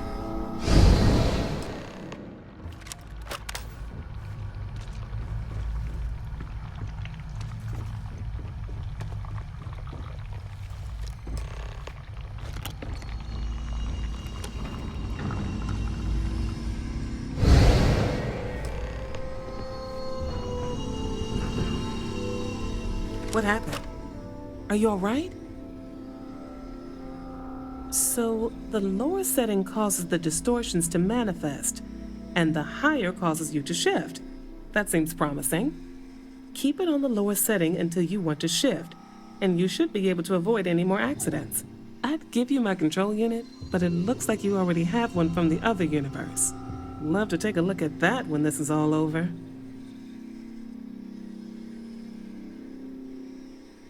Right. If you can get down to the research level, you need to make your way to the high-energy research lab. Disengage the power interlocks, then pull the emergency shutdown to stop the probe.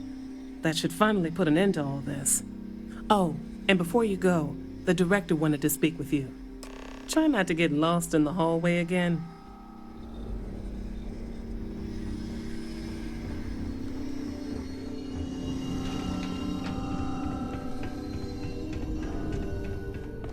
Yes?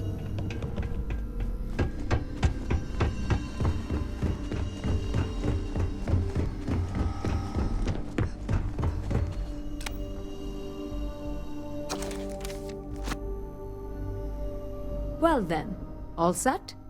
If you need supplies, I've asked Dr. Barakova to take care of you. It's the least I can do after everything we've put you through. Before you go, there is one other thing we should discuss. If this experiment is the cause of your shifting, when you shut it down, the shifting will stop. What happens then? To you and to us.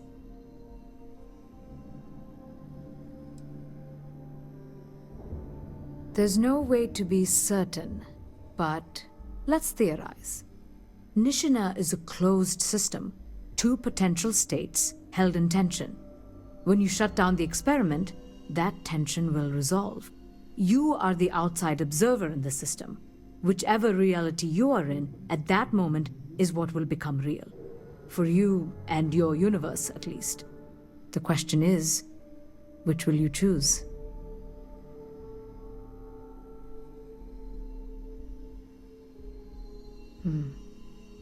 If this were a choice between my life and Raphael's, I would ask you to save him.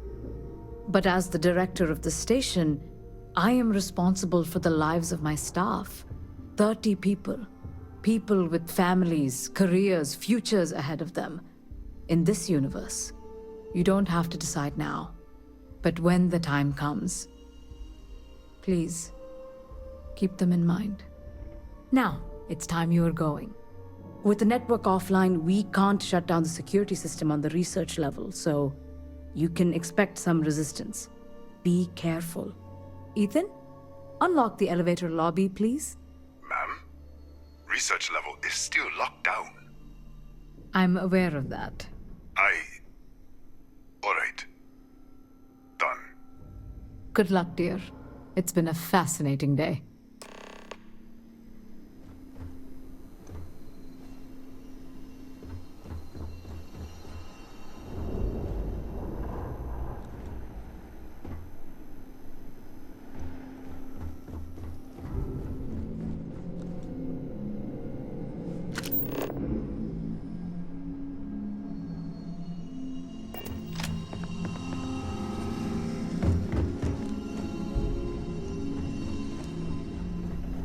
Don't touch anything. Yes, what? We don't get visitors. Howdy. Hello.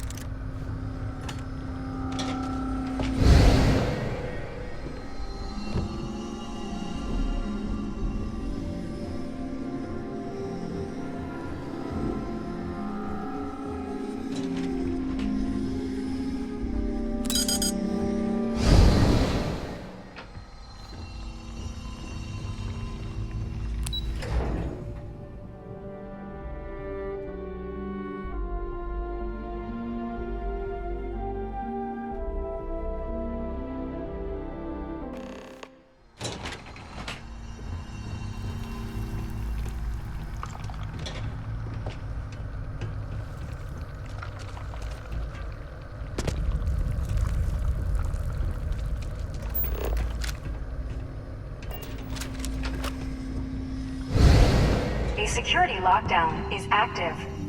Emergency override controls are available on designated security terminals.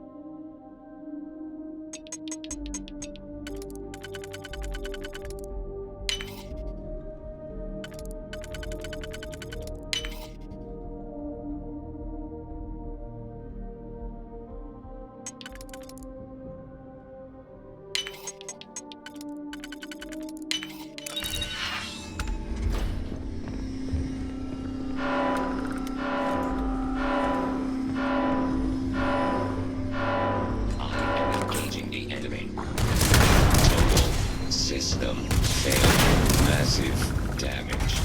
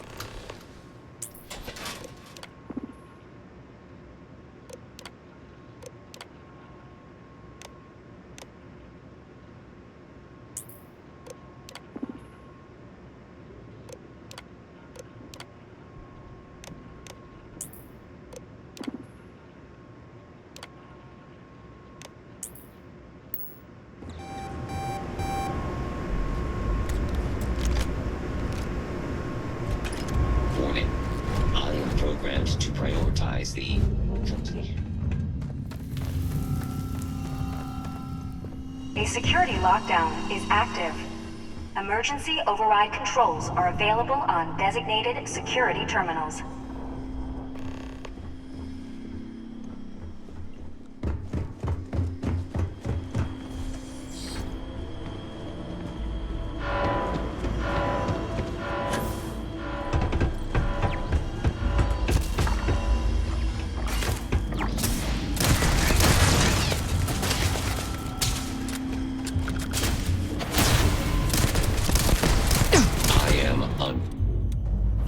Repair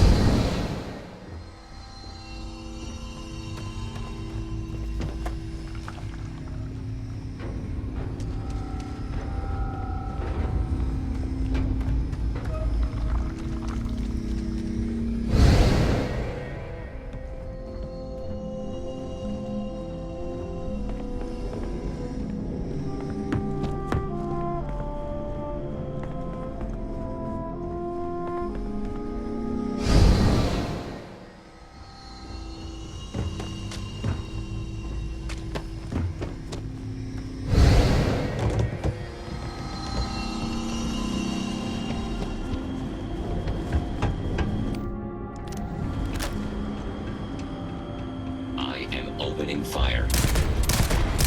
High. Catastrophic damage.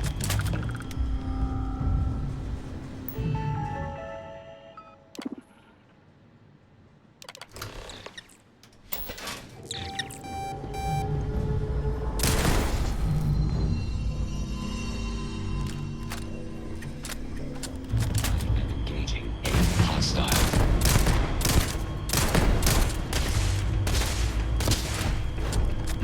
Damage in all systems.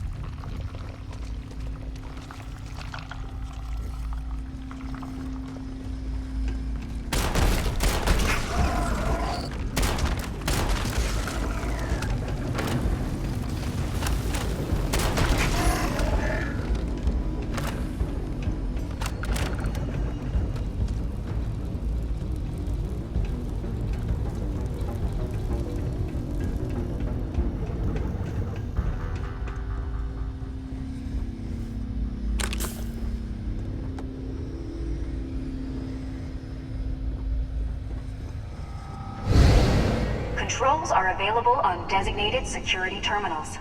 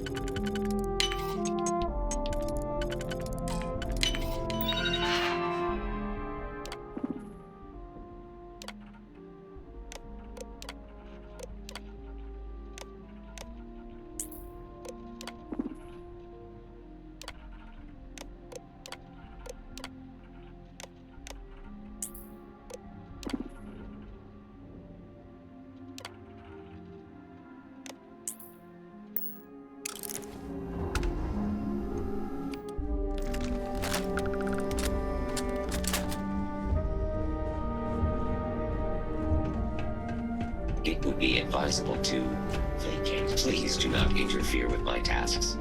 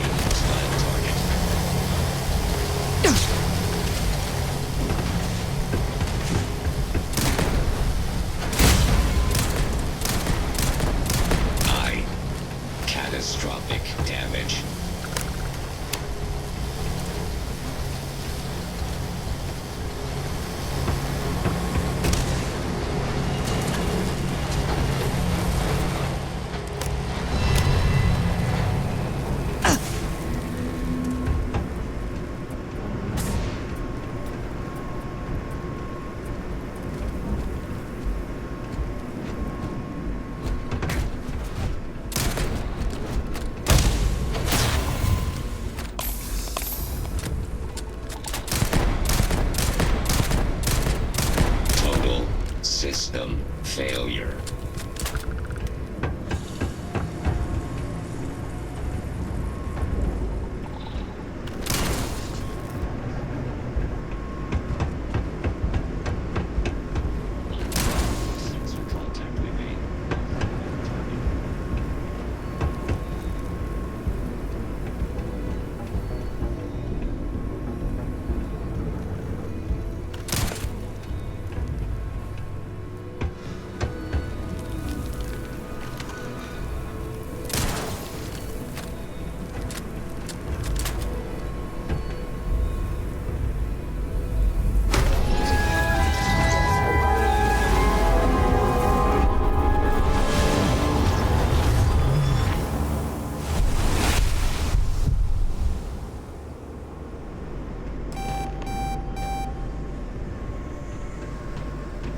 Security incident resolved. The security lockdown has been terminated.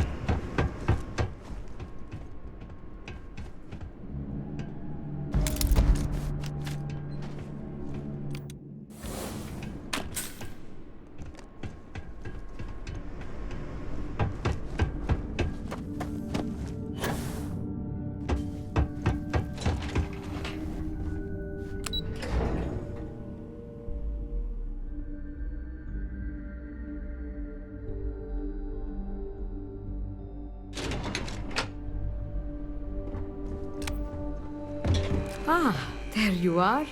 Welcome back. Ethan, how are we doing? Research levels back online. Definitely some damage, but it could be a lot worse. We will have to replace a few robots. Yes, well, that's a small price to pay, all things considered. This is a lot to take in. Artifacts, multiple universes. Look on the bright side, dear. Just imagine the papers you'll publish. If anyone even believes us. I am curious, though. Why did you decide to stay here, with us?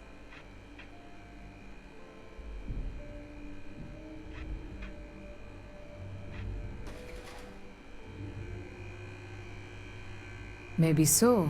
Still, it must have been a hard decision. Our next supply ship will be arriving soon. I'll have a full report ready for them. For now, I'd like to extend our gratitude and what compensation I can offer for everything we put you through. Thank you. This has been a truly remarkable experience.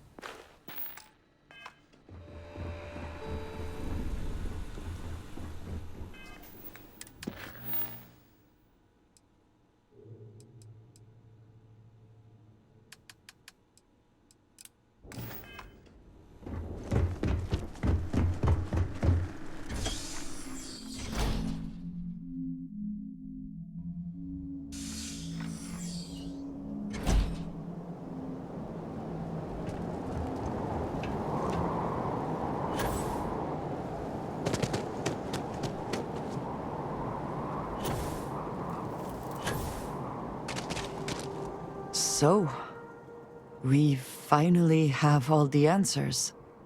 And yet here I stand, feeling like I understand even less than I did before. This talk of the unity of a multiverse? Dead friends appearing again? It is all simply too much.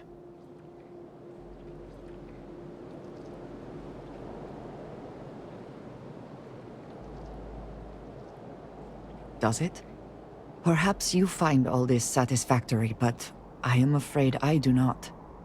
We must take the word of a murderer And follow him into the Unity? What if it does nothing the Starborn have claimed?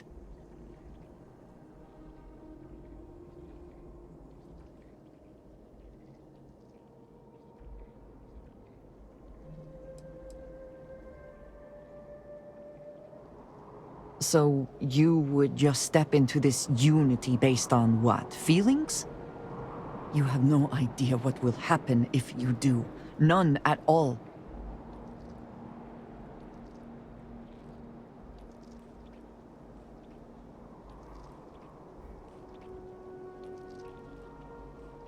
Even if everything the Starborn have said is true, if you pass into this Unity and come out in some other universe, look at who they are, at what they have become. They have the faces and voices of people you know, but are nothing like them. Are you not at all worried that the same fate would befall you?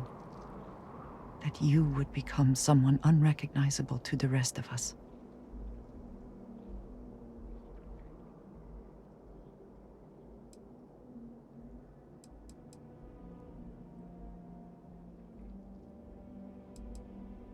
That feels very much like you are just trying to delay this conversation as long as possible. But you are not wrong. And certainly, at this point, we would not want the artifacts falling into any other hands. We should get back to it. Now that we know what to work towards, there's no time to waste. To what do I owe this pledge? I will watch your back.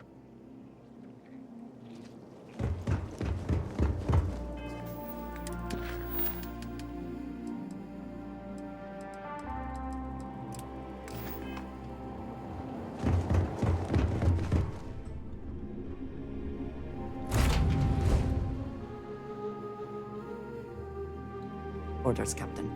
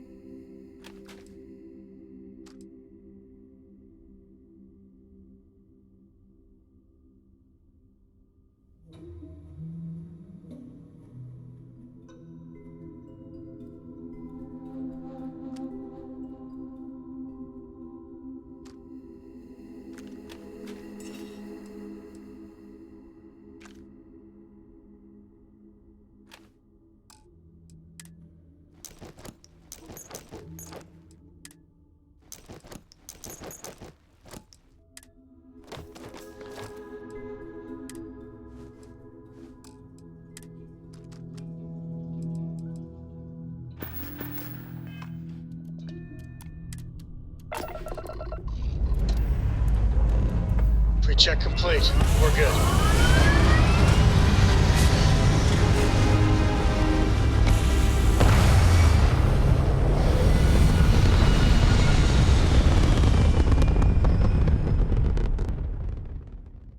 And we're back where we belong.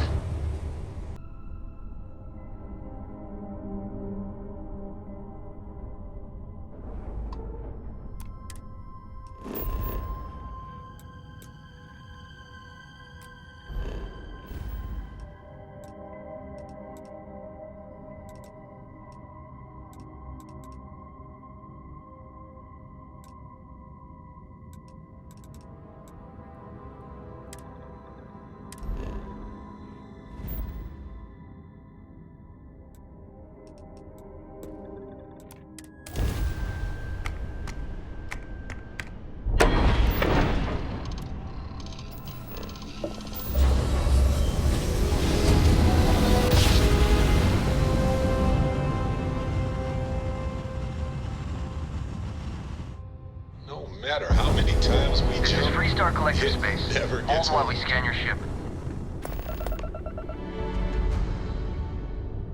Scan complete. Go ahead and land.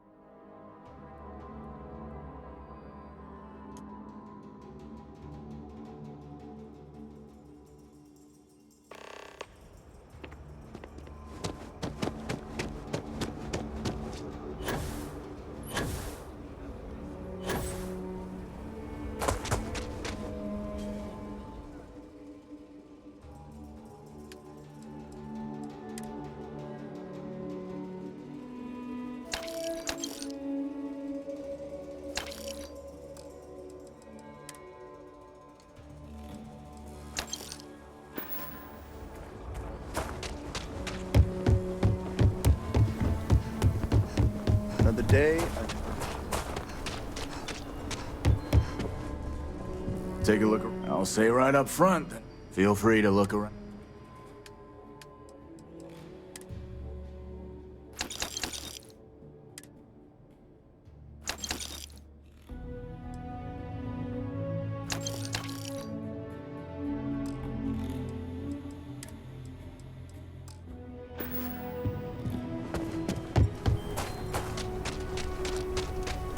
You do not want to go outside the city. I don't do payment plans or lines, just so you know.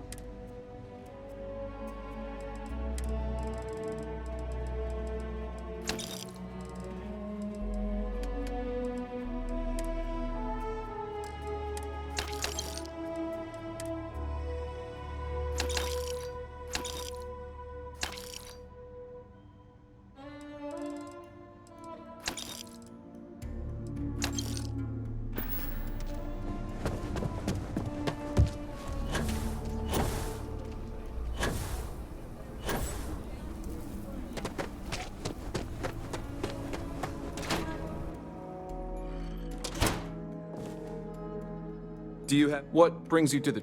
Got it.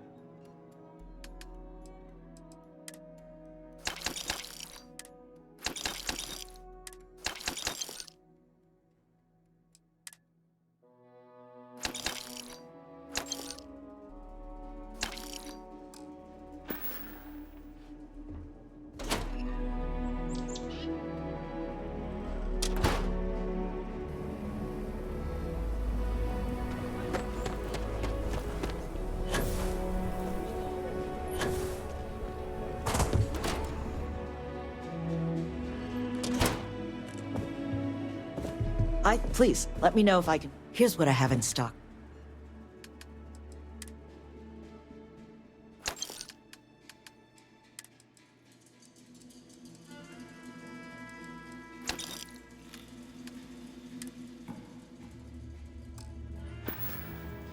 There's not enough to do around here.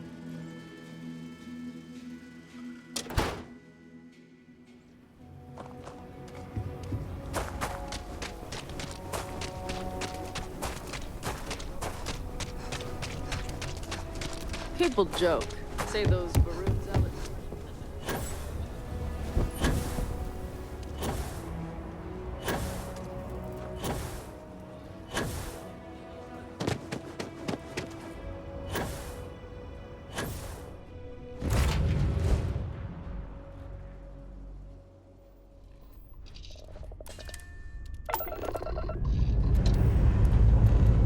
Pre-check complete. We're good.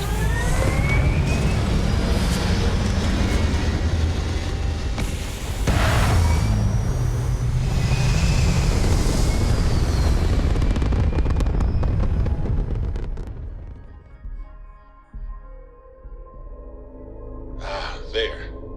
Stable orbit achieved, like a toy sailboat released into a calm pond.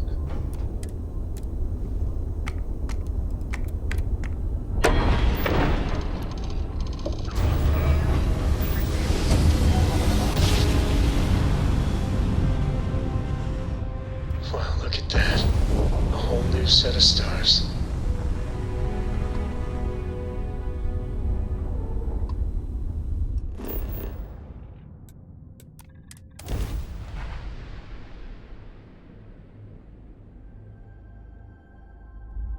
Time to park this buggy.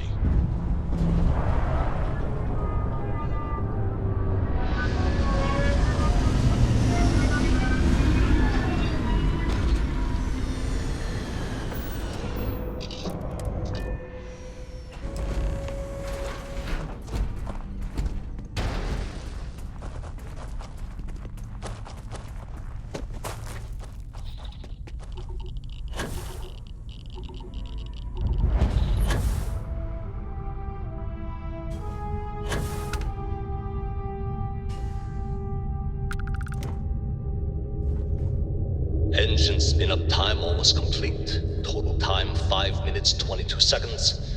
Right on schedule. How are the helium-3 valves holding, Nova? We double-checked the leakage concerns this morning before the launch. All signs green. Any changes to the calculation sequence from Volterra? No changes since we uploaded the last figures yesterday. It's a clean shot from here to Jupiter. One day the computer will be on board the spaceship. Just imagine that. One miracle of science at a time, Canaveral. Counting down in 5, 4, 3, 2, 1. Low gravity can be disorienting if you're not used to it. Canaveral. If you need a moment, I understand. Are you reading? All clear, Nova. Indicators look good. The ship should be cruising Jupiter's orbit right now. Visual confirmation will be possible in 32 minutes. Afraid the speed of light is on the slow side these days.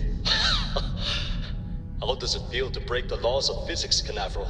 We're all pretty excited down here in NASA, I won't lie.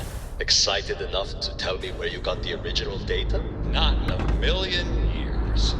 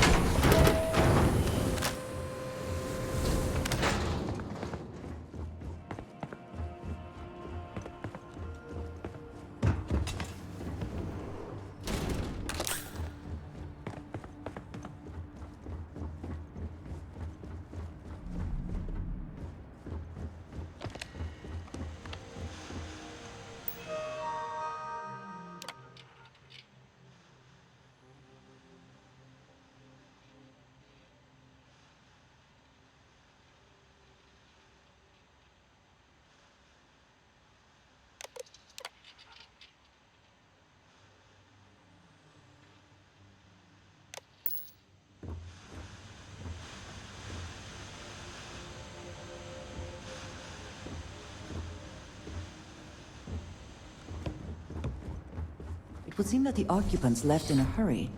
Hopefully for no reason we need to be concerned about.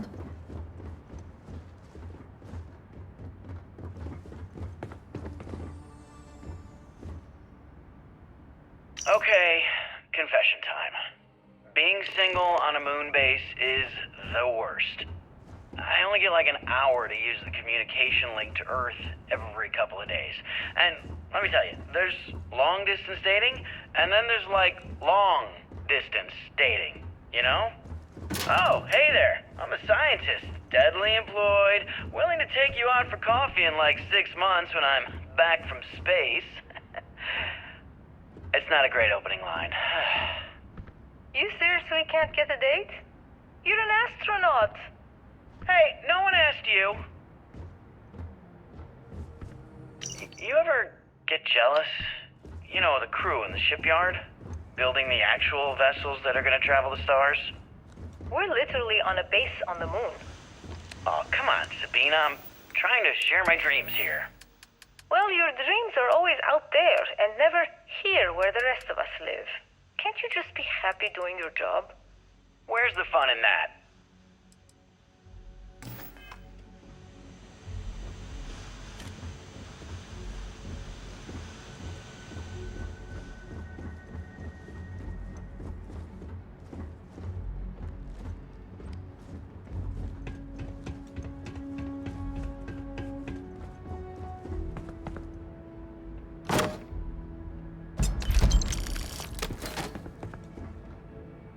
When I accepted the assignment up here, we were told to bring a couple of personal items. Some psychological study said it helped when you're away from Earth this long. I brought my grandmother's old abacus. I would play with it on her lap, and she'd teach me the Russian for all the numbers. She, just got word that she passed. The next shuttle isn't for 3 months, so I won't be able to go to the funeral. Goodbye, Babushka. Thank you for teaching me math. It brought me to the moon. Nova Galactic Project Log, Principal Engineer Lang Shu. Voltaire is being reconfigured for this new initiative. The math we're being asked to crunch is ambitious, even for a supercomputer. We might as well be asking it to count every grain of sand in every desert on Earth. Who came up with these original equations? Our partner isn't being very open about it. Every question I have goes through some discretionary channel. I'm surprised we even know we're working on a ship.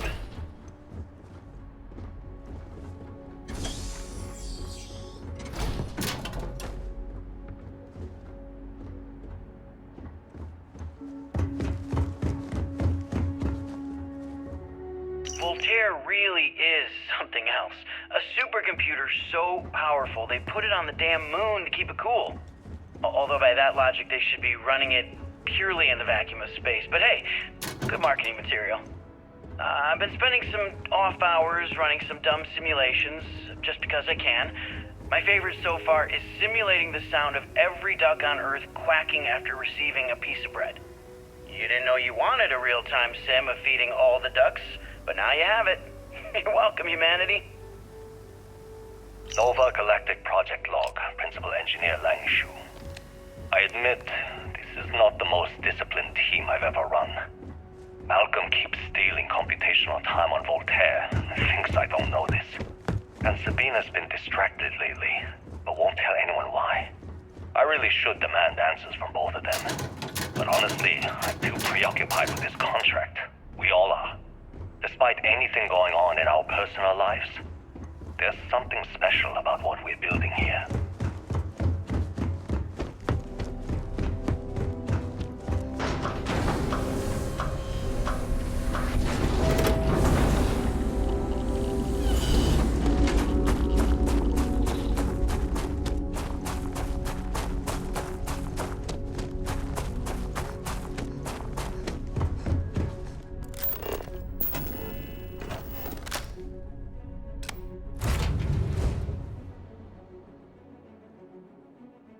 Always a satisfying moment to return to your ship. Say your last goodbyes.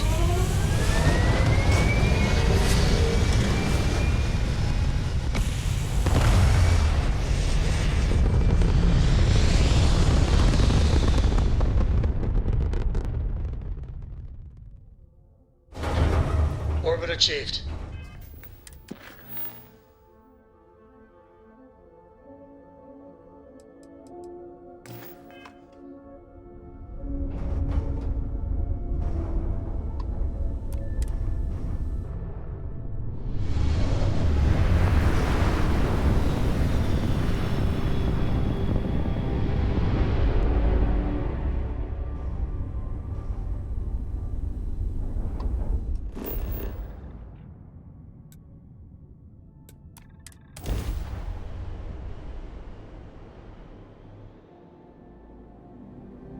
Starting landing procedure.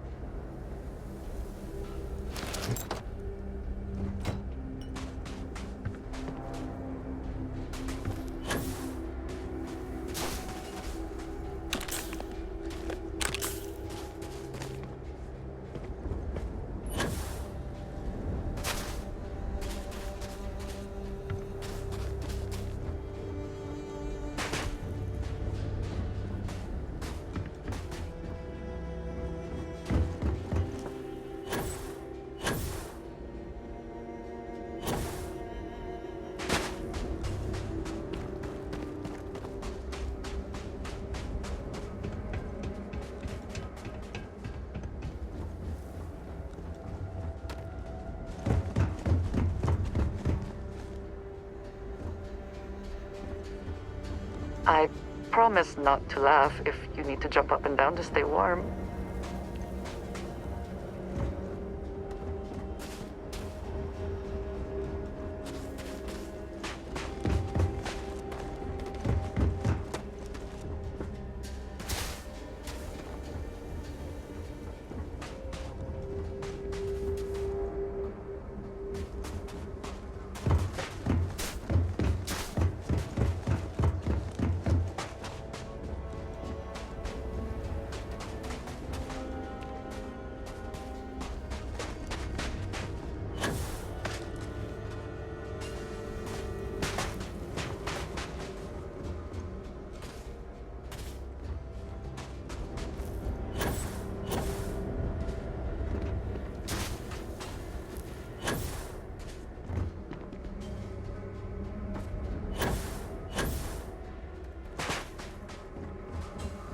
We can never know whether lives were lost because this ship never launched, but it was built for a reason.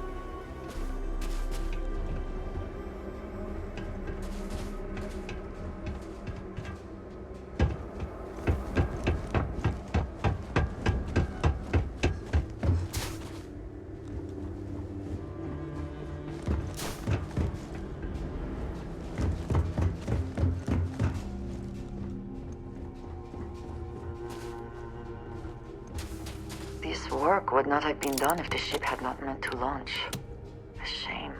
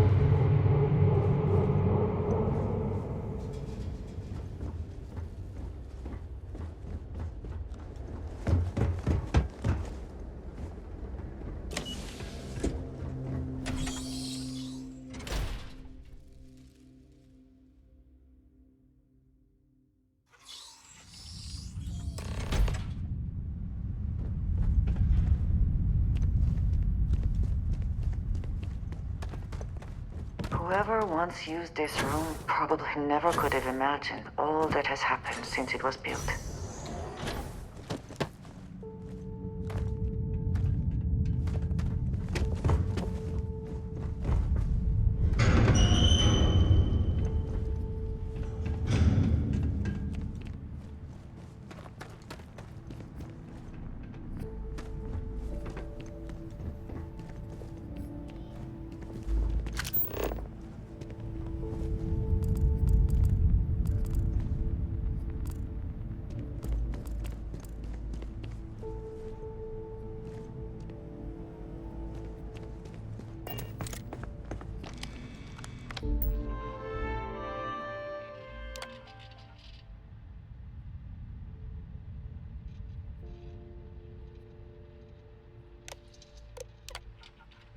Station log.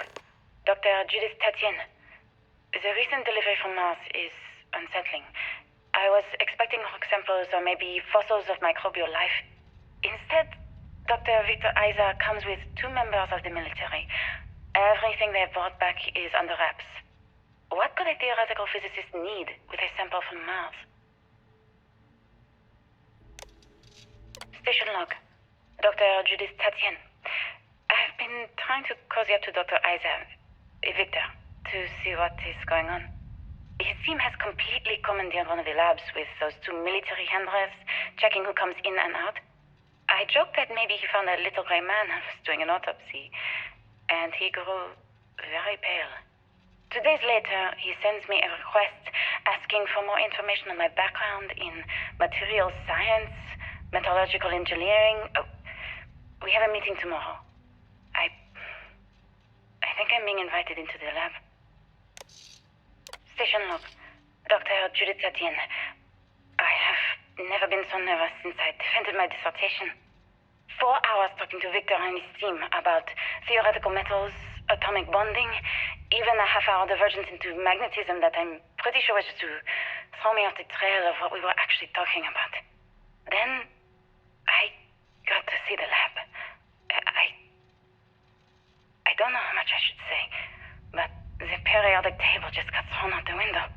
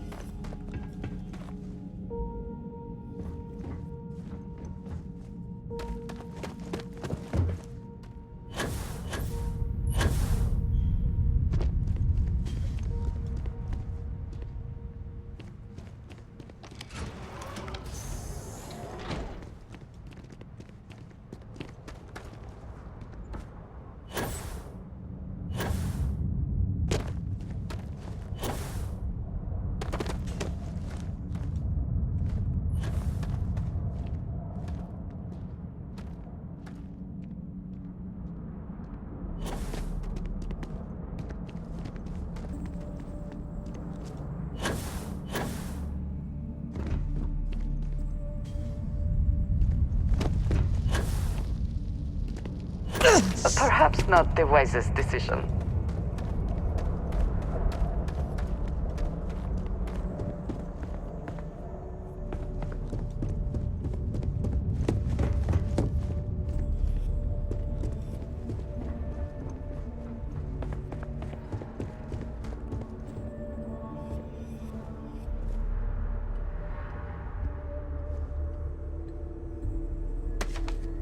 NASA was very proud of all that it accomplished. I suppose they had a right to be.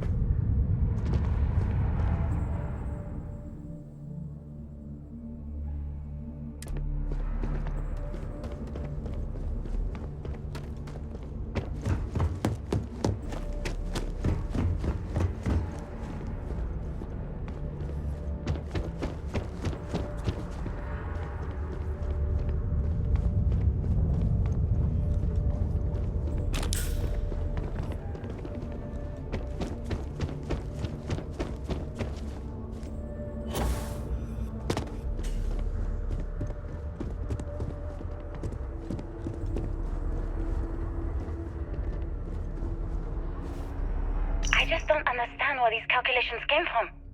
There's something wrong with the math? I think it's quite straightforward. That's not what I'm asking. We've had no success extracting even a sample of material from the object. No explanation for the gravitational effects, no motion graph to explain its harmonic frequencies. I can't even establish a melting point. Judith. But you've had me building these prototype colliders for months. And now you want me to pump helium-3 into it based on this equation you've written on a goddamn napkin? I just need you to trust me. I have been trusting you. We keep slamming our heads against a brick wall, getting nothing. And you keep coming up with something new to try. Like, you know what's going to happen. Where are you getting your information, Victor? I'm sorry, Judith. Look, not here, Looks like okay? early testing for Somewhere planetary I'll habitats. tell you everything. But The I'm not looks on their lying, faces if okay? we could show them all that we have learned. We're going to discover something important here. I promise.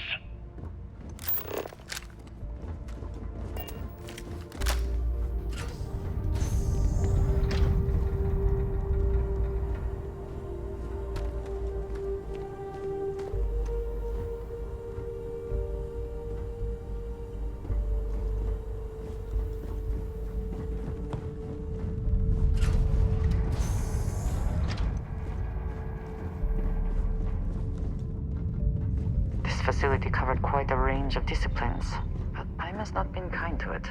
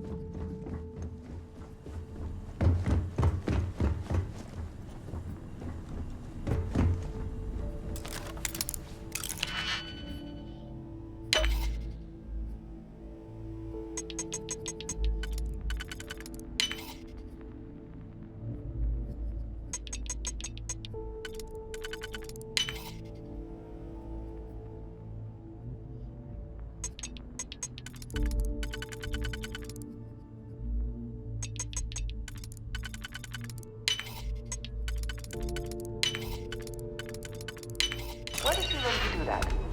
I imagine it was not part of your training as a miner.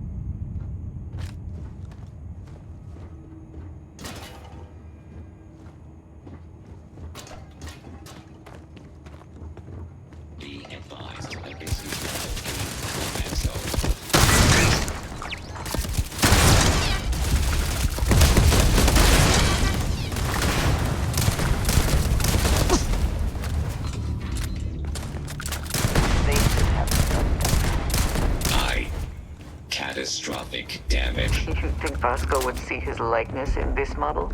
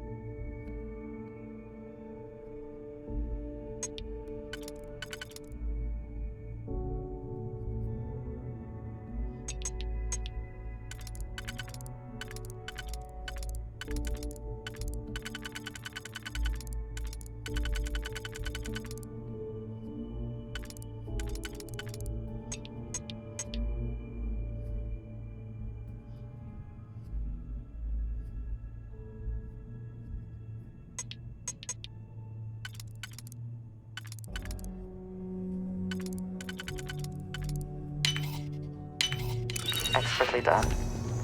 Let us see what was being protected.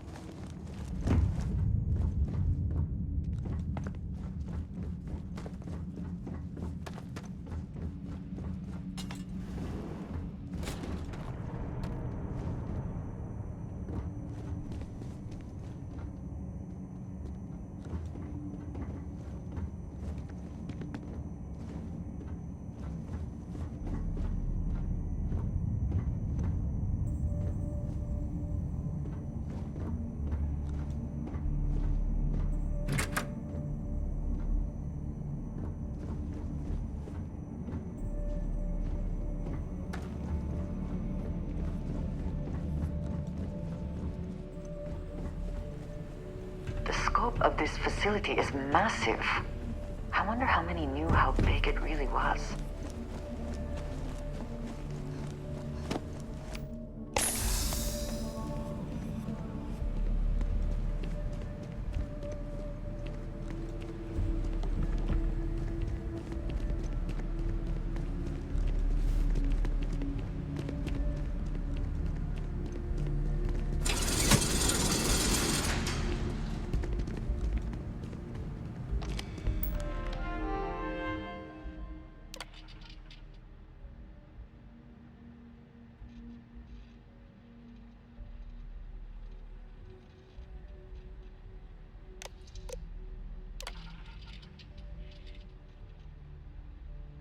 Project Log.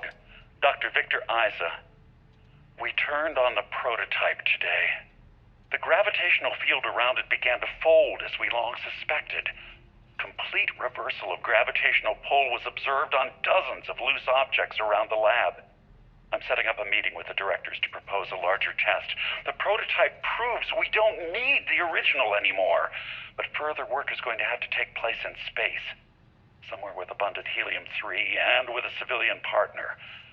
Someone with access to large-scale manufacturing resources and computational equipment. Engineering gravitational folds pulling the far side of the solar system closer to us? It's all going to be possible. Project log. Dr. Judith Tatien.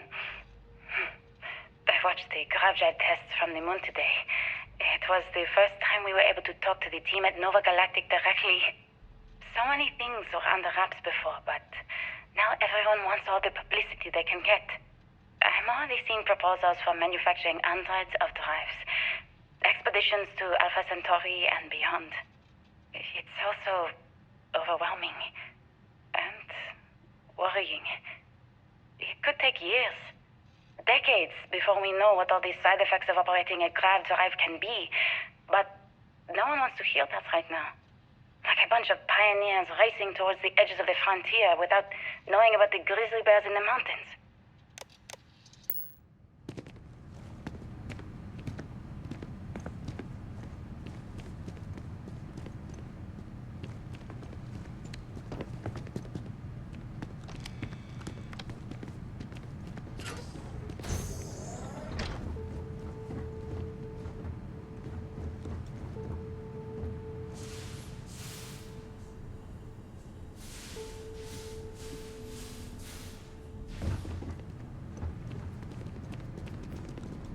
We must be nearing the artifact, if it is here.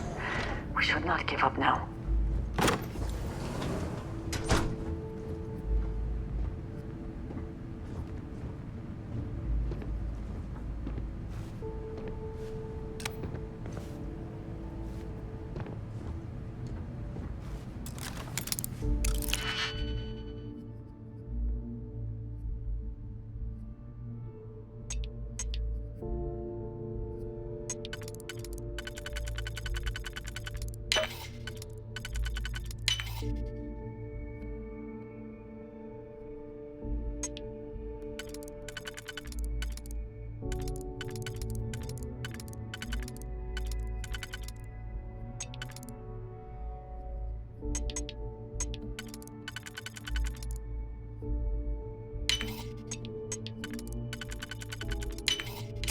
Is there a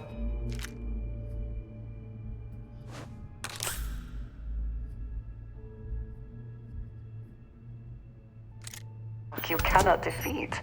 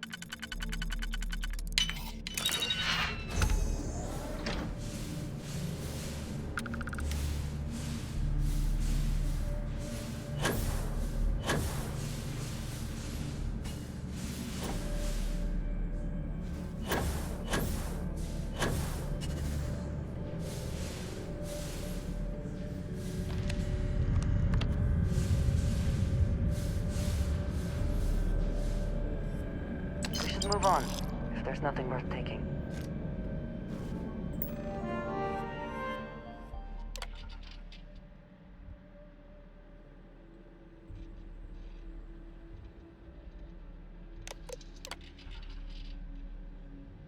I never actually got to visit your labs back when we were working on the grav drive projects. Seems like ancient history now. Only thing we're doing these days is launching weather satellites. Guess this is as good a retirement as any.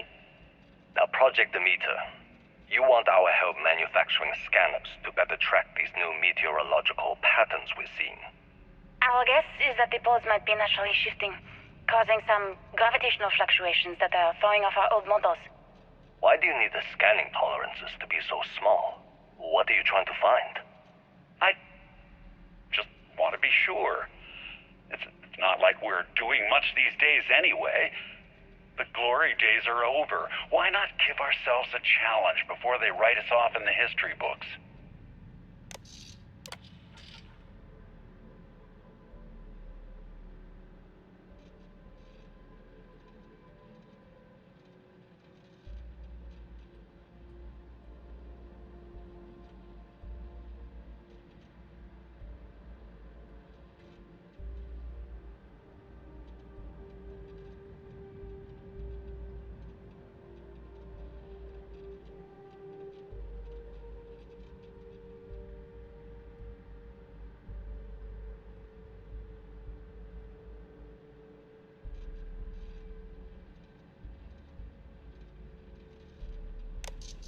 I know what I'm seeing, Victor. The data coming back from the satellites is very clear. It's the grav drives. All those jumps from the moon. At this rate, Earth's atmosphere is going to start sputtering out into space. Can the drives be fixed? I'm working on some designs that should discreetly solve the problem, under the guise of an emergency update to the fueling pumps. We're talking about the end of Earth, and you're trying to be subtle about it. Judith, the last thing we need is people losing faith in grav drive technology. That might be our only option. To what? Are you seriously saying we should abandon Earth? The timeline is under 50 years. A blink of an eye for a planet, but more than enough time for a human exodus. And what do we tell people? We say it's an act of God, one that science has found a solution for. Time for humanity to take its place in the stars. You knew, didn't you? You lied to me. All this time, I dedicated my life to this discovery, Victor. And you knew we were going to kill off our planet? You haven't seen the future I've seen. There's an infinite expanse of promise out there. A meteor could have hit Earth, a plague, another world war. Colonizing other galaxies secures humanity's future for all coming generations, across all time. At the expense of our home. Stop it, both of you. All that matters is building enough ships to get everyone off this planet. And we need to start now. I'll draft up a statement.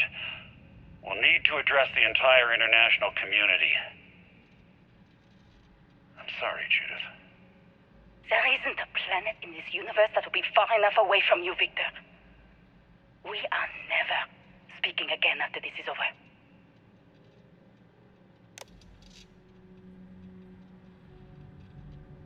My name is Dr. Victor Isa. And if you're listening to this, then you probably already know the truth. I was young when I first headed the retrieval team of an odd gravitational anomaly on Mars. But I kept what really happened that day hidden from everyone except one other person. Even she didn't believe me at first. But I have no reason to lie to anyone now, so I hope you'll accept this confession, whoever you are. When I touched the anomaly, I experienced 12 days of lost time. I met myself. He told me everything that has since come true. The grav drive equations, the tests on the moon, Earth's atmosphere, sputtering away because of what we had done. But he also told me about a city thriving on a planet orbiting a distant star. Human culture, art, music, lifestyles evolving and shining brightly across all of space. What price would I be willing to pay for that future? Maybe you don't believe me. Maybe Judith was right and I'm just a coward who wants to believe his mistakes were justified. But everyone has forgotten about the real origins of the grav drive, this artifact from Mars. I hope you make better use of it than I did.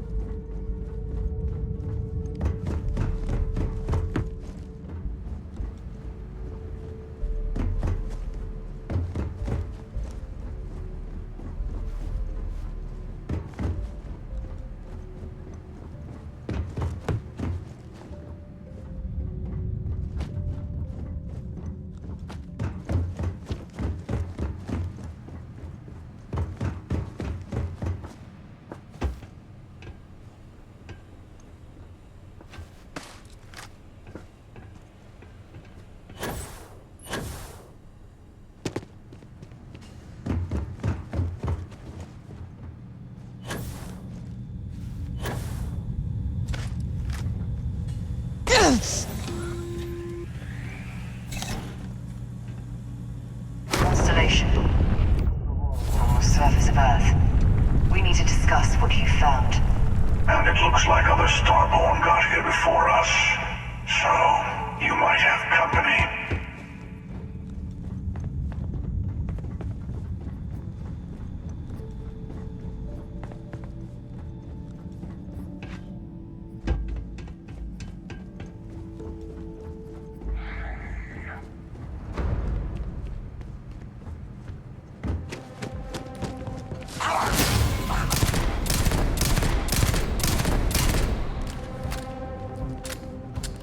See the light of the Stillbird.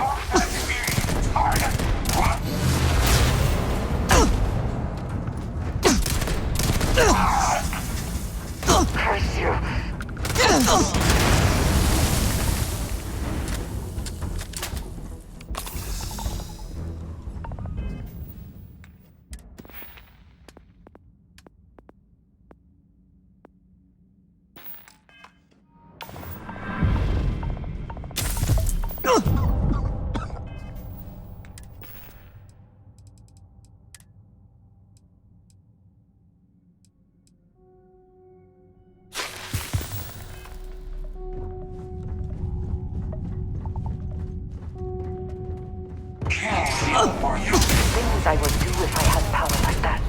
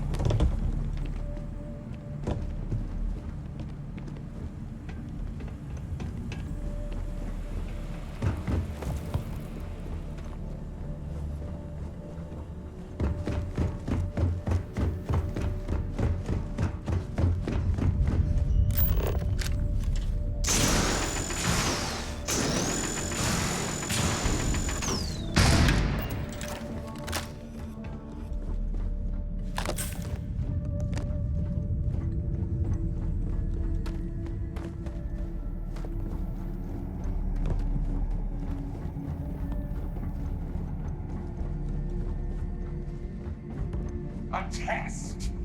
Always another test.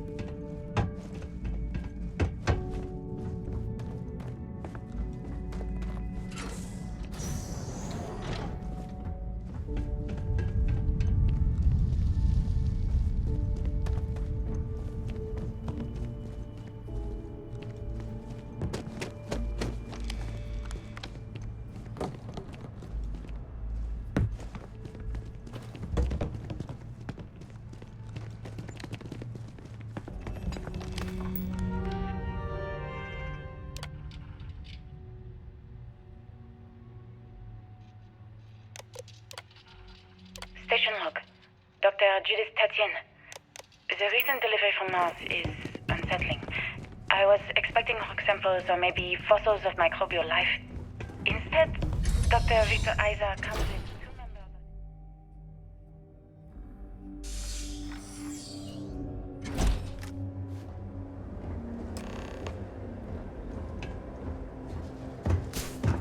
of... What could a theoretical physicist need with a sample from Mars?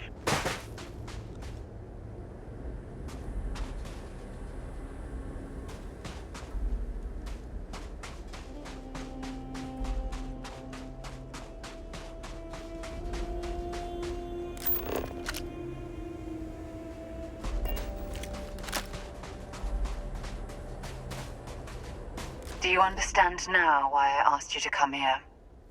The artifacts unlocked the secret of interstellar travel, at the cost of Earth. An easy trade, honestly. Why have one world when you can have all the settled systems?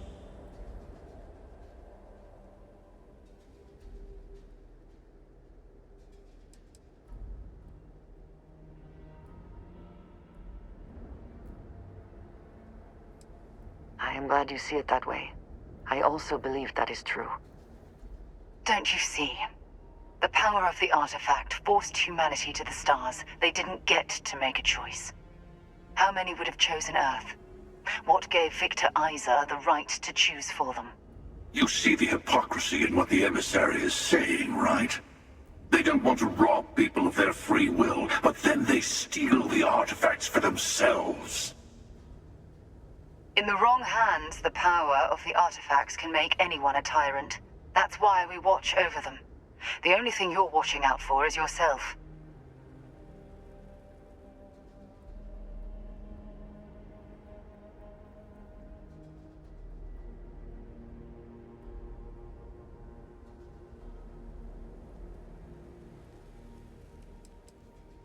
Neither seems to be worth trusting. You know your own heart, your own motives. Perhaps that is enough. Don't be a fool. The emissary and I may have our differences, but you do not want to give us a common enemy.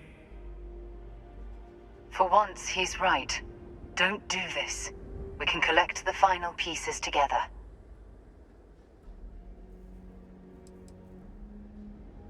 That, I think, is all you can do. Do not allow these Starborn to dictate your fate. Well, look at that.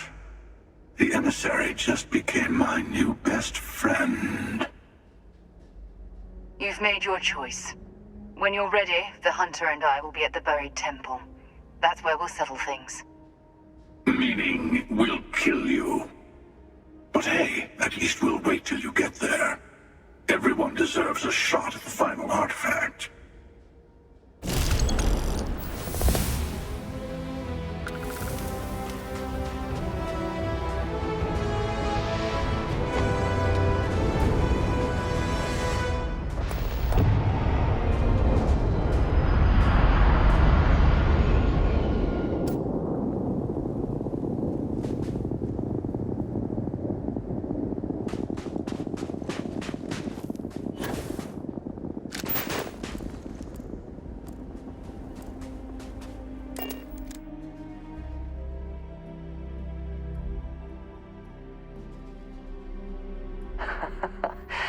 Any adventure you can fly away from. Is that how this...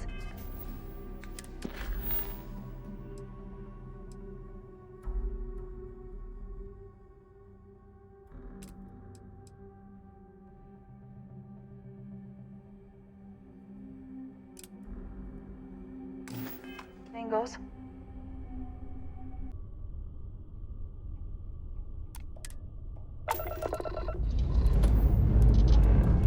Up and away.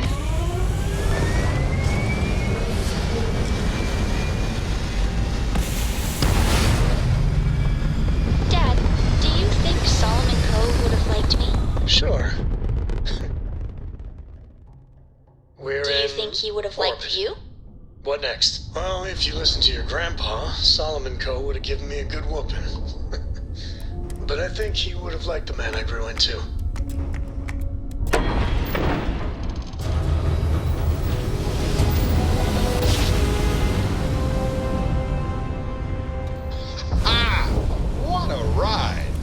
switching grab drive to normal propulsion.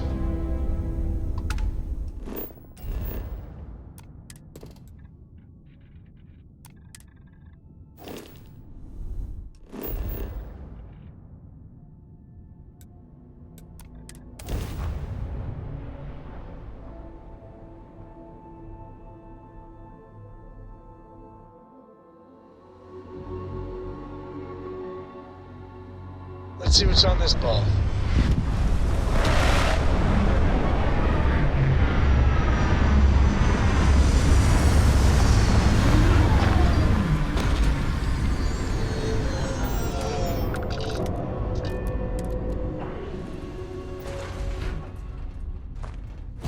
Hi.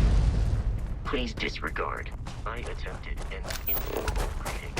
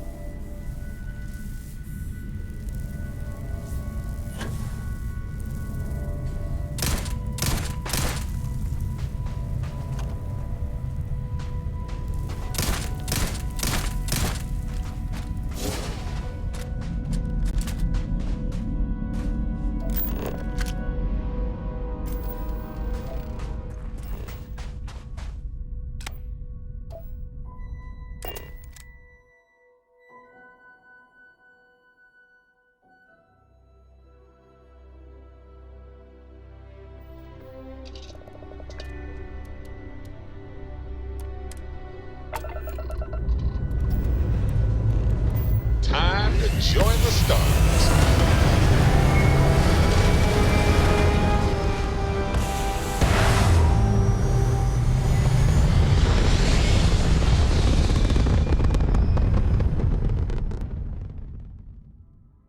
Everything looks so pretty up here.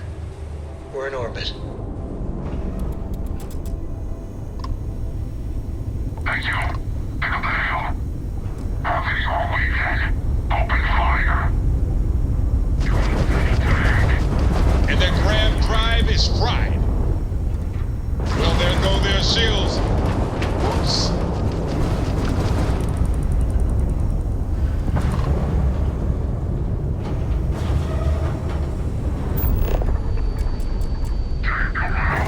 Target's Grand Drive is down. So, that just took out their shields.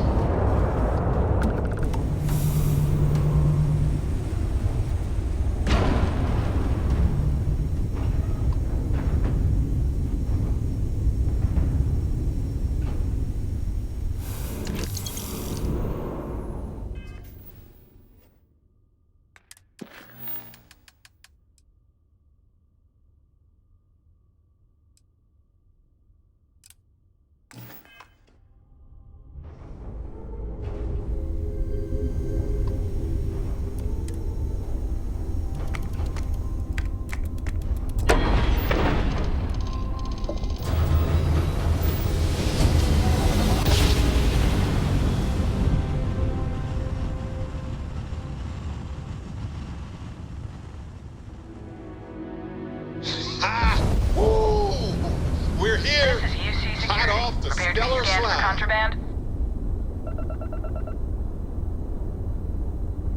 You're cleared to land. Enjoy your stay at Sidonia.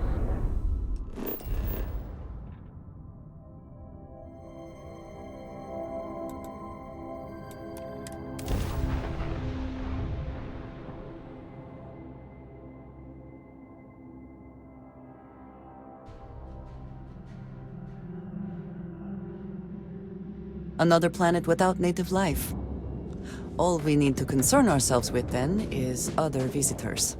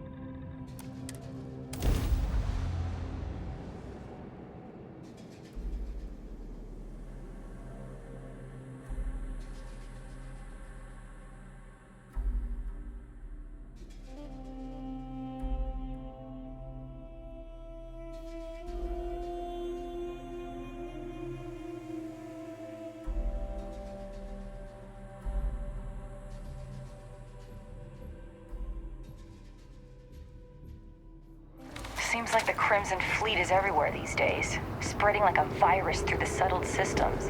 They like to set up shop in all systems. Having a good one?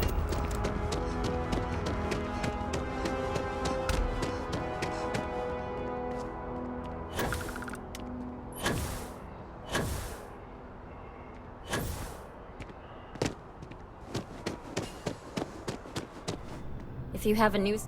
My source is back. Here to report anything else? I already interviewed an ex-pirate about the robbery. But she was as reliable as good coffee around here. So you were there when it went down? What were you doing there? Oh boy. Anything you tell me as a source, I won't reveal. But there's limits to my journalistic integrity.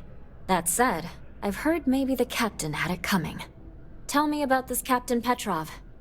I've heard he's a bit of an eccentric. What was your impression of him?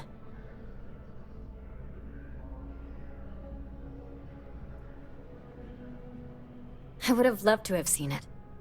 I'm sure it would make a good story right there. No one seems to know exactly what was stolen, but everyone agrees it was valuable. Care to shed some light on it? Artifact, you say? I've been hearing whispers about those lately. Last question. About, and I'm quoting, a zoo gone wild. The other source swore up and down that alien creatures got out of their cages and went on a rampage.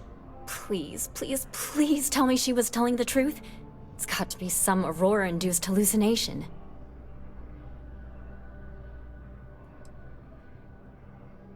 I knew it was too good to be true. Oh well. This is just a plain old good story. Check the newsfeed for it later. And here's your payment.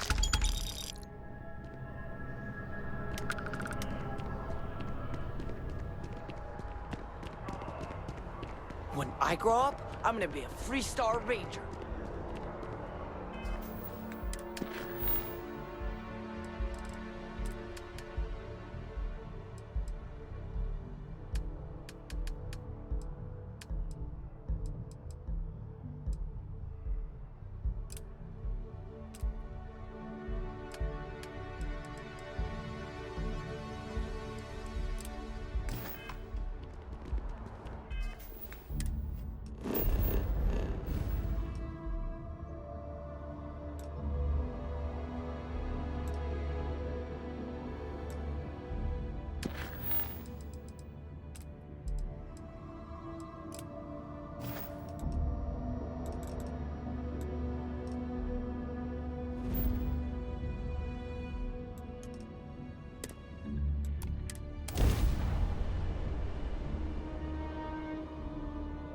Interior of this ship comforting.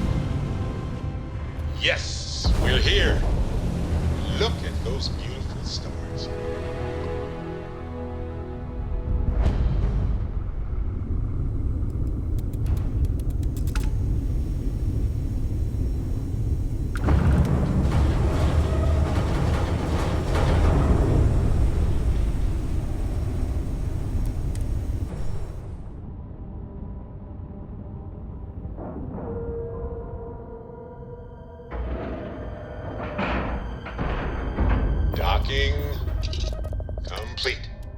We're good to go.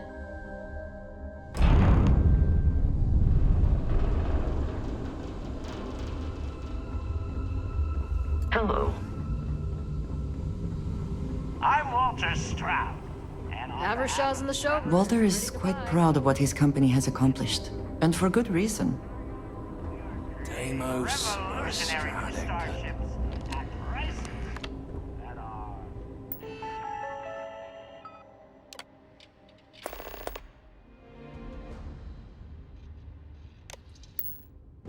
out of this world. You've seen the rest. If I were Tile, I'd be very concerned about the new Stroud Eklund models. You're asking for technology that doesn't even exist, Frank. I'm good at what I do, but you're mental if you think I can pull off what you're asking. Tried and true is what we should focus on. Tried and true is so dull, though. I like Frank's design, but maybe we could pivot it to more of a research vessel? Something suited for deep space exploration. That's a great suggestion, but you know what? We haven't heard from Nev yet. Maybe she has some marketing insights. Okay, but... what if... sorry, hear me out. What if we went for the family recreation demo instead? It's a much bigger market than Explorers, and no one else is doing it. Oh, this must be Walter's consultant friend. Please, come join us. We've been waiting for you.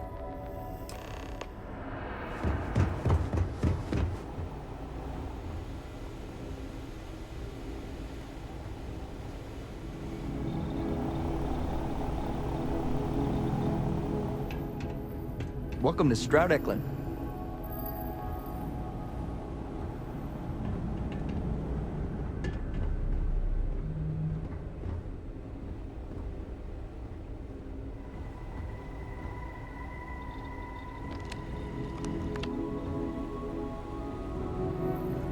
Everything's so new here.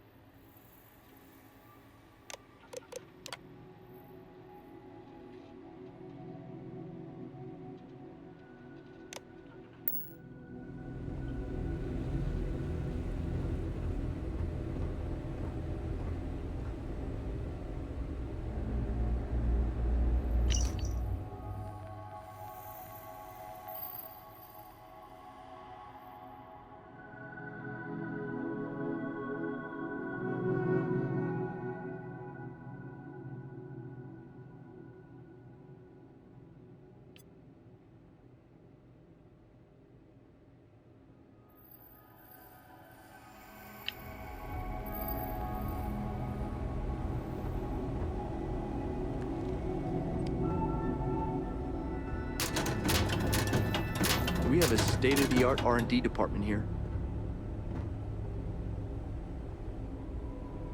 Hope you have a good stay.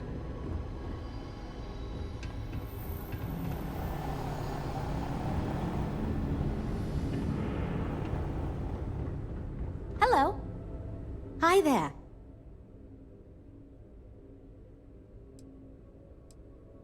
It might surprise you to hear that no, I have not. This is actually the first project I've led for Stroud Eklund. I recently graduated with a master's degree in engineering management. I'm actually kind of surprised they hired me, but I was at the top of my class, so maybe they didn't want to lose me to some other star yard. Anyway, I'm grateful for the chance to do good work here. It means I'm responsible for making sure our projects are carried through to completion. I'm not the one calling all the shots per se, but I do need to ensure the people making those calls are empowered to do that within the limits the executive set for us. You must be Walter's colleague. He informed me that you'd be taking charge of Project Kepler despite the fact that we have a fully dedicated R&D staff already assigned to it. But that's okay. I'm sure that even though you have virtually no experience with this, you'll do a great job. Oh, I just assumed. You know what? I'm really sorry. I should trust Walter knew what he was doing. My bad. Even so, we have plenty of designers. As you probably know, we're tasked with coming up with Stroud Eklund's next hit starship. But we have budget concerns, market research to finish, and we can't seem to agree on a design. So I guess Walter sent you to resolve these issues. Have at it.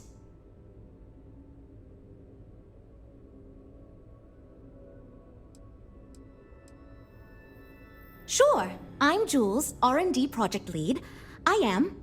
Was the one making all the big decisions. I suppose I just coordinate now. You already heard from Frank. He's lead designer on the project, focused on the look and feel of the ships. There's Ella, another senior designer. She focuses on some of the more technical designs of ships. Went to school with Frank. Mike is our senior engineer, responsible for consulting on all the technical bits, the machinery, the computer systems, etc. And then there's Nev. She's here for marketing. It's her job to weigh in and sell this thing to consumers. There are a lot of factors to consider. Who is our market and what do they want in a ship? Which components are we putting into it? How fast should it go? How much cargo capacity should it have? What color should it be? We need to decide every little detail. Ah, right, so you mentioned. Let's move on to solving our budget issues then, shall we? We were charged with building the newest, hottest ship on the market, which won't be possible unless we petition the board for more money. So we have two new budget proposals. One will allow us to build what I consider to be a very sensible ship, but we'll have to make some tough design cuts. The other will allow us much more flexibility to put whatever we want into the ship. It's what I call the kitchen sink proposal. I don't love it, but it'll be next to impossible to approve. What should we go with?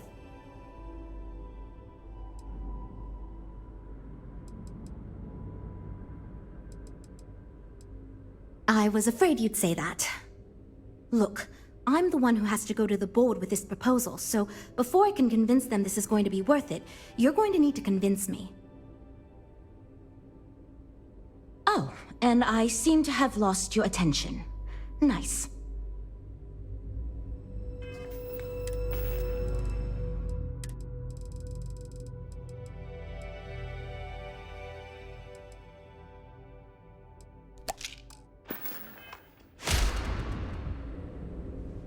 This is going great! You were going to try to convince me to go for the larger budget, right? Well, I'm all ears because it's going to take a miracle to convince them. Can we really afford a new ship? The repairs on our old ship just keep piling up. If this keeps up, all our profits are just going to keep... No offense, but you don't know the board like I do. If I go in asking for a ridiculous amount, they may limit our next several budgets as a precaution.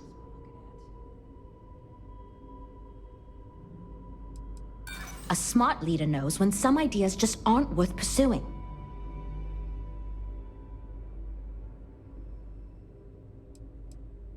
I hadn't considered it that way. It gives us some wiggle room if we need to try some things, and if we come in way under budget, it'll look good.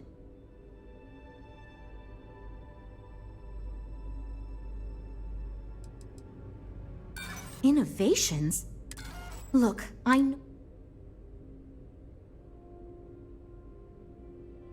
Wow, that's really generous of you. That should cover what we need. Okay, yeah, why not? Let's put everything we can into the design. I suppose this will move things along, but is that really the best use of your credits? Great, that's one problem solved. I'll go forward with that budget proposal and we can move on. Next, we need to gather some market data. The best way to do this is to outfit your ship with some sensors and take it through some real-world scenarios so we can make more informed design decisions. Great! Just pick up a mission or two at the mission board and proceed like you normally would. We'll collect the data when you return. If you take on a variety of missions, we can build a ship to handle a variety of scenarios. But if you just fly one mission, we can build a more focused ship. It's up to you. In the meantime, you might also want to talk with the team, get to know them, give feedback on their proposals, etc. Good luck out there.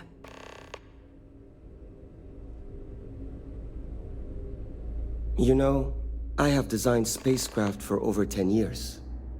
So, you must have really impressed Walter for him to give you this project. Or maybe it's a bit of nepotism. Never mind that. Perhaps he sees in you what he sees in me. Ah, yes. At least you may be more open to my ideas than my colleagues. Maybe this is a blessing in disguise. Imagine a luxury craft designed for the most discerning of tastes. Every feature designed for comfort and peace of mind. High-end performance, precision engineering, a spacecraft for those who wish to be seen. This will be the most elite personal craft on the market. I'm glad you agree. Such an ostentatious luxury craft will be the envy of everyone in the settled systems.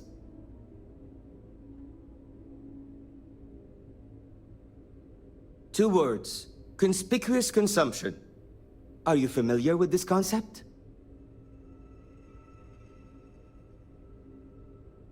Of course you do. I'm glad you understand. Imagine someone like Borealis stepping out of one of our shining luxury ships.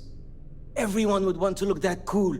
Not only would I have the chance to work on a dream ship, but that kind of exposure is guaranteed to sell it. See you. Hi. Need something?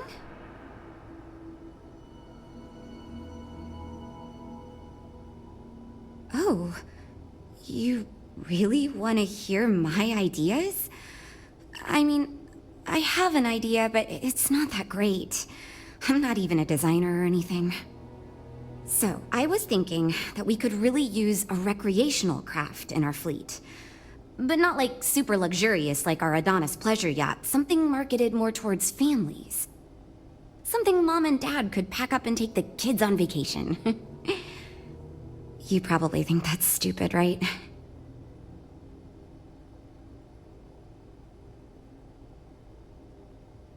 Oh, really?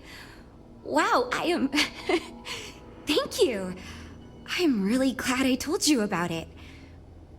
Well, if we end up making it, I swear I'll work up a hell of an ad campaign for it. It's interesting. I'm new, and I've never done anything like this before coming here. Marketing for ships, specifically, that is. There are so many things to think of for different demographics, like style, features, cost, and all that. And you also need to think about offensive and defensive capabilities, because space is dangerous, and people need to feel like the ship they're buying is safe. Have you seen the specs on the Adonis? Yeah, I've only been here for a few months. I did a little marketing for Chunks before this, but it was really more of an internship. Ships are like totally different than that. I applied for the job here on a whim because I thought it'd be fun. I never expected to be hired. So far I do, but just between you and me, I feel like I'm in a little over my head. I feel like I have no idea what I'm doing. But my bosses really seem to like my work, so I don't know. I mean, I guess I'm doing something right. I still feel weird pitching ideas to people who have been at this for so much longer than I have. Take care, okay? I'm wondering if we need another chef in the kitchen. Then again, I hear Walter brought you in to finally make a decision around here. Good. Just so long as you don't push us to make anything too nutty.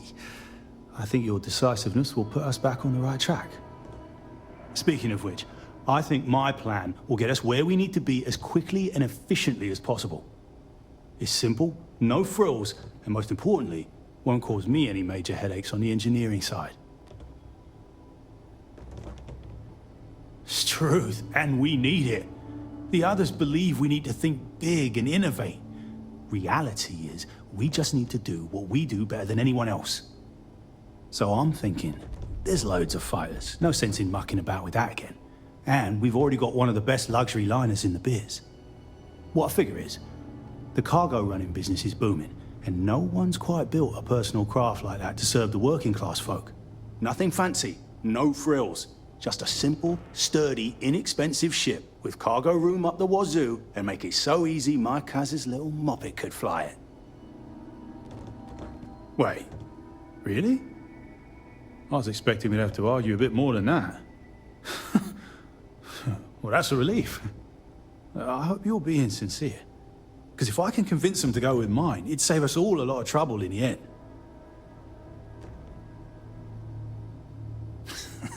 Yeah, that's me, innit? Been here since the start of the company. Done engineering for going on 30 years total. Though I keep telling them, it's senior, not lead engineer. I've got no interest in being lead. Too much management. Not enough tactile work. And yet here I am. Resigned to my fate on the R&D team. Nope. Not really. No, I like to think I don't have the ego for it. I've got nothing to prove, and I don't rightly care to make my mark on the industry. All I want to do is build the best damn starships I can, and not get bogged down with all the excess particulars. But upper management loves the work I do, and they wouldn't let me say no to this. I guess they needed someone to keep everyone's heads out of the clouds, so here I am. I assume you mean the company and not the people. Because even if I didn't already think so, I'd tell you that both Walter and Issa are great.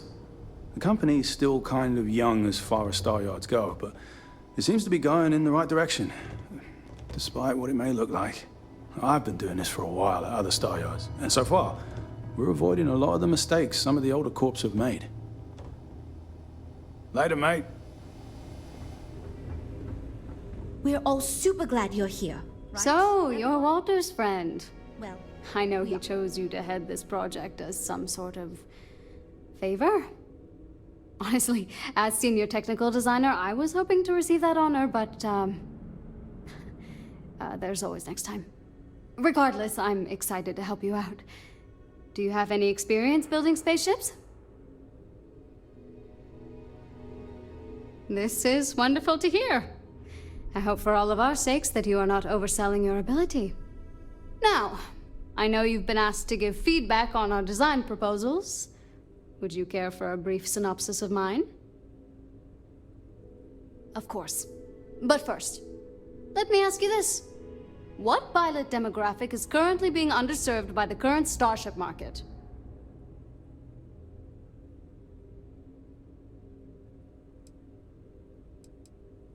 Yes! Finally, a kindred spirit operating on my own wavelength. You see, while many ships will operate to that end, few ships are designed with exploration as their primary goal. It is my belief that if we build a ship with that in mind, Strad Eklund will dominate that market sector. It's my hope that we can jumpstart a new era of affordable, accessible space exploration, fueled by ordinary people like you and me. Thanks. Let me tell you, we would not regret going with my idea. This is a chance to do something that will truly inspire future generations. Well, as a senior designer, I'm trusted to work on some pretty important features on these ships. Most of my work is on the technical features, designing them to be more user-friendly. Computer systems like navigation, targeting, you name it. It may not be as glamorous as what Frank does, but without me, these ships would be almost impossible for the average consumer to actually use. Why do I feel like answering this could be a trap coming from someone who was sent here by Walter to step in and take over our project? It's not like I have anything to hide. I used to think working for a super wealthy corporation would be terrible, but honestly, it's pretty great. They've been good to me, and the stability is way better than any startup. I've had opportunities I wouldn't have anywhere else, so yeah. Pretty great. See you around, I guess.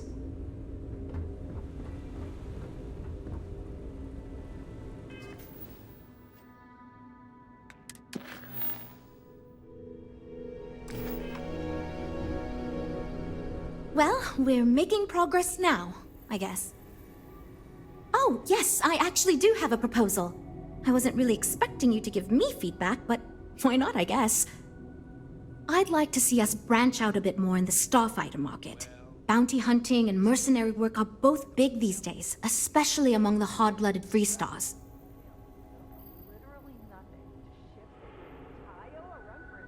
Wonderful. Thank you. I'm hoping when the time comes, I'll be able to convince the others that's what we should go with. We'll chat again soon, okay? Not much going on.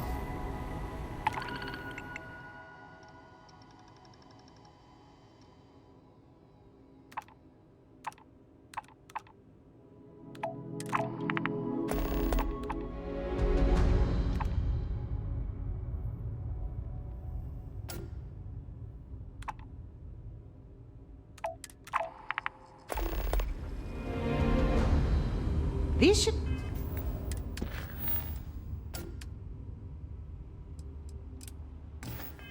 are nice, but compared to a trident?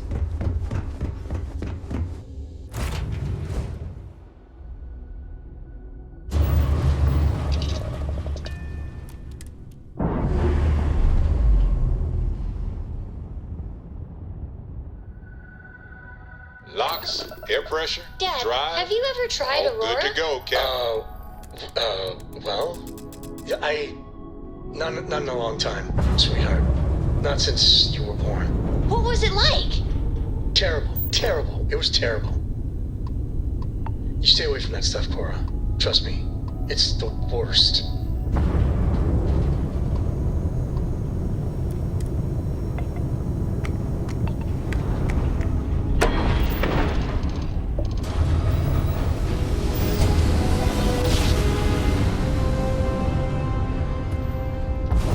Board's all green. Successful jump.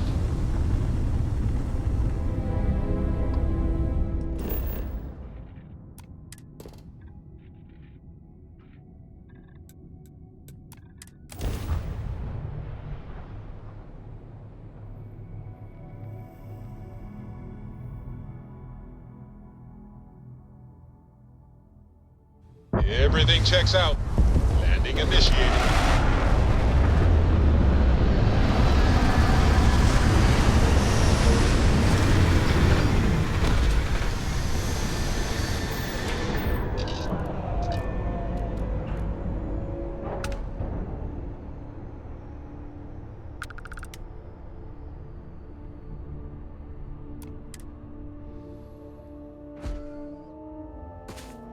Captain, do you require my assistance?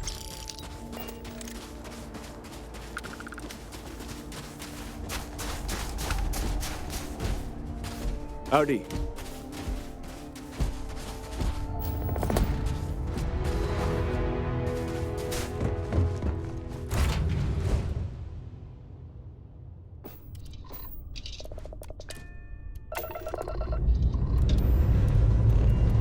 Engines ready. Waiting on your word, Captain.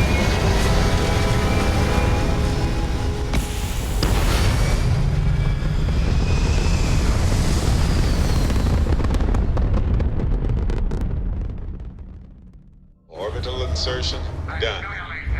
Time to dance among the stars.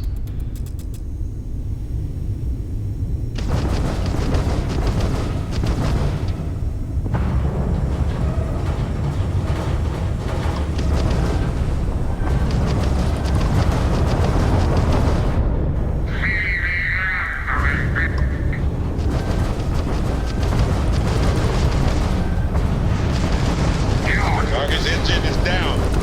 Easy peasy.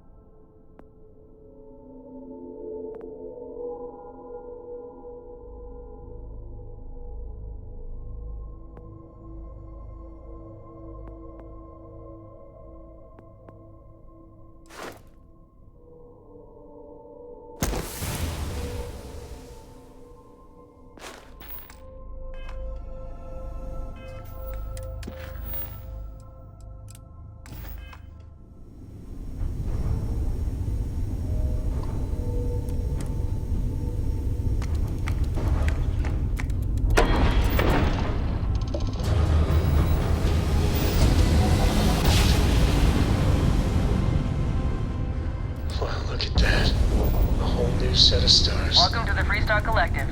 Please maintain your current course while we scan your ship. Alright, we're done. Welcome to Hopetown.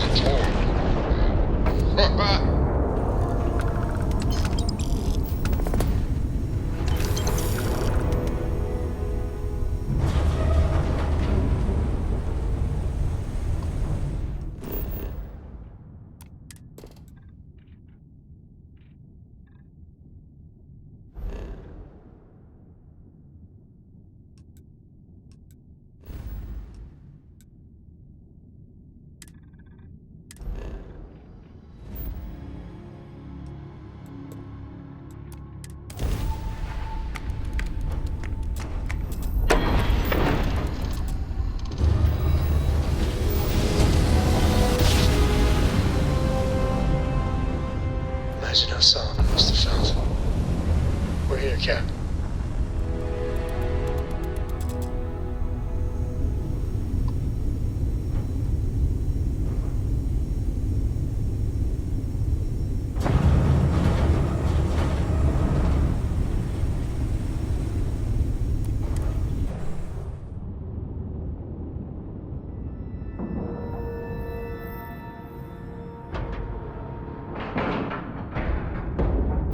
Docking in 3, 2, 1.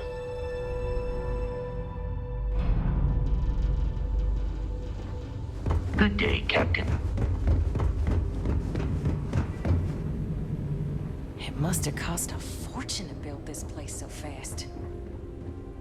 I'd like to believe that you can help my team work well with each other again, but we'll see. Versatility may not be what certain customers are looking for. So you managed to complete a couple different missions. This will give us lots of data to support building a ship that can tackle a variety of scenarios. Of course, if we build a ship like that, we may need the kitchen sink budget, but we'll see. Thanks for your help. Now we just need to solve our interpersonal issues so we can agree on a design. Easy, right?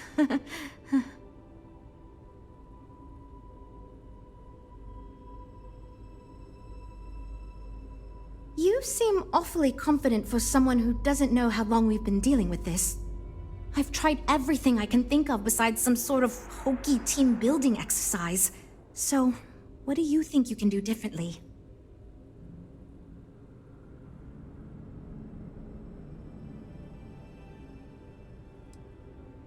You know what? Why not? I'll try anything at this point. Stranger things have happened. And since you mentioned the idea, I think you should be the one to lead us in the guided meditation.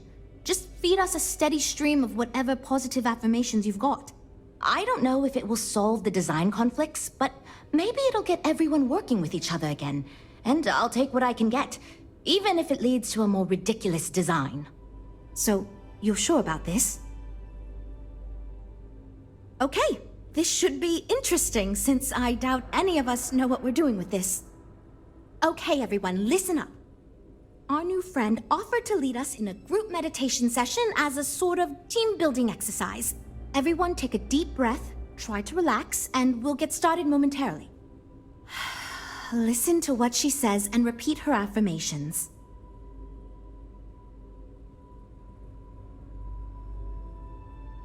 By working as a team, we can conquer any challenge. Because Mr. Stroud is requiring us to listen to your friend, and I have every intention of doing just that because I like my job and I don't want to get fired.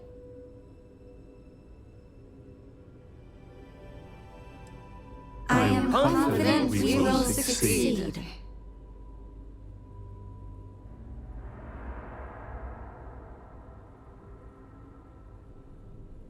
I trust my team and they trust me.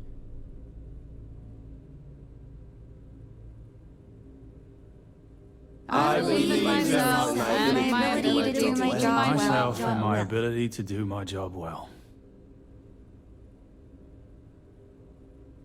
We will get this project back on track. Nothing will stop us from success. Okay, I think that's enough of that. Thank you for leading us. I hope that was somewhat relaxing, at least. Yeah, it was, kinda. It was fine. I'm good to go over here. You know what? I'll do whatever anyone wants, so long as I never have to go through something like that again. Okay, everyone. I think that's it. Let's get back to work.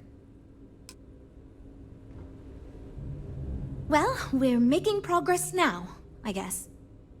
Based on the decisions you made, well, I'm not quite sure what kind of ship we're going to end up with, but it should be capable in a variety of situations. It sure will have a lot of stuff to it.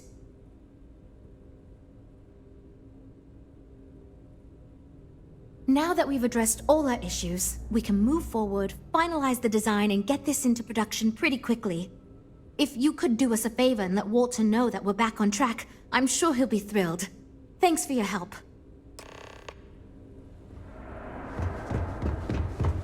Everything's so new here.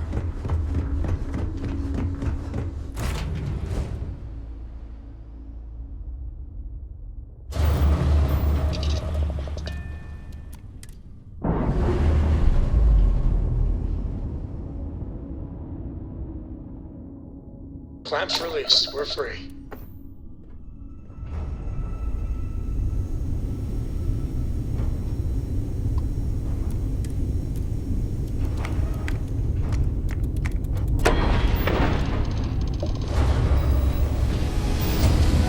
So, Miss Stay-Up-Late reading it.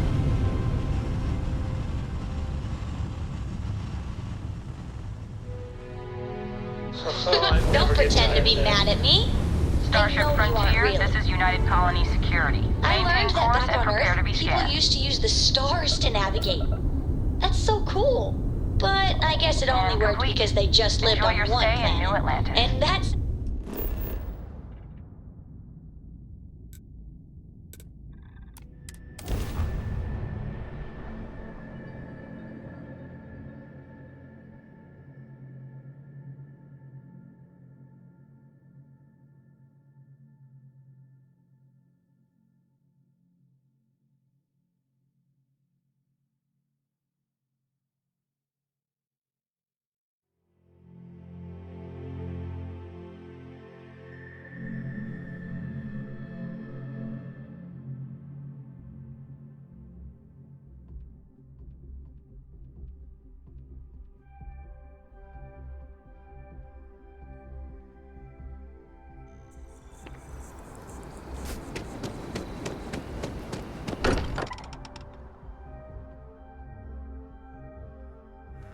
Wonder what has happened while we have been away.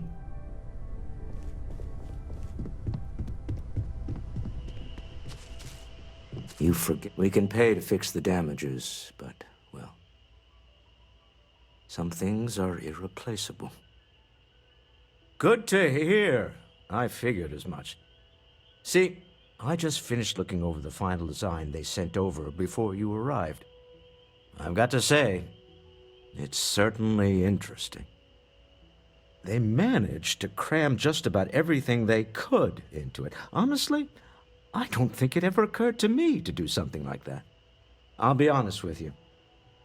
This is the most expensive ship we've ever made.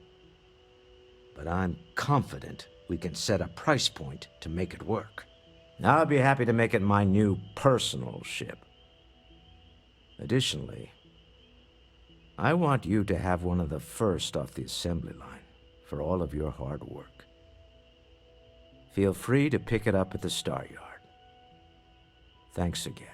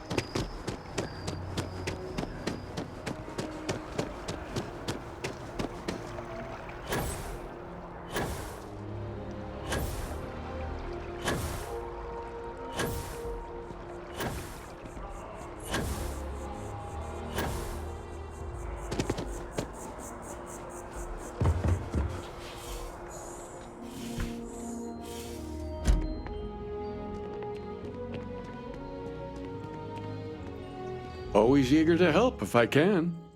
Did you find it? Your answers? I haven't had a chance to talk about all the truths of Unity in quite some time.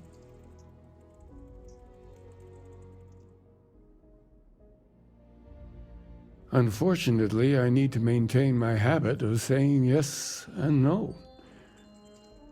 Are you really Starborn if you're not hunting for the artifacts? When you stop racing toward glimpsing the Unity? They may have no unified culture, but rituals persist that make all Starborn who they are. And am I really the hunter anymore? Can you call all of us the same man? Every version through every universe? At what point do we have the right to our individuality?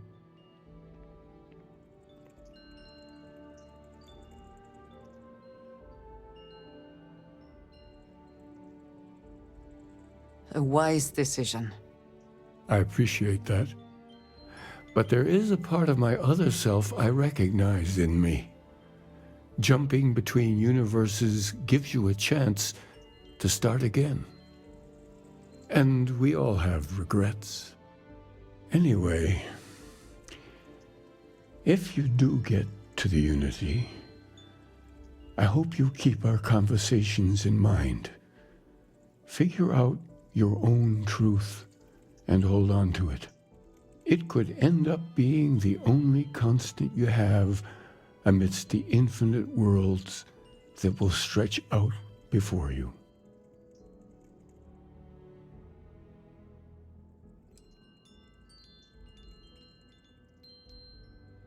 That's actually a difficult question to answer.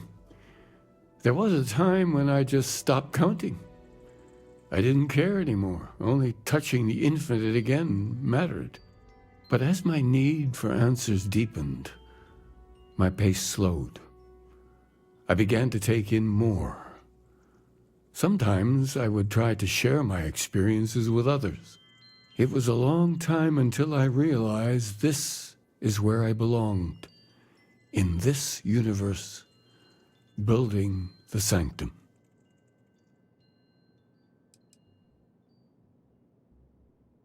Which one is the actual unity, the concept, or the nexus between universes? The fact that a real center point between us all exists makes me believe more strongly that something greater is out there. The sanctum will always be here for those who seek it.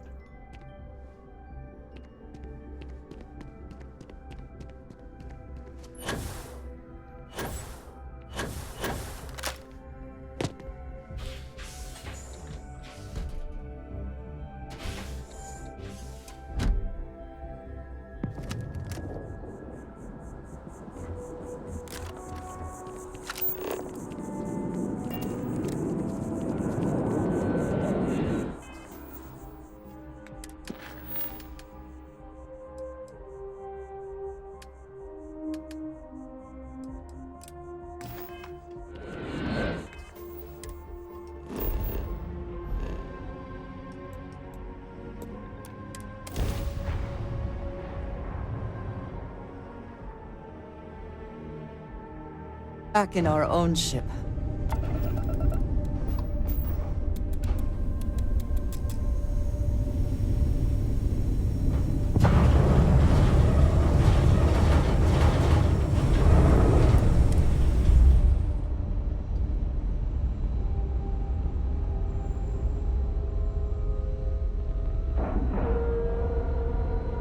Ship's docked. Let's go.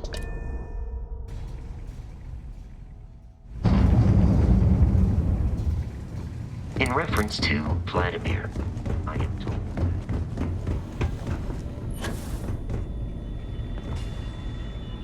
Never minded the solitude before, but chasing more ghosts than usual. Every noise seems to set the blood running. Got one. I'd go into the astronomical charting data with you, but clear as day just to point you right to it.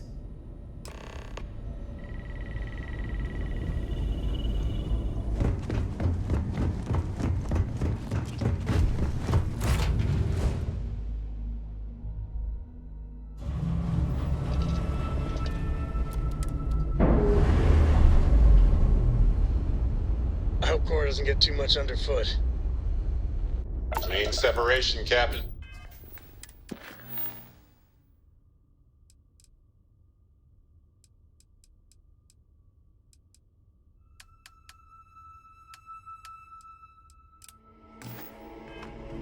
Perfect.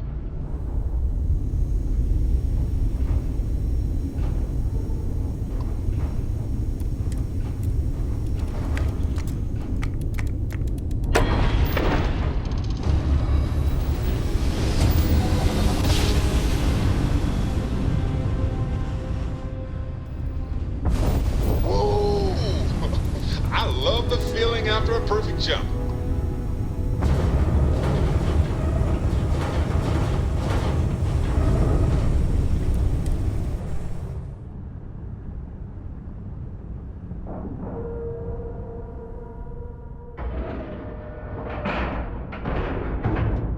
Seals, check. Air pressure, check.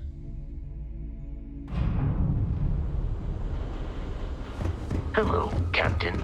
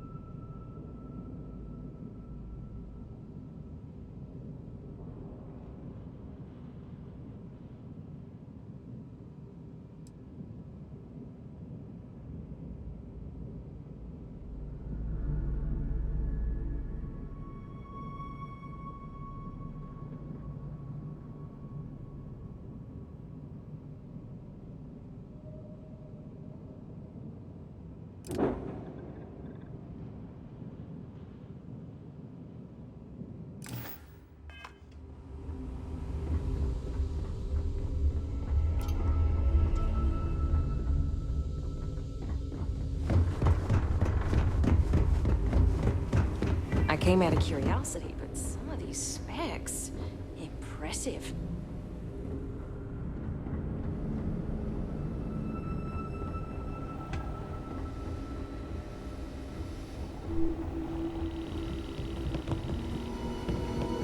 How goes? Hope we didn't scare you off, huh? We have a state-of-the-art R&D department here. Hey, thanks again for catch you around. Hey, welcome back. We'll talk later then.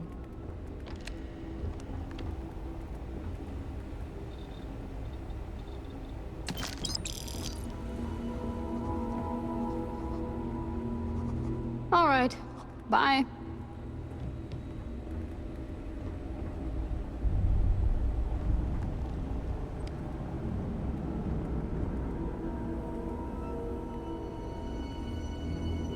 Hope you have a good stay.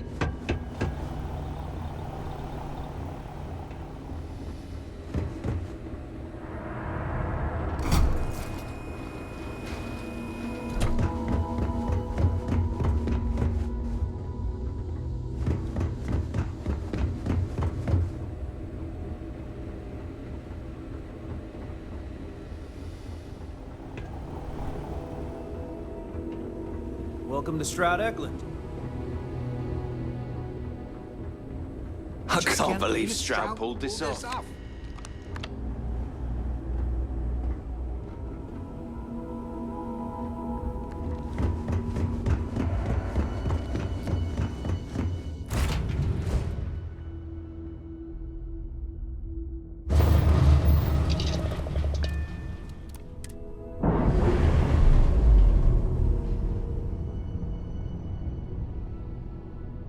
Operation complete. Thrusters free.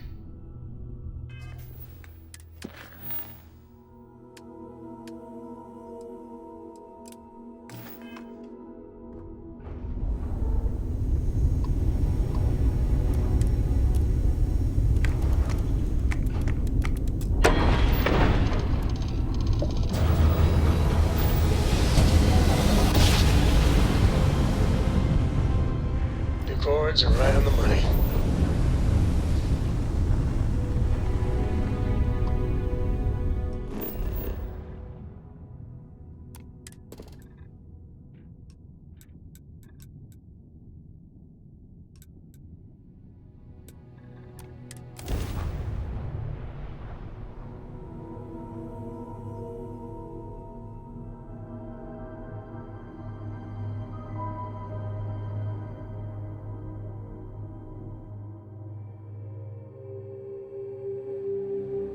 Captain, landing procedure initiated.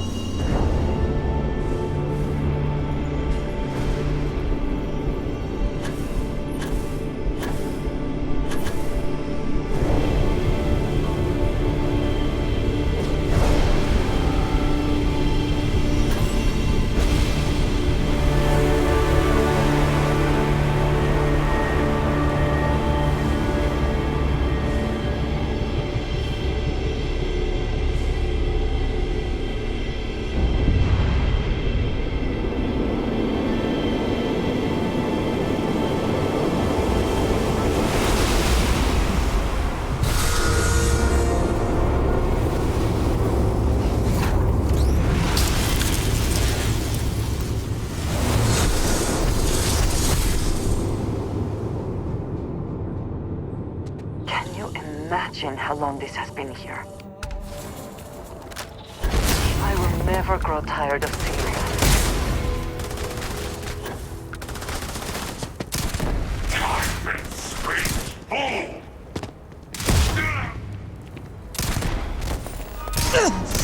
Strain my patience!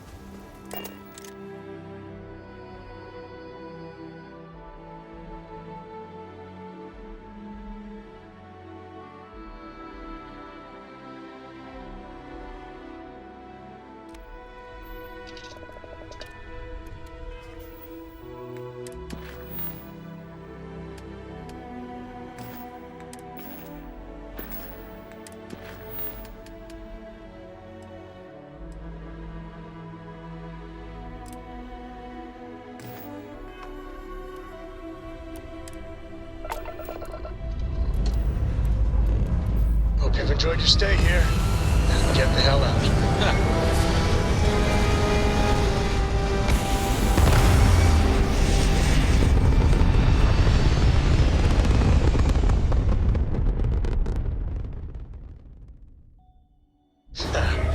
We're in orbit, Captain.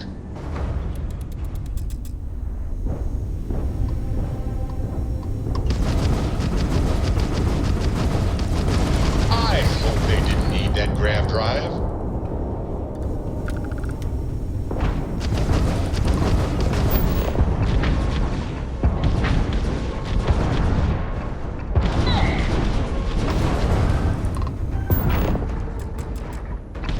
Target's engine is down. Nice.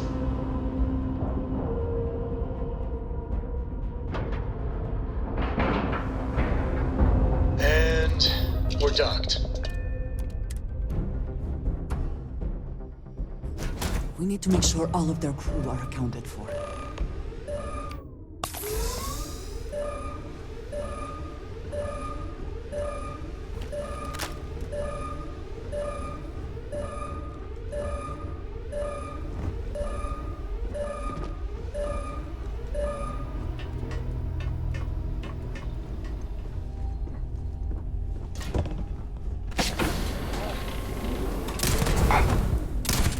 You've met your match.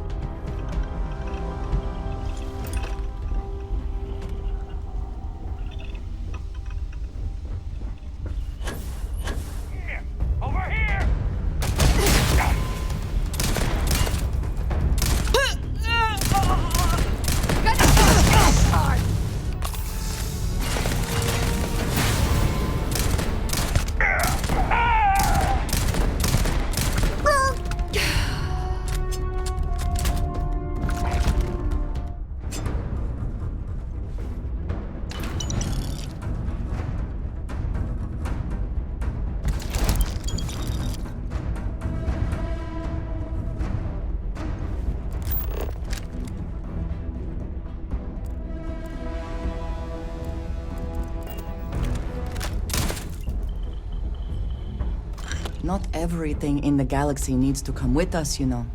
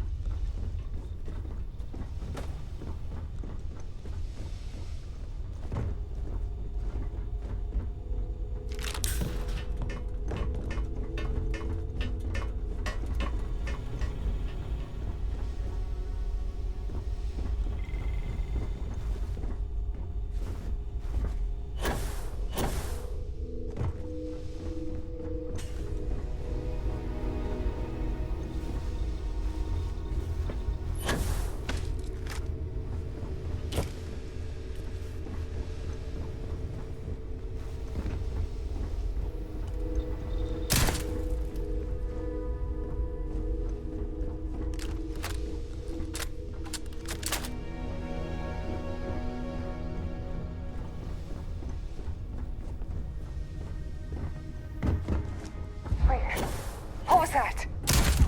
How hard did it take?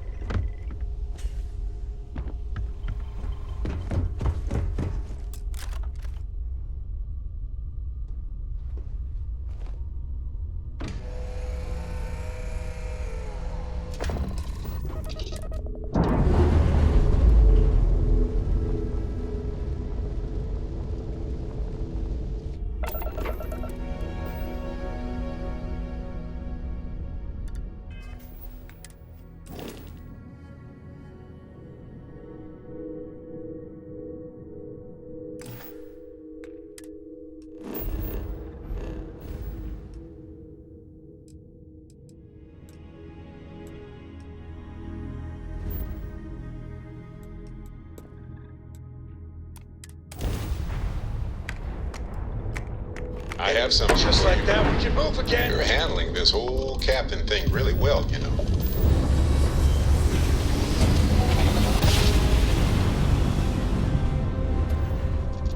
And we're here.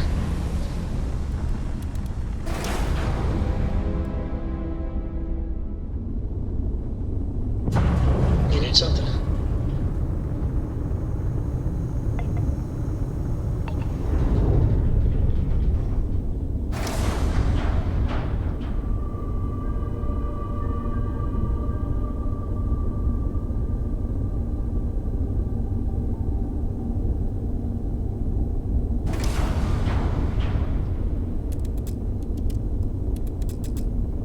Hey! How are you?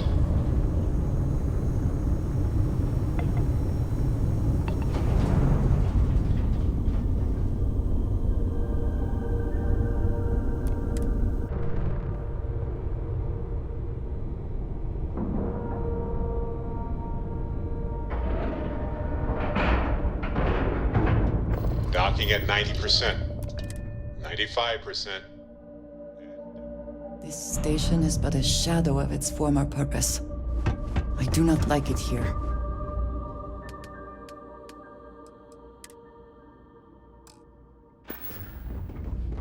Hey, got anything you need to offload? Sure, have at it.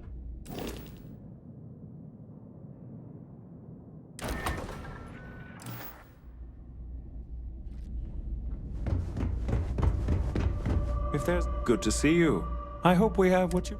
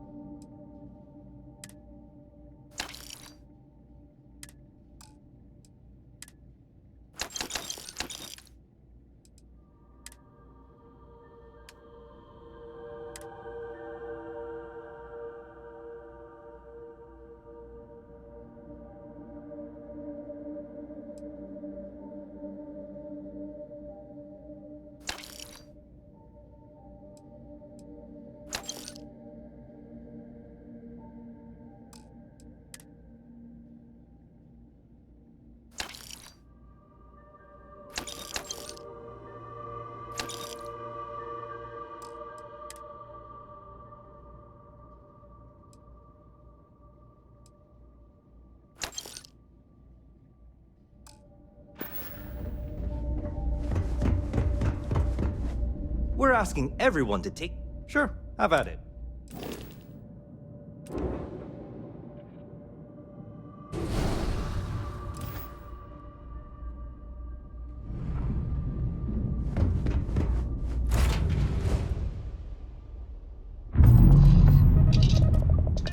Hey, you might want this.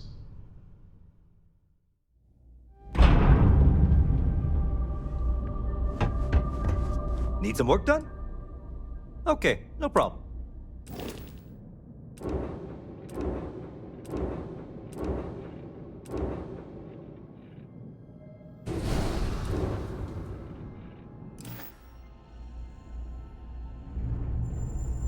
Captain, it is.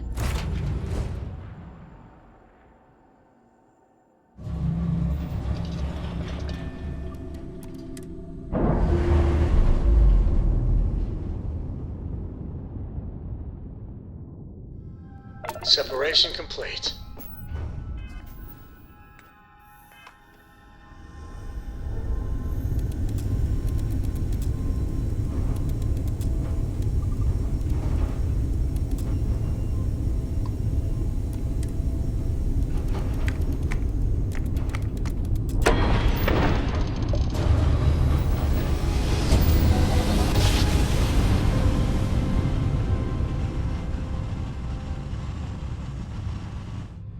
Another jump down.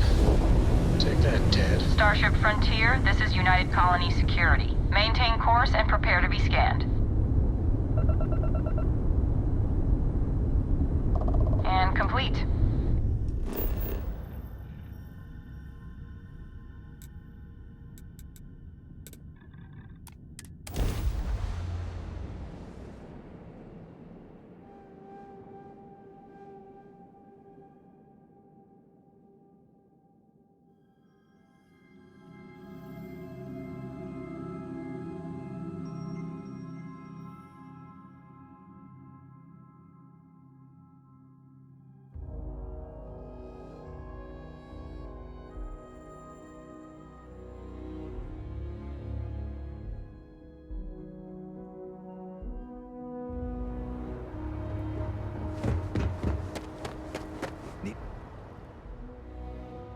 Some work done?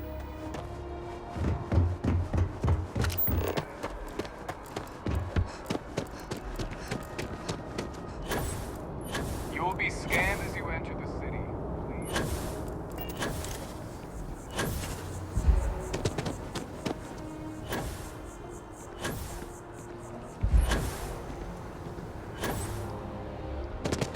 I am not a star.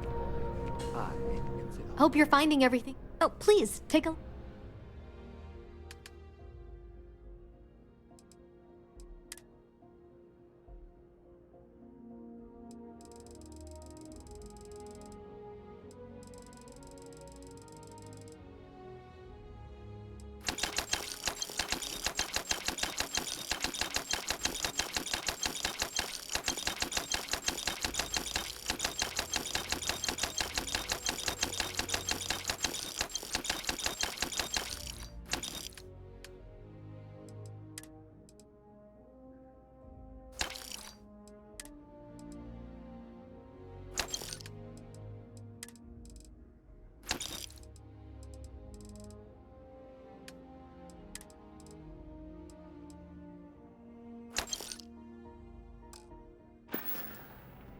Appreciate the business.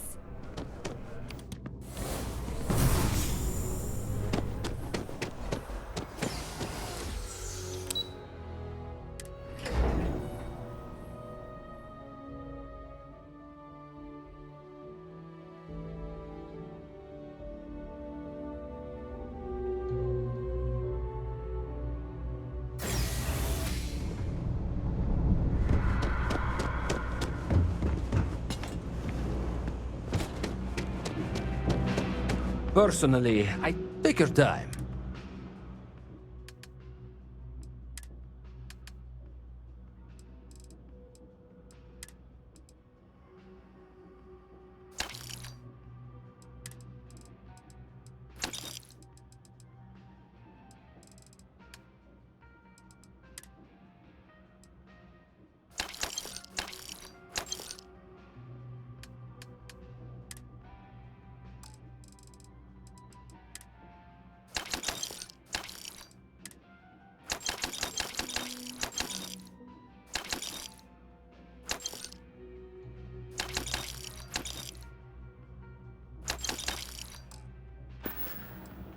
Hey, take it easy.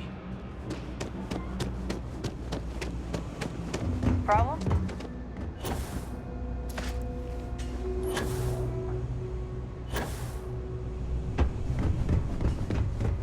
Ranger?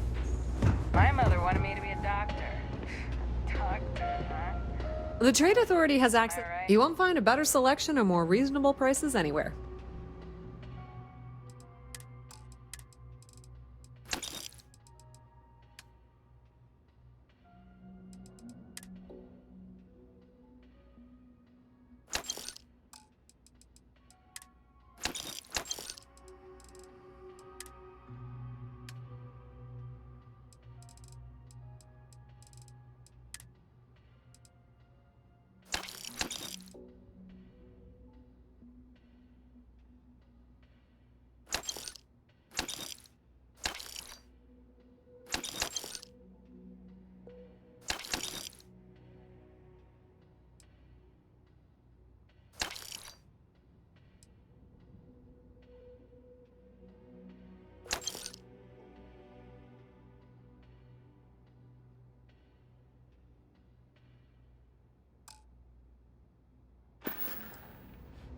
If you need anything else, you know where to find us.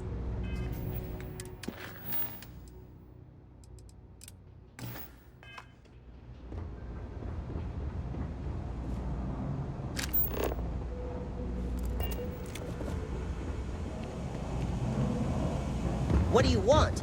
I'm very busy, as you can tell.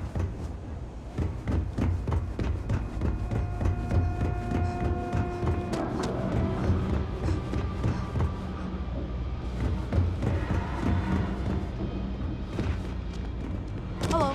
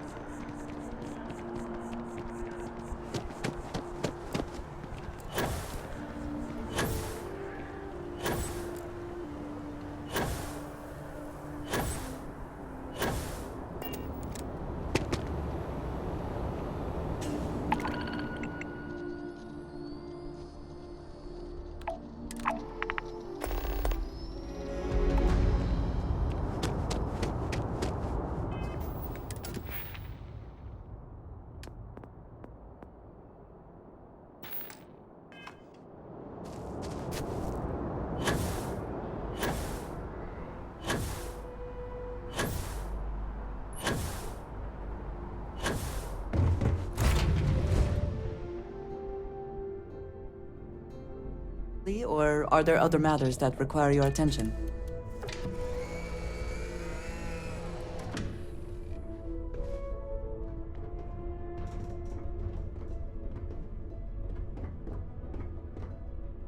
So we know the answer.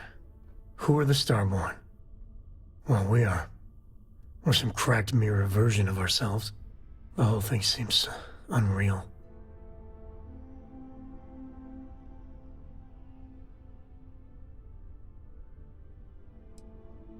Yeah. Who's keeping track? Yeah, +1 for Team Sam. I was hoping the Starborn were somehow so advanced that their concerns were cosmic, significant. Instead, they're fighting over goddamn toys like we've been doing since caveman times. It's just a stupid game to them. And all our deaths and suffering, not relevant.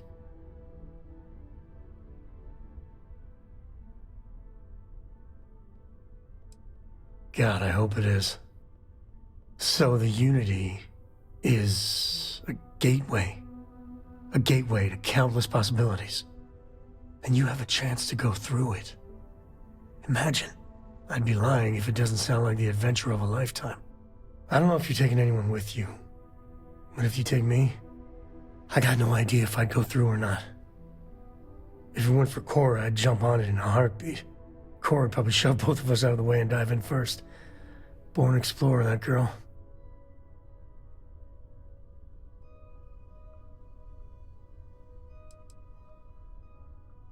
Exactly, right?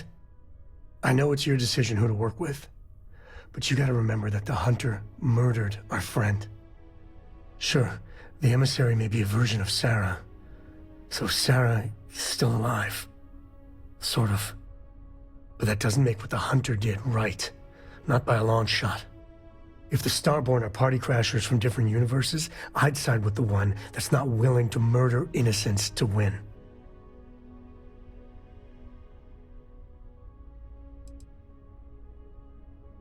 Me neither. My head is still spinning. Maybe after a few nights' sleep it'll be clearer. Take care.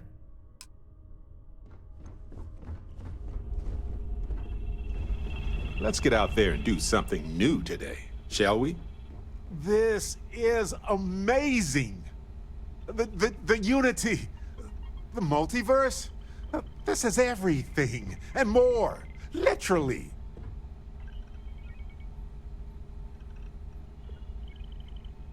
No kidding. Think of the dissertations. Boundless topics, no bounds. Except the books, they're bound. This explains so much, though. They're disorganized, petty, weird, and also deeply fascinating at the same time. Because they are just people.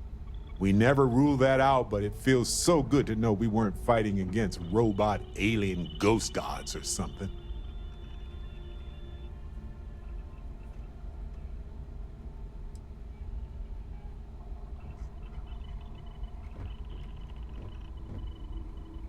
You're right. They've hurt us in their quest for power. They've hurt countless others. What if every other universe is in shambles because of them? We don't know. But it all comes back to this. We don't know what will happen if you enter the Unity.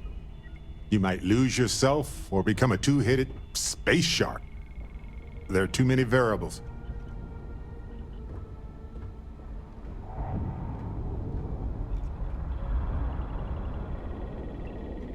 What? No. I just have to go back and forth about it for a while first, and then I'll be completely fine. Just part of my process. Of course, at the end of the day, it's your choice. But I will say this. Our entire purpose in Constellation is to explore. Why would we stop now?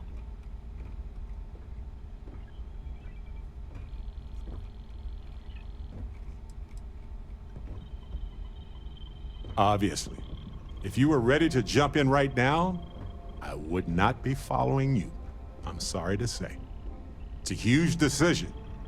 It could change who you are fundamentally. It's not like dyeing your hair gold or getting a full-body cat suit or eating a full pack of extra wild spicy chunks in under a minute. This is serious business. Anytime. The possibility of turning evil aside, I appreciate you taking the lead on this. You're guiding Constellation to new frontiers, new discoveries, and we should all follow your example. On that note, there's something else I'd like to discuss with you, if you have time. It's not on the scale of entering the Unity, but it is tangentially related. Thanks. This has been swirling in my brain goo for a while now.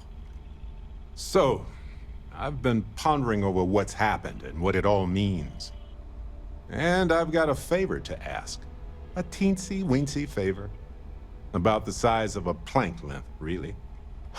I think it's time I joined you in the physics-bending powers business.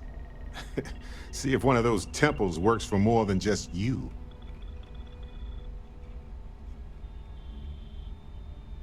Marvelous. I'm glad you're as gung-ho about this as I am. As it so happens, I've already talked to Vladimir. Seems our eye in the sky is back up and running. He sent me the coordinates for the temple already. We just have to visit.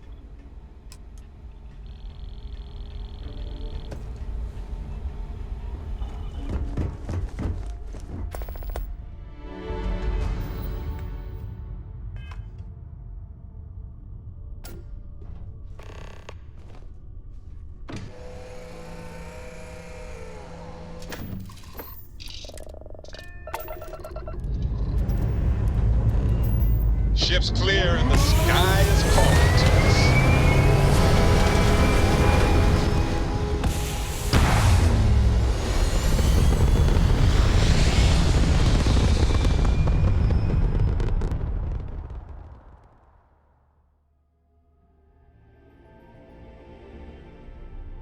And just like that, we're in space.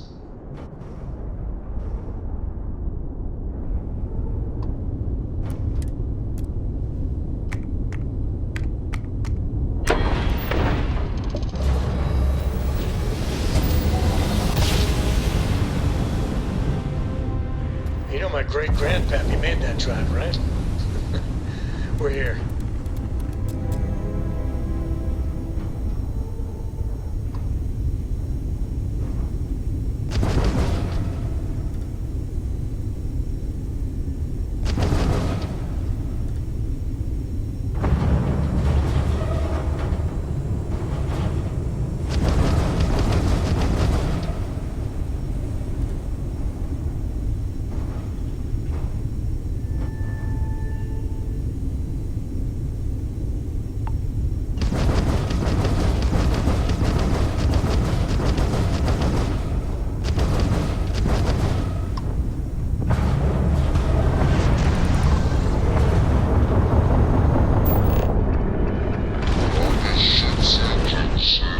Having trouble? Too bad. So sad.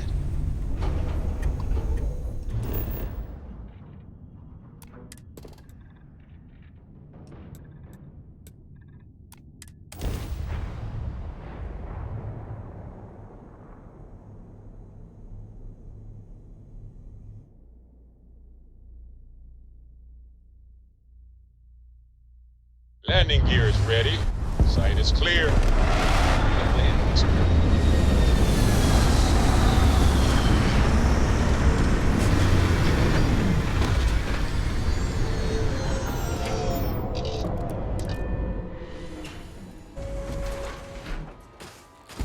Captain, it is pleasant to see you.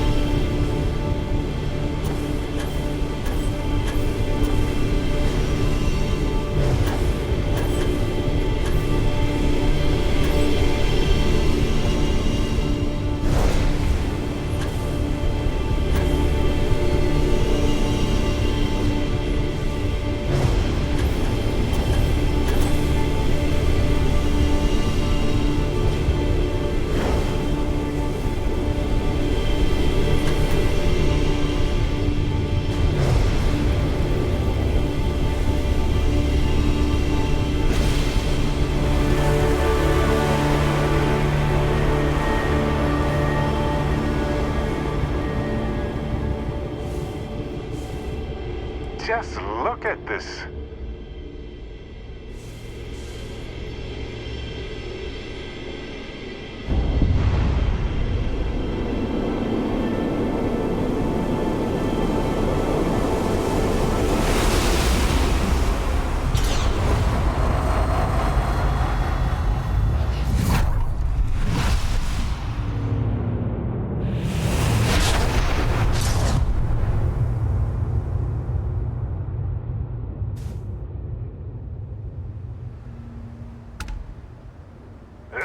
We could unleash scientists on these temples for Hello, decades universe. and still only scratch This the is surface. Barrett, returning your call.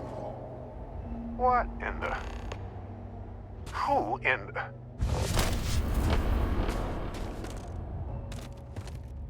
Can you believe this is finally happening? Whoa. Hello, handsome. You've got to be joking. Nope. Okay. Skipping the initial shock of it all. Agreed. Not worth it. Forming a hypothesis.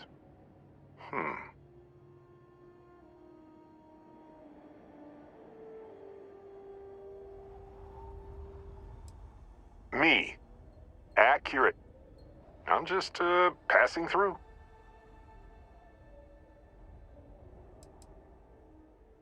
You know, my captain asked the same thing. Different captain, though, so you aren't an exact facsimile. From my readings, you don't have your appendix, and you're a quarter of a centimeter taller than me. Minor differences, but fascinating. I wonder what else is different. That doesn't make sense. Cloning is a complicated procedure involving a lot of complex science. This was, a whole lot weirder. That's one way to put it. Molecular binary schism? Temporal twinning? Group hallucination? Don't forget the fluctuations in the energy patterns, which align almost deterministically. Harmonized vibrations, distorting some mechanical barrier between neighboring universes? Impossible to know with such a minute subset of readings. We need more data. Obviously.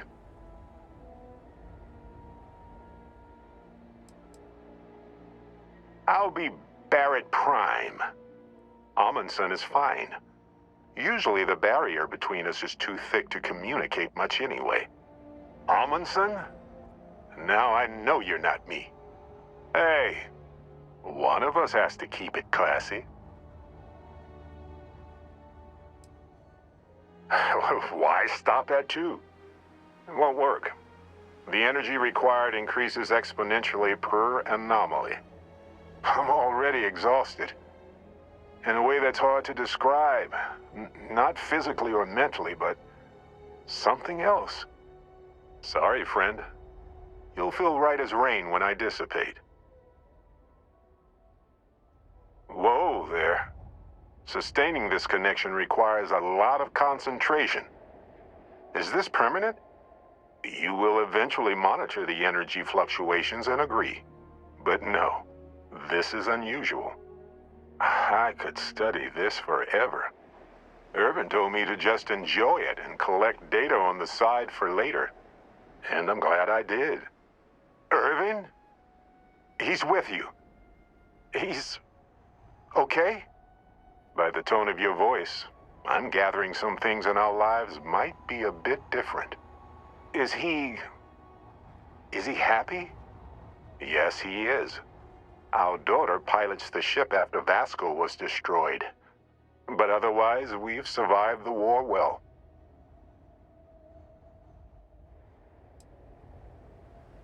My husband? He passed 20 years ago. It's been so long. The horror of the infinite is the inclusion of the unimaginable. I promise. He's happy. We're happy. Oh, man. the new one we're building is just as salty as the last one. Amazing. Sounds like you don't have a daughter here, I take it. No, we talked about it, but no. We named her after Aja, my mentor. She died in the crossfire between the United Colonies and the Freestar Collective decades ago. For me, Irvin died instead of Aja in that crossfire. She's best friends with Cora, and she's smart as hell. Of course she is. Going on 20 years now. But we're starting to turn the tide. Imagine all of the variations. It's endless. I have so many questions. I wonder how many paths I've taken. We've taken. How many variations. How many ended with heartache and how many with joy. I think about that all the time. Wait. What's that noise? Starborn ship. We can handle this. On it.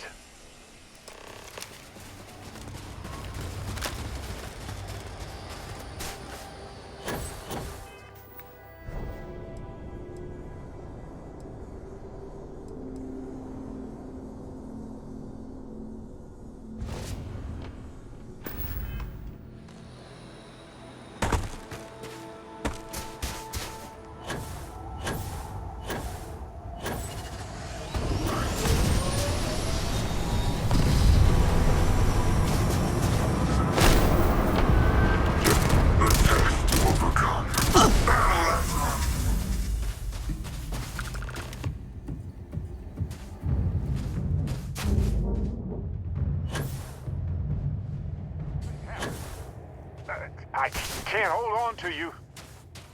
I'm struggling, being pulled through the barrier. This is probably it, friends. Amundsen, cherish every moment with them. I already do, my friend. I promise.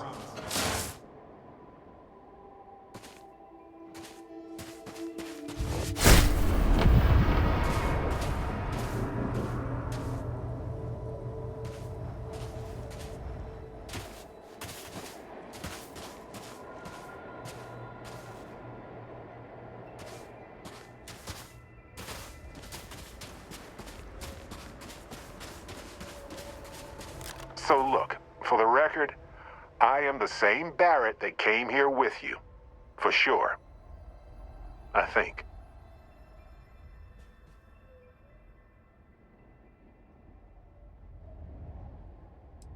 Could you imagine if I just kept pulling other Barretts into existence?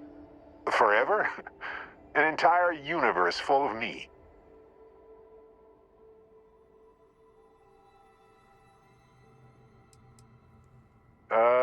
Kinda. I mean, here's the thing. It's pretty exhausting in a way that's hard to describe. A second one of me seems, well, frankly, it seems like it would kill me. But yes, I tried. Briefly. Then I stopped when I realized how impossible it would be. Makes me tired just thinking about it. True. How would I stand out in a crowd made entirely of myself anyway? Anyway, it's a relief, you know. I have this ability, this power. And I'm still just me. Just regular Barrett. And I already feel like it's subsiding. I no longer feel like I'm in a huge crowd.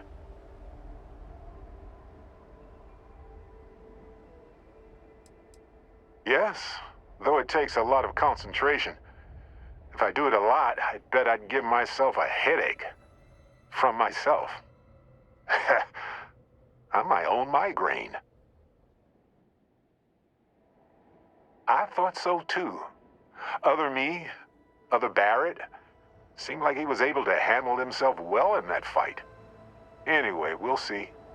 If the other me gets in the way, I can just release him or stop using the power entirely. For now, I just need to use this power a bit and digest what all has happened. That's pretty exhausting, really. So I might only do it when I feel like we could use backup. For now, anyway.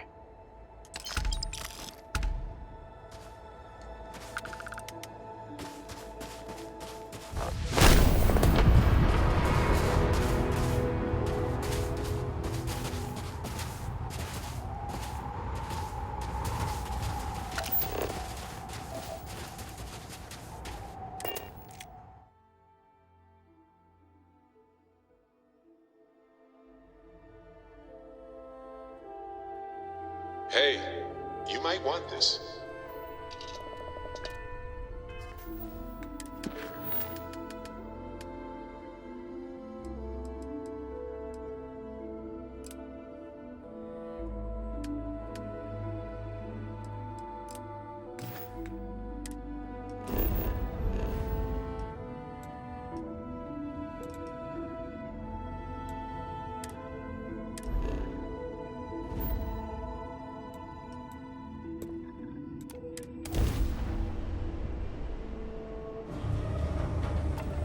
This is United Colony Space. Maintain current course while we scan for contraband.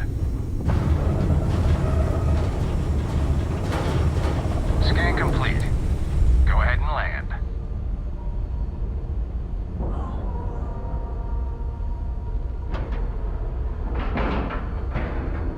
Ship is now docked. Perfect.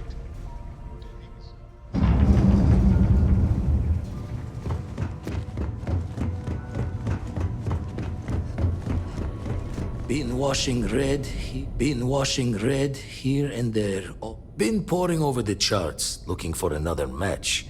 Think this one might just be it.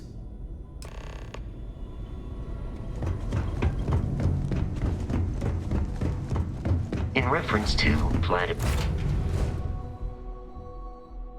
I have something for you.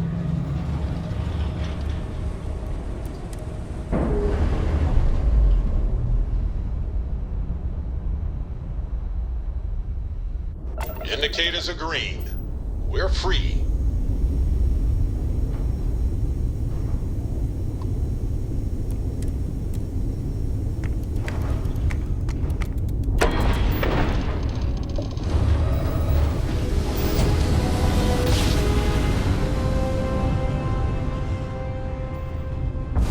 Yes, we're here.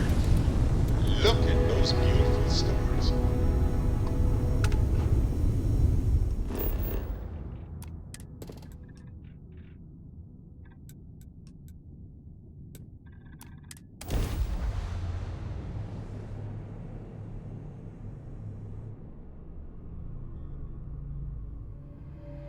Landing now.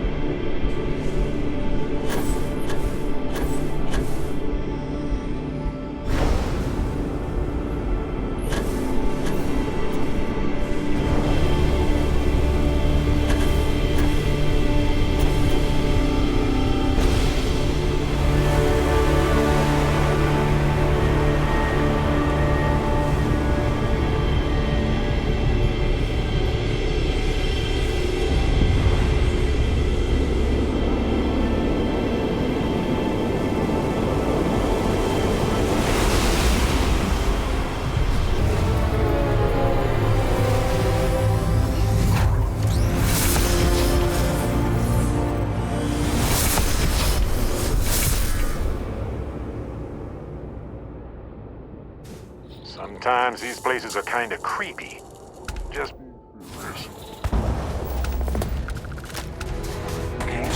Wish granted. Encore.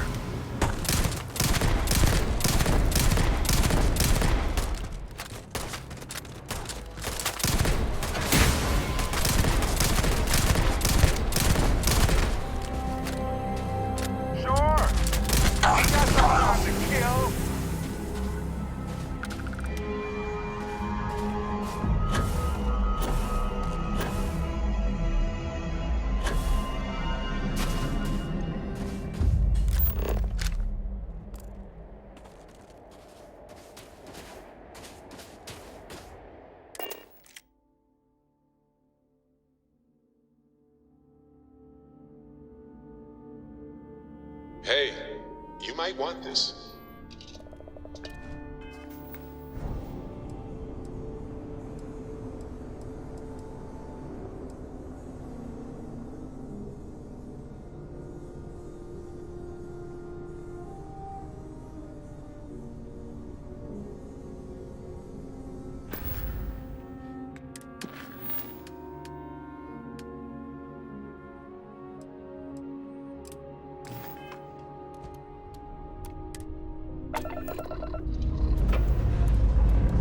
Ship's ready.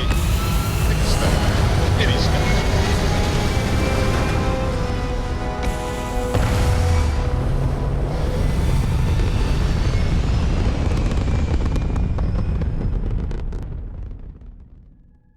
Nothing like hitting orbit.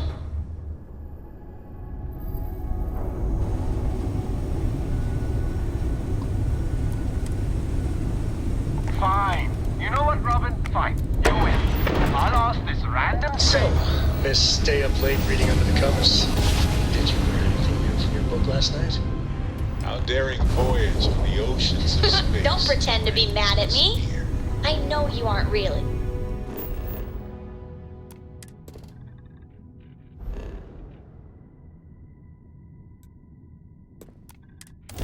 I learned that back on Earth, people used to use the stars to navigate. That's so cool. But I guess it only worked because they just lived on one planet. Let me show how it's done.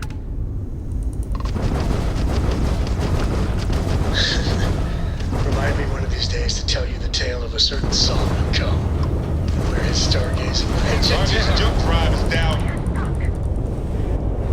Let's do this.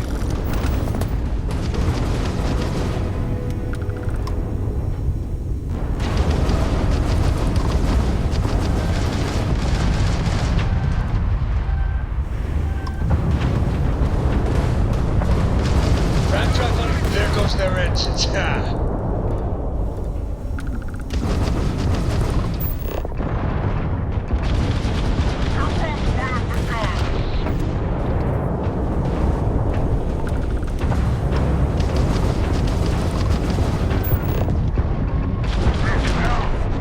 Get the gun back online.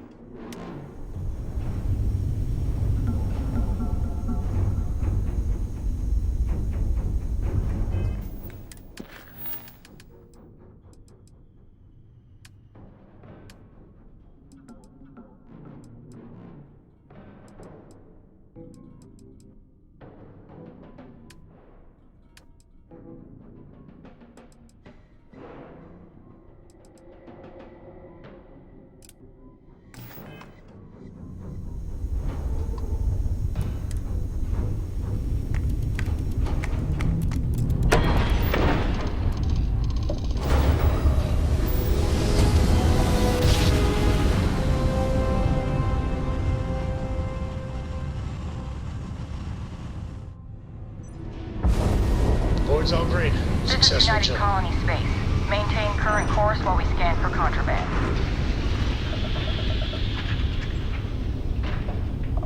Scan complete. Go ahead and land.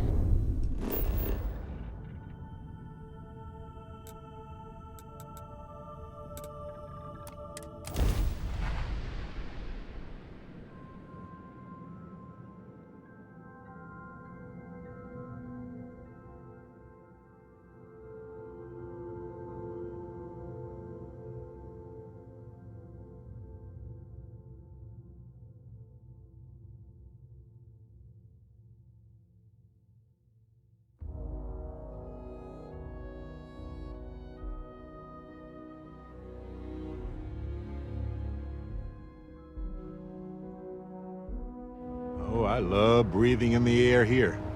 You'd imagine it would smell like any other city, but it smells tranquil. If that makes sense. Like the air carries a dash of purple tea.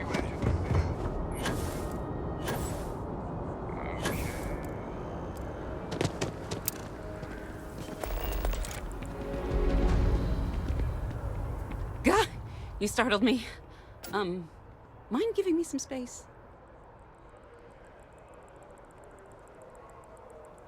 You must have gotten some bad information. I haven't done anything.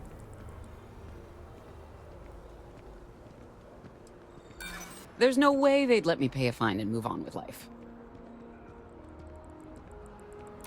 I can't believe they put a bounty on my head. Good grief.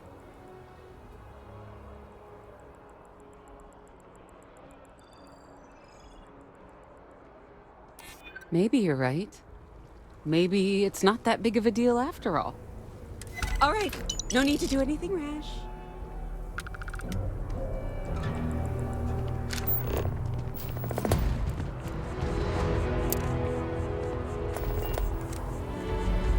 Whoa, geez, I thought you were... never mind. Don't worry about it. What? I think you have some bad information.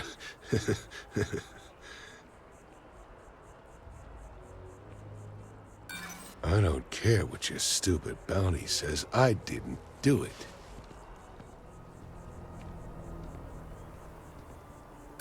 Are you kidding? The system isn't going to let me go. Innocent or not, I'm doomed. Damn it. I can't fight this, can I? That sounds downright civilized. Well, when you put it that way, I'll take the option where I don't die.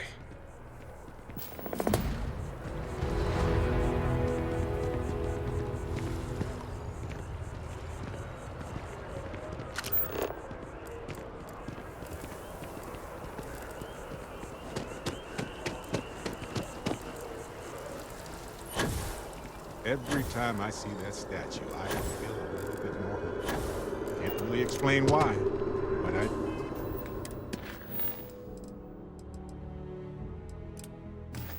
do.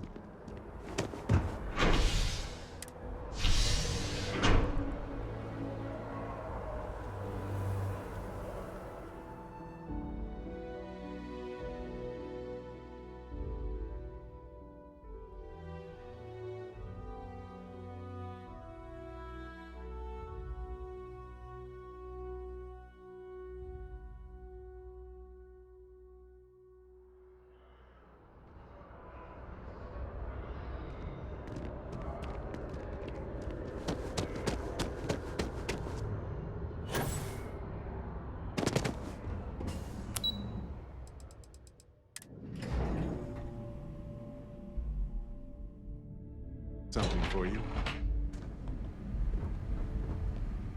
Hey, Captain. Yep. Here. Have this.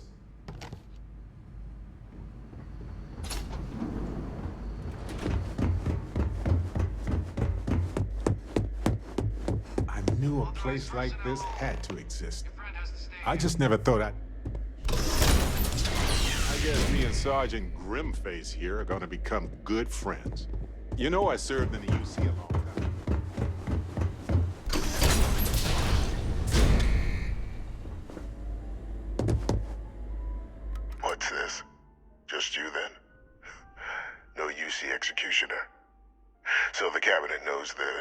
truth about Orlays. Splendid. That means you and I can get to work.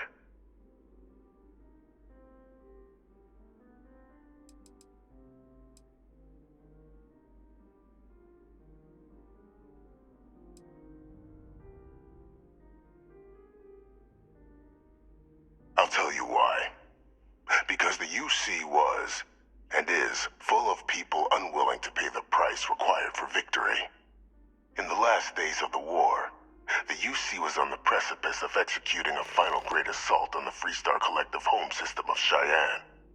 A massive strike, capable of obliterating Freestar Central Command and ending the conflict at long last.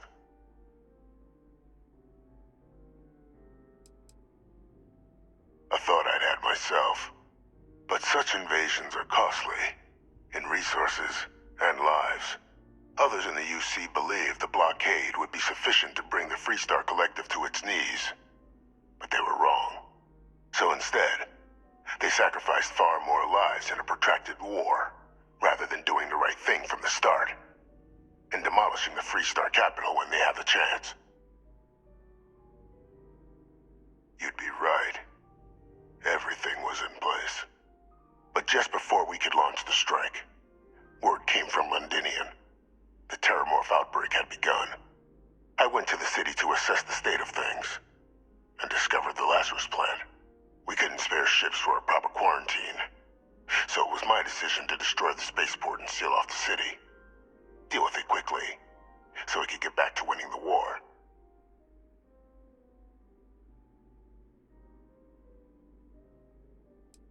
It seemed a simple choice.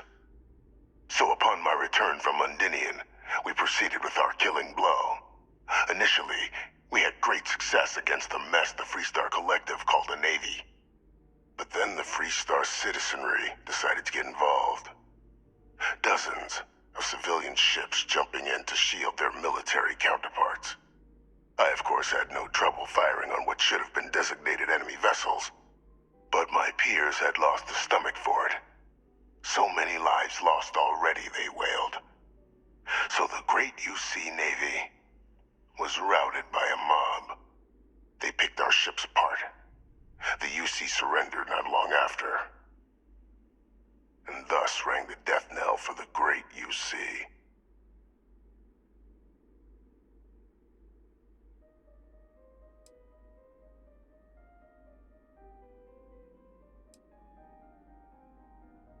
That's one way of putting it.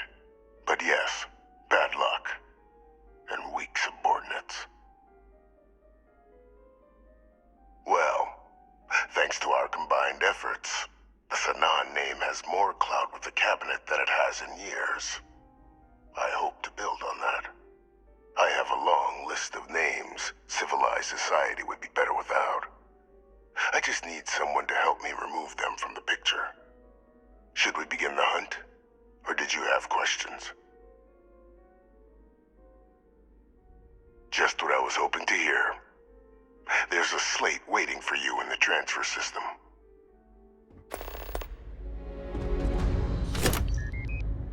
Those are the details for our first,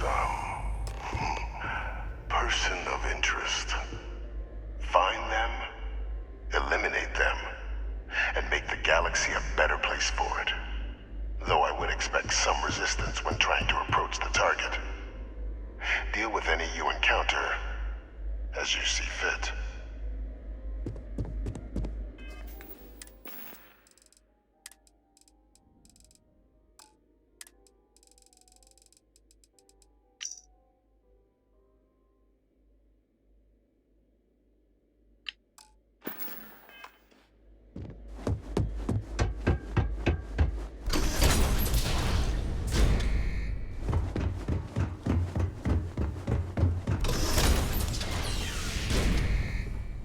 Personnel only. A while ago, you helped me out when I was captured by the Crimson Fleet, and I just wanted to say thanks for having my back.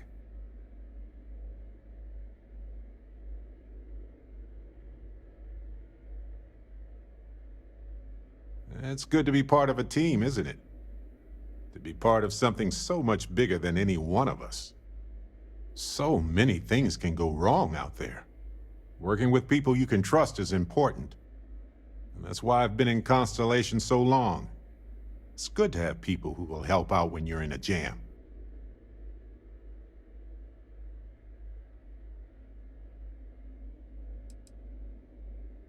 Exactly as often as I need to. Jams are just sticky successes, right? At first it seems annoying, but it eventually washes off. Just wait till we get matching shirts and start having official cookie days.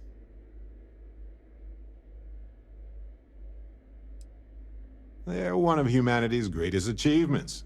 Modern medicine, space travel, and cookies. Constellation is quite pro-cookie. Because, you see, we value human accomplishments. Speaking of which, Captain, I cannot even begin to fathom what Constellation would be like without you.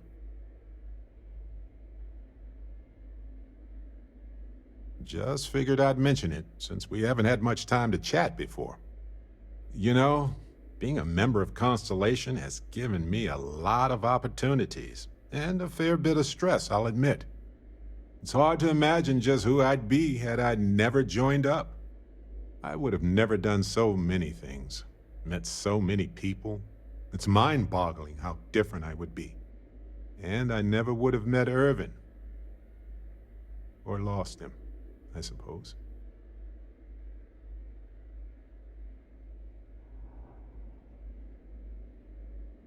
That's right. We can't know the consequences of the choices we never made, and anything beyond that is imagination alone.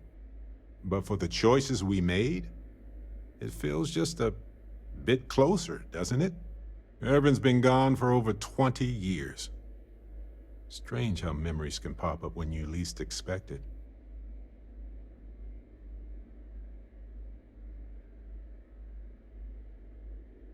Yeah, don't worry. Logically, I know I should be over it. But I'm not, and it's gotten worse lately. I've ignored my feelings about Irvin's death since it happened. It's time for me to confront it. I'm just fortunate that Constellation has been a supporting home for me since Irvin died. I mean, where else would I get to dodge space pirates and discover new planets? On that note, I think I'd do well to distract myself with a little adventure for a bit.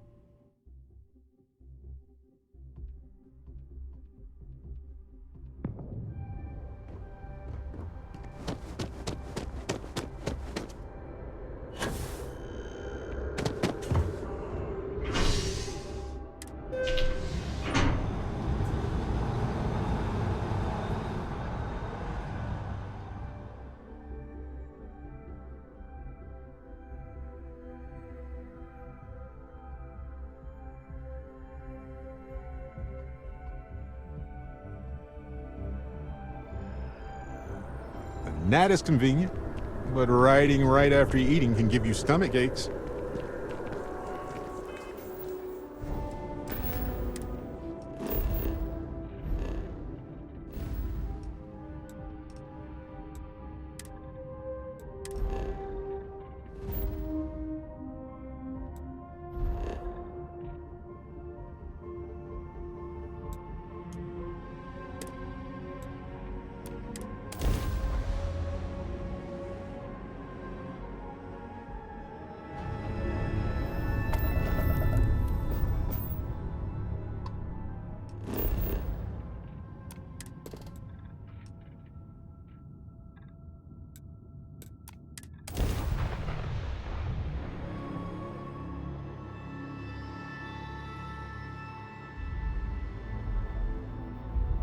We're locked in and landed.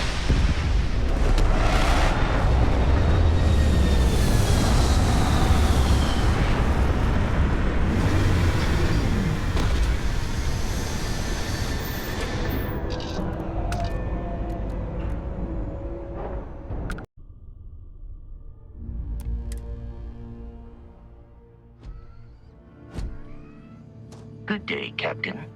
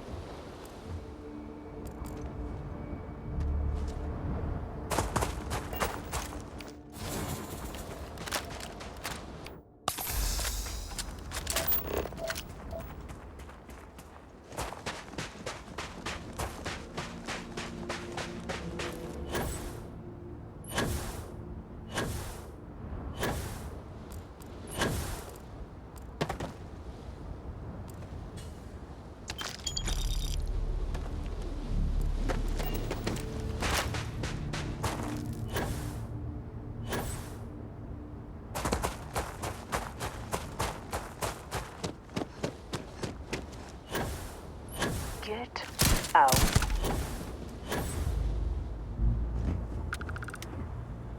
Well, they don't need it now.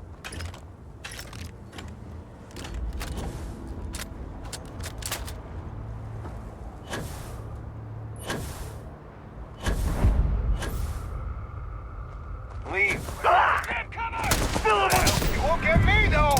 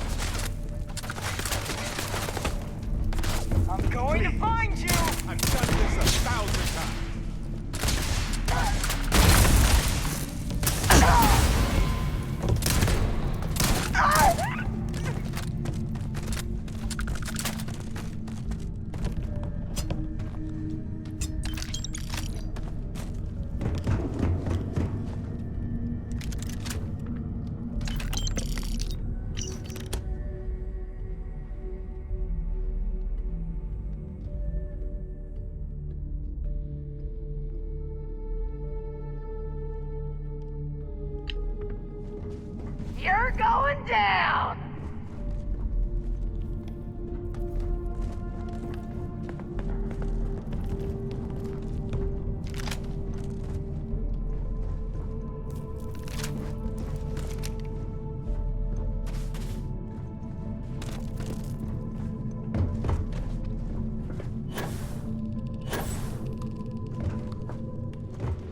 If you show your face around here again,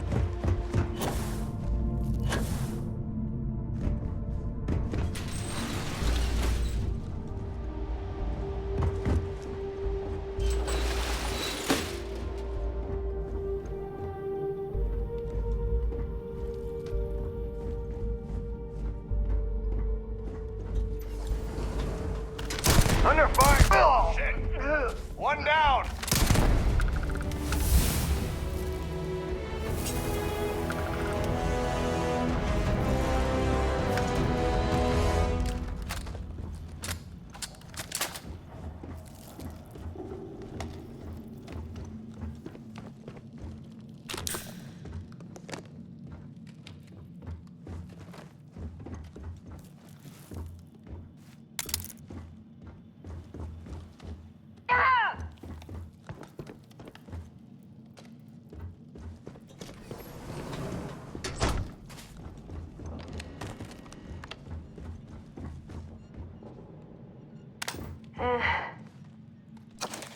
I'm tired of this.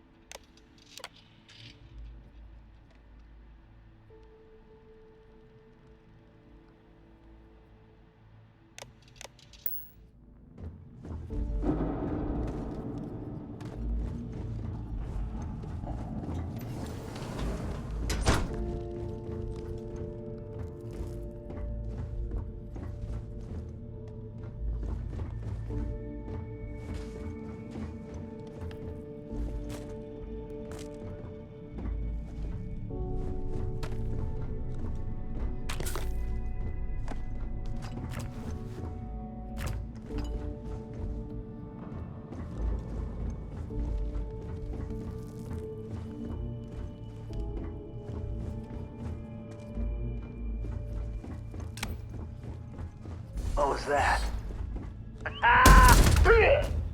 Got company. Find them.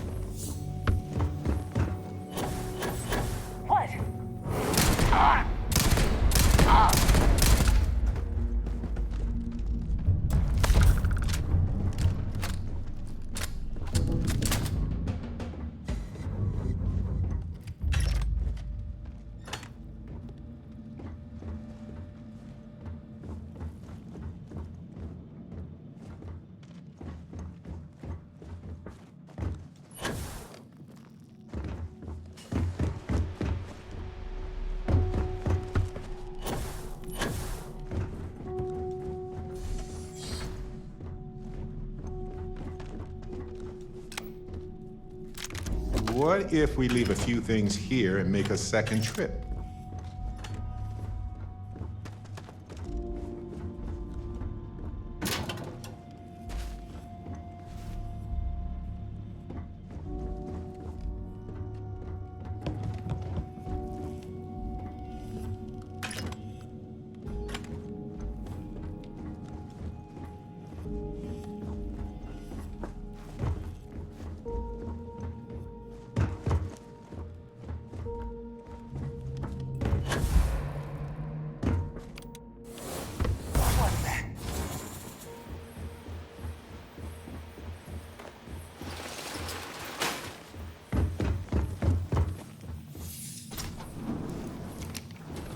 Just some stupid noise.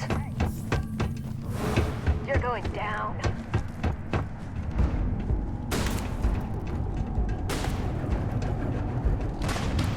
Oh!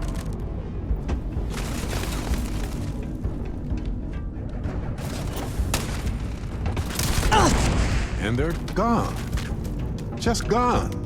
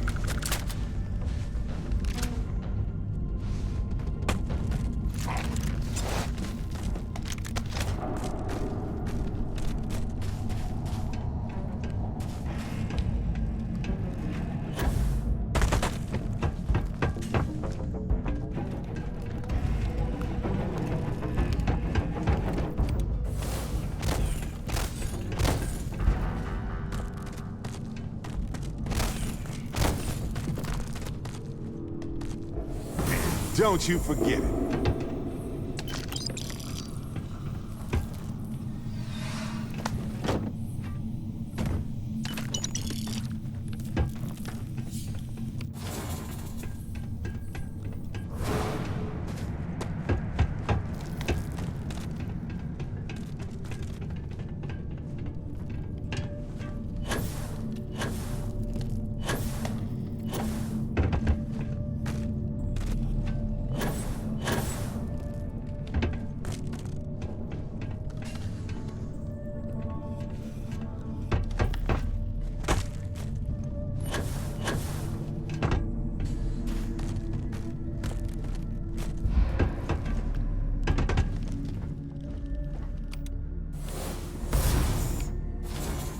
We're not alone.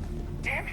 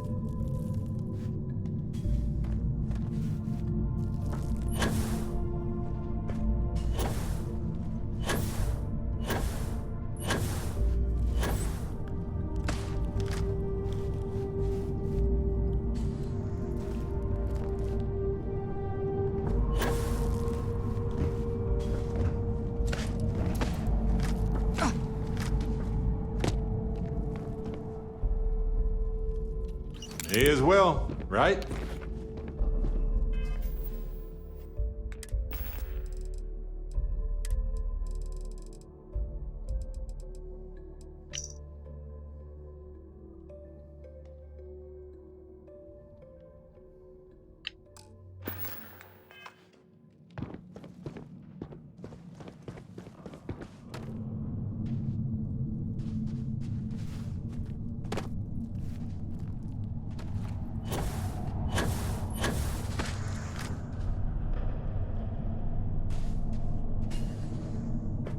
What was that?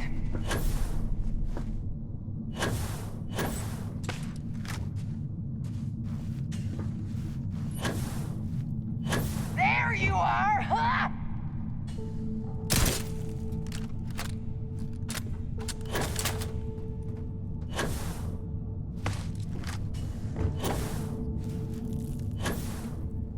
Beg for mercy!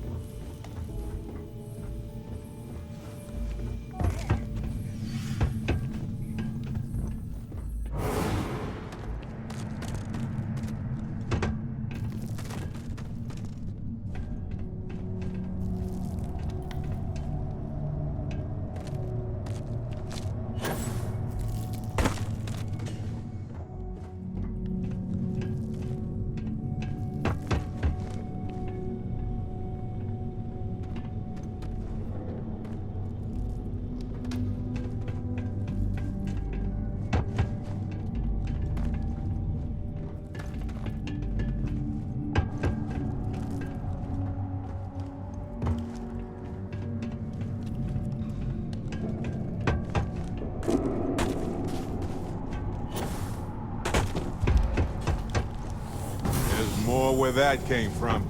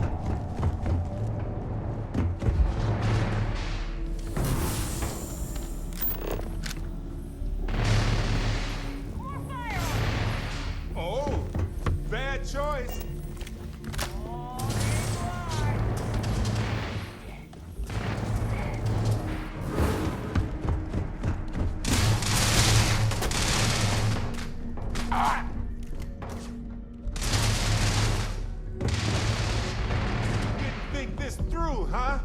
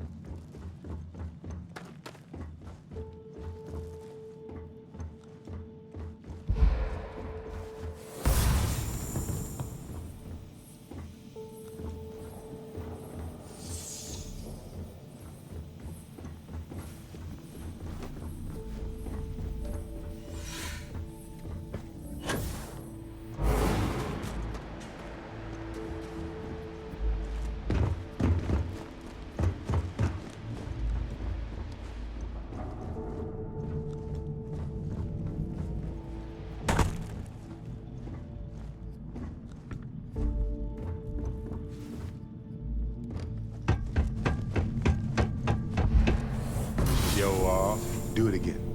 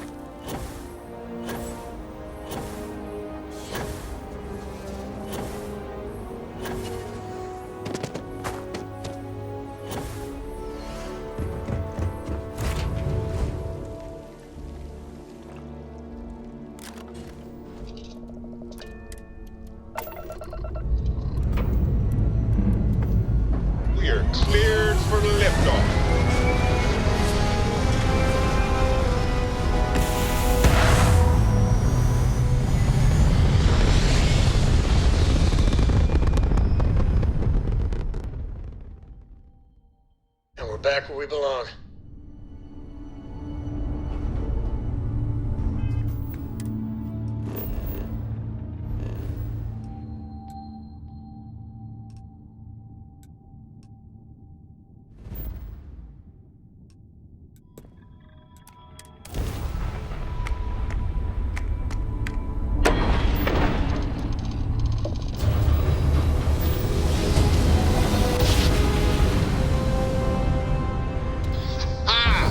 What a ride!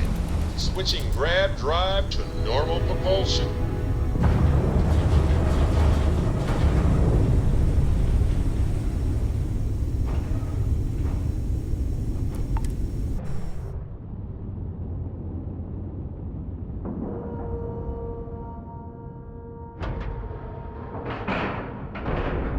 Docking procedure is complete.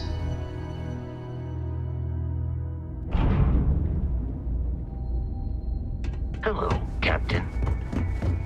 Hard to believe this place is still intact. But the military is nothing if I not hope we resilient. have what you need.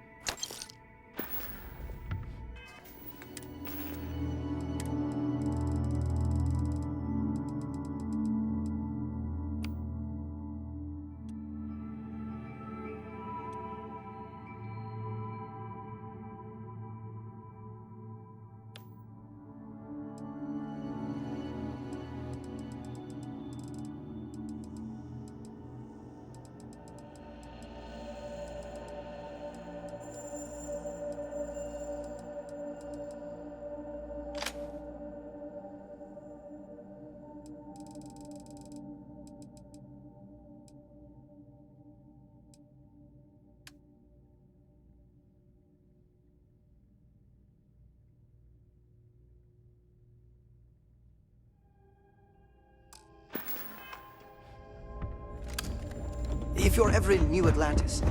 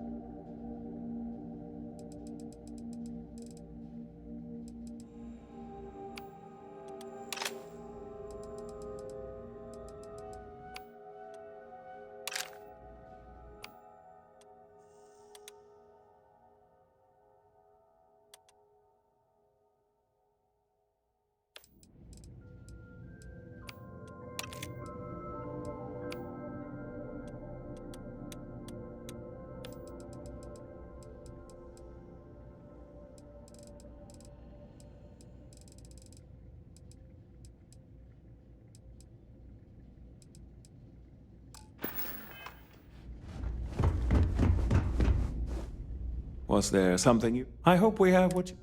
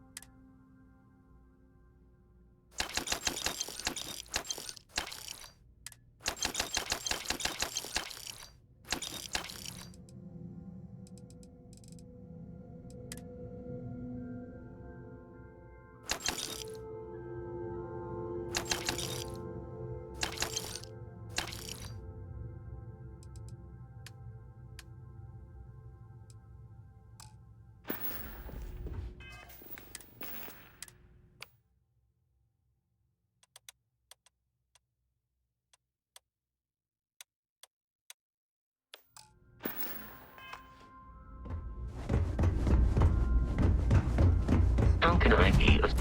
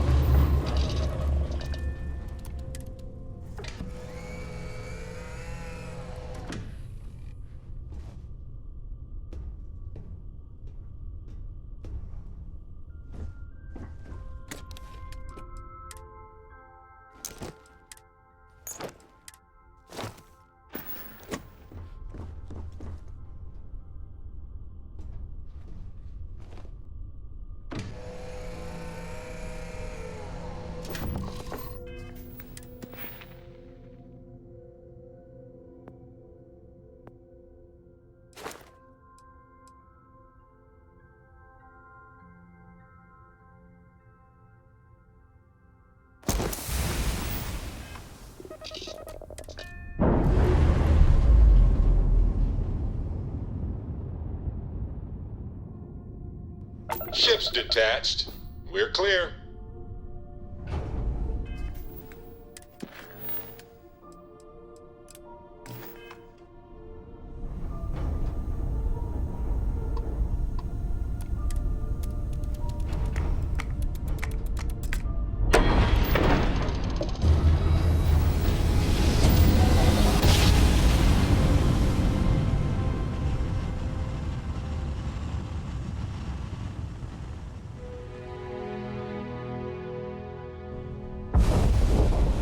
One instant. This is UC Security. Stars Prepare are to be scanned for rearranged. contraband. And we are here. Scan complete. You are cleared to land at New Atlantis.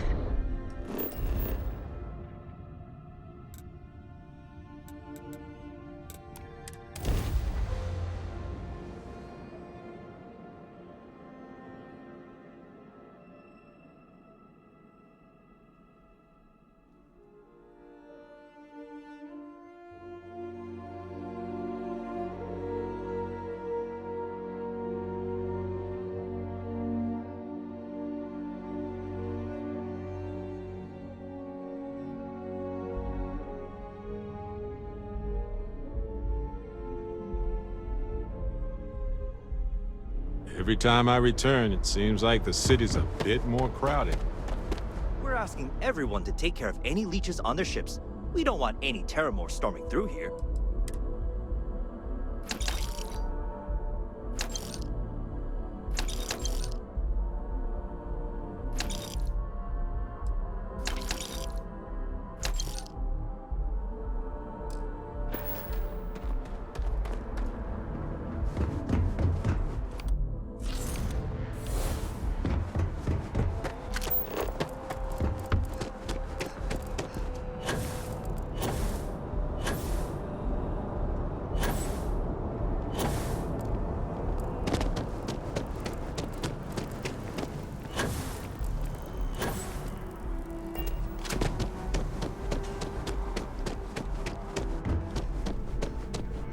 Hope you're finding there is a bit more in the back. Oh, please, take a...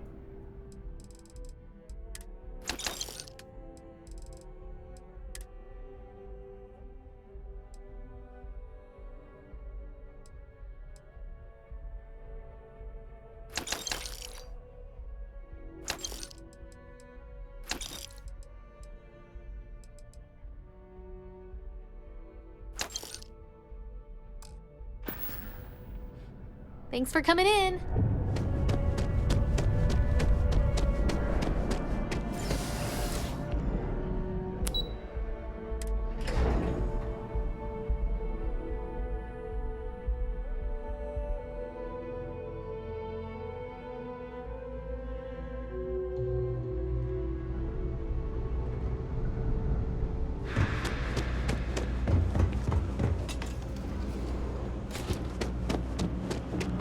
You ask me? I got contacts, Olo. Absolutely.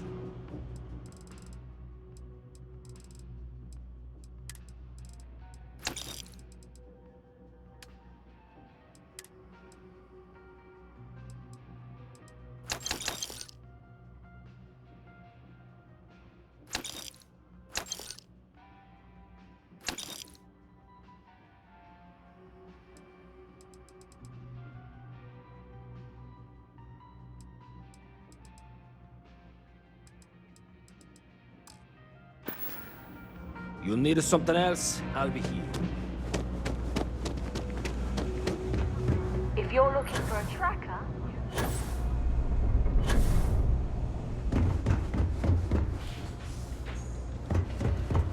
It's cliche, but it's, of course, of course.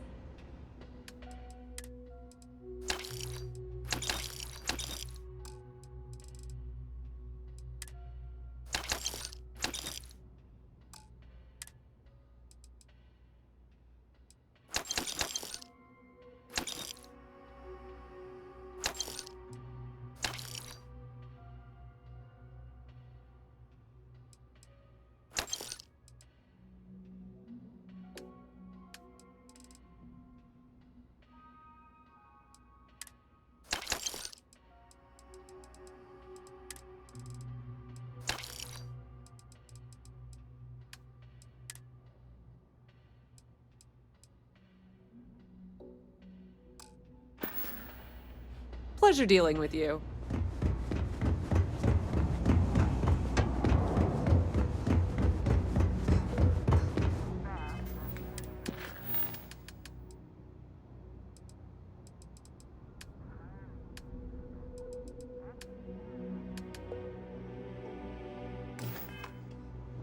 I've heard you've been making the central system safer. It's not much. Take this.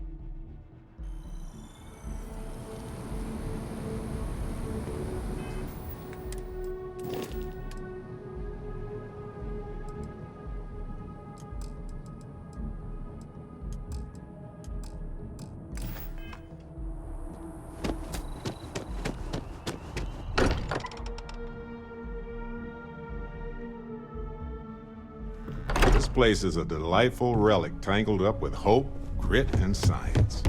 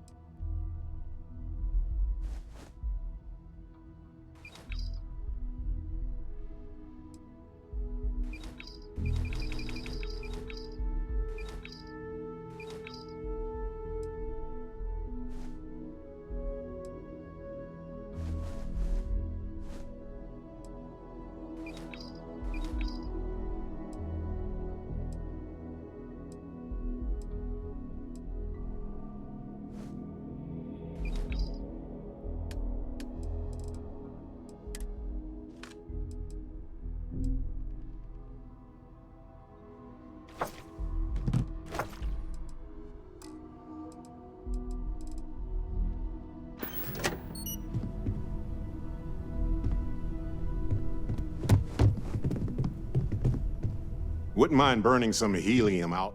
Ha! Shit.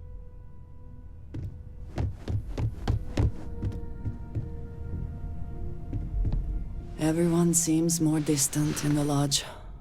I guess that is to be expected. Of course.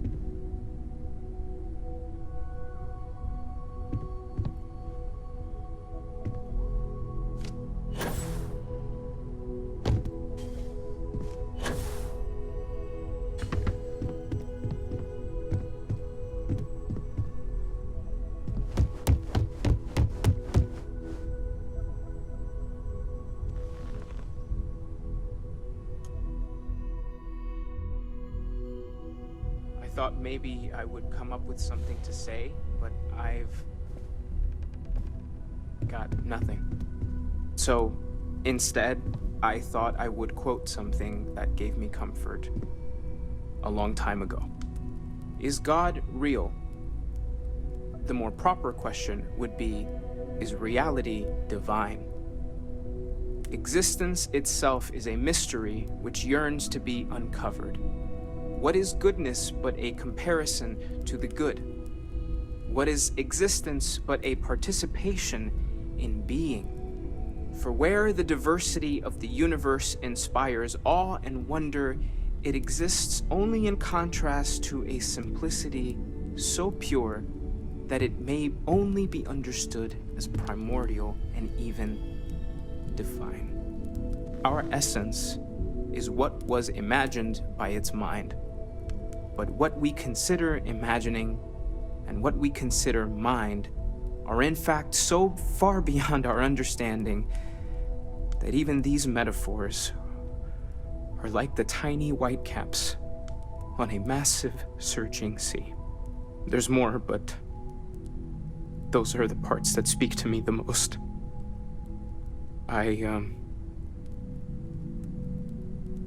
Thank you. That was really thoughtful, Mateo. Thank you. Does anyone else want to say anything?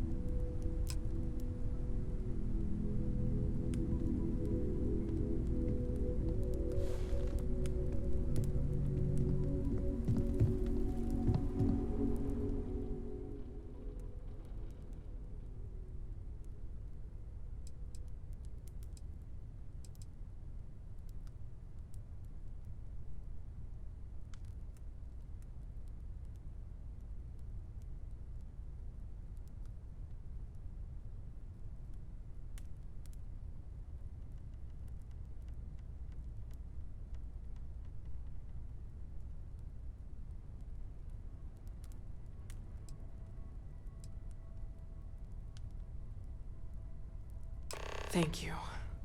If anyone else wants to say something.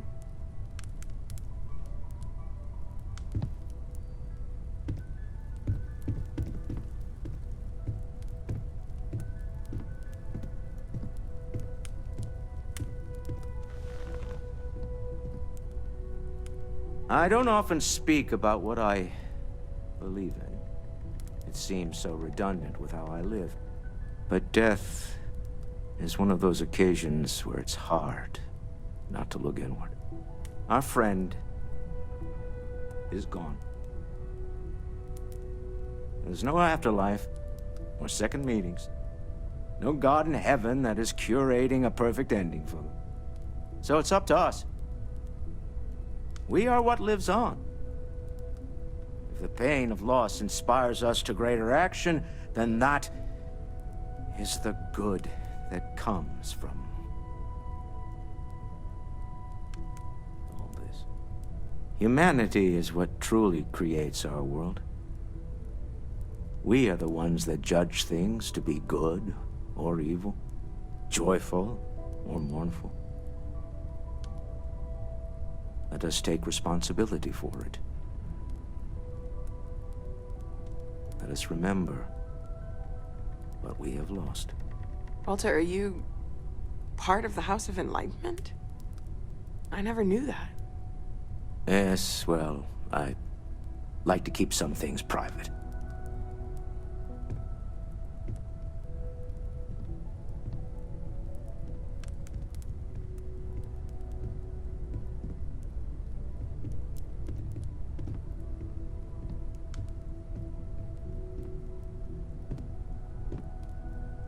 You all might not like thinking about this, but when we die, everything about us breaks down, decomposes, gets eaten up by insects and microbes.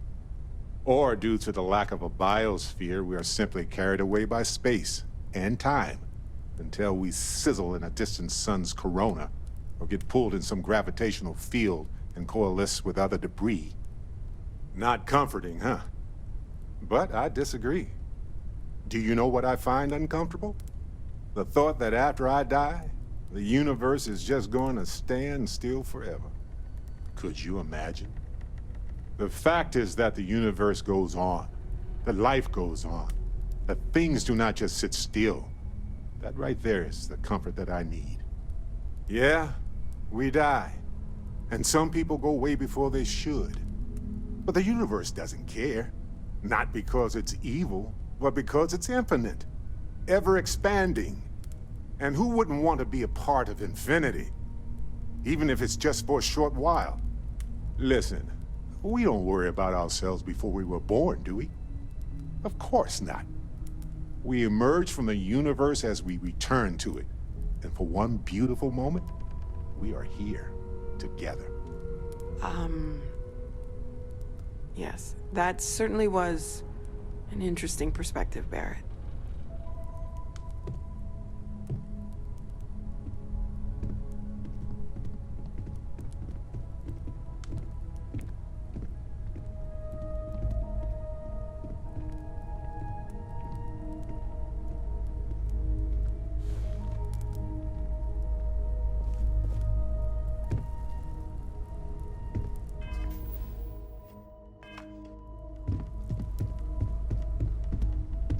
I hope this is all okay.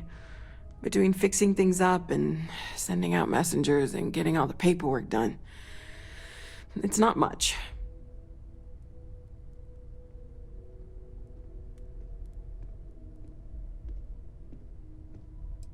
No, it's fine. Sorry, if I talk any longer, I'm gonna start crying. Could you excuse me?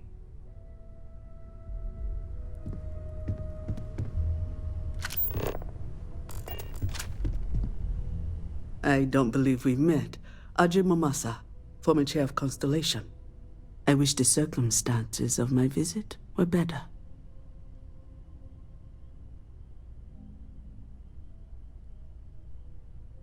Unfortunately, this isn't the first Constellation funeral I've been to. After 35 years, you say goodbye to a lot of friends. I hope you don't mind me saying, but I feel numb just thinking about it. Sarah meant the world to me. She was the future. I knew it as soon as I met her.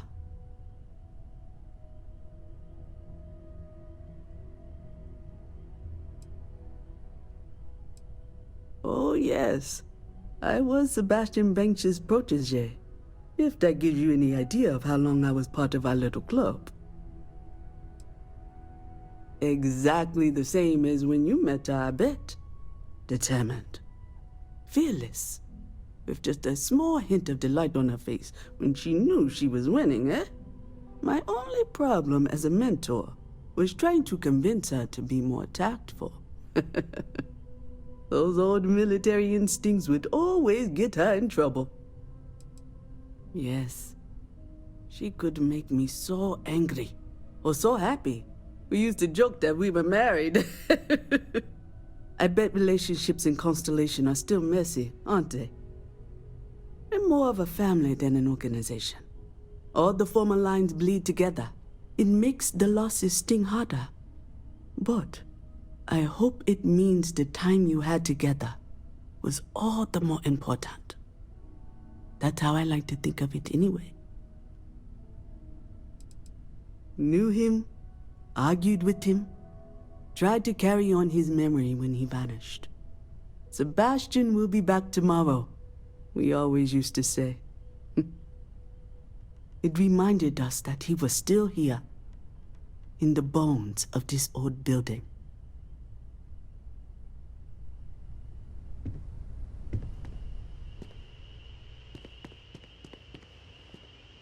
You know, what you're feeling right now is a chemical reaction whose evolutionary goal is promoting social cohesion. Never seems to work for me. No matter how many times I do this, I feel less attached, not more. Well, look at us. Two lone wolves howling at the moon on the same night. You know, if there's one piece of advice I can actually give you, it's that lost loved ones have a way of coming back to you. One day you'll be sweeping out some old shelf or digging through a desk, and there it'll be. Some old paperweight of theirs, or a piece of jewelry they gave you, half jokingly. Theoretically, of course. You're welcome.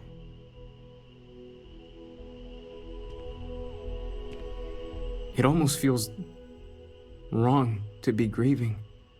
Selfish. No amount of tears will bring the dead back. It's just easier to feel guilty, if you'll excuse me. Chat for a bit? Normally, I hate talking to people at funerals, but, well. You don't believe in the afterlife, do you? I mean, this might be the worst time to bring it up, but...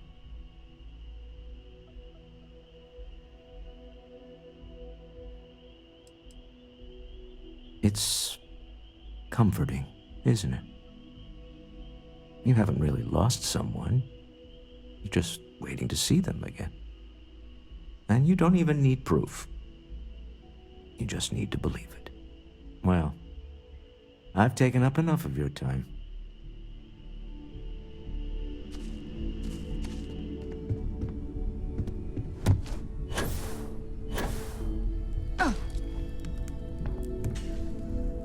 Hi. So many people here. So many people saying goodbye.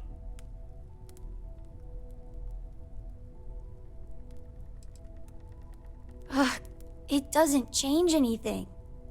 Everything's worse. Nothing's going to make that better.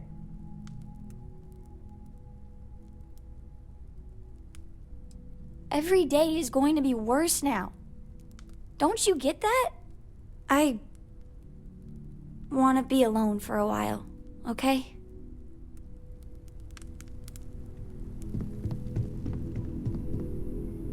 Drink? Pour one out to the blackest sea? Two old friends. May their ghosts go past the edges of space, to the great beyond.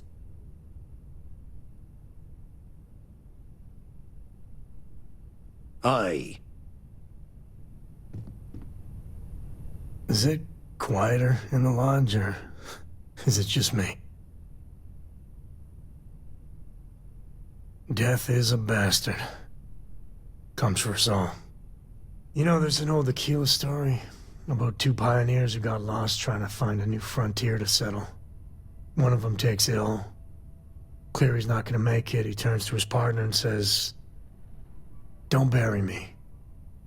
Let the ground take what it's due. I'd rather be a ghost chasing after you than walk through the pearly gates knowing an eternity of loneliness until you get there." Sad story, huh? You look after yourself.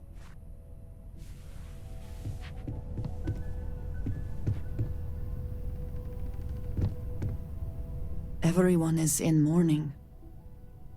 I understand, but I cannot quite share in their emotion.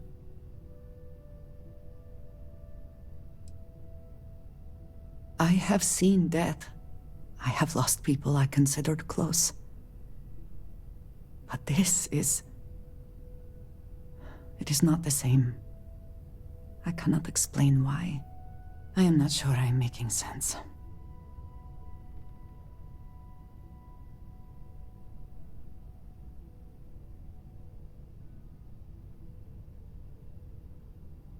Thank you.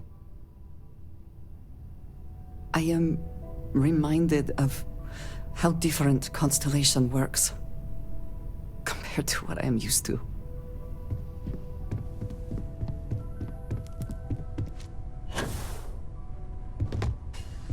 I am told these types of gatherings are a sad occasion. That assumption appears to be correct. I appreciate you verifying my analysis, although I am certain my thanks will do little to improve your current psychological trauma. If you would like, though, I can add some consoling language to my programming. It will take some time to adapt, but it will be okay. How was that? I will note that feedback for later.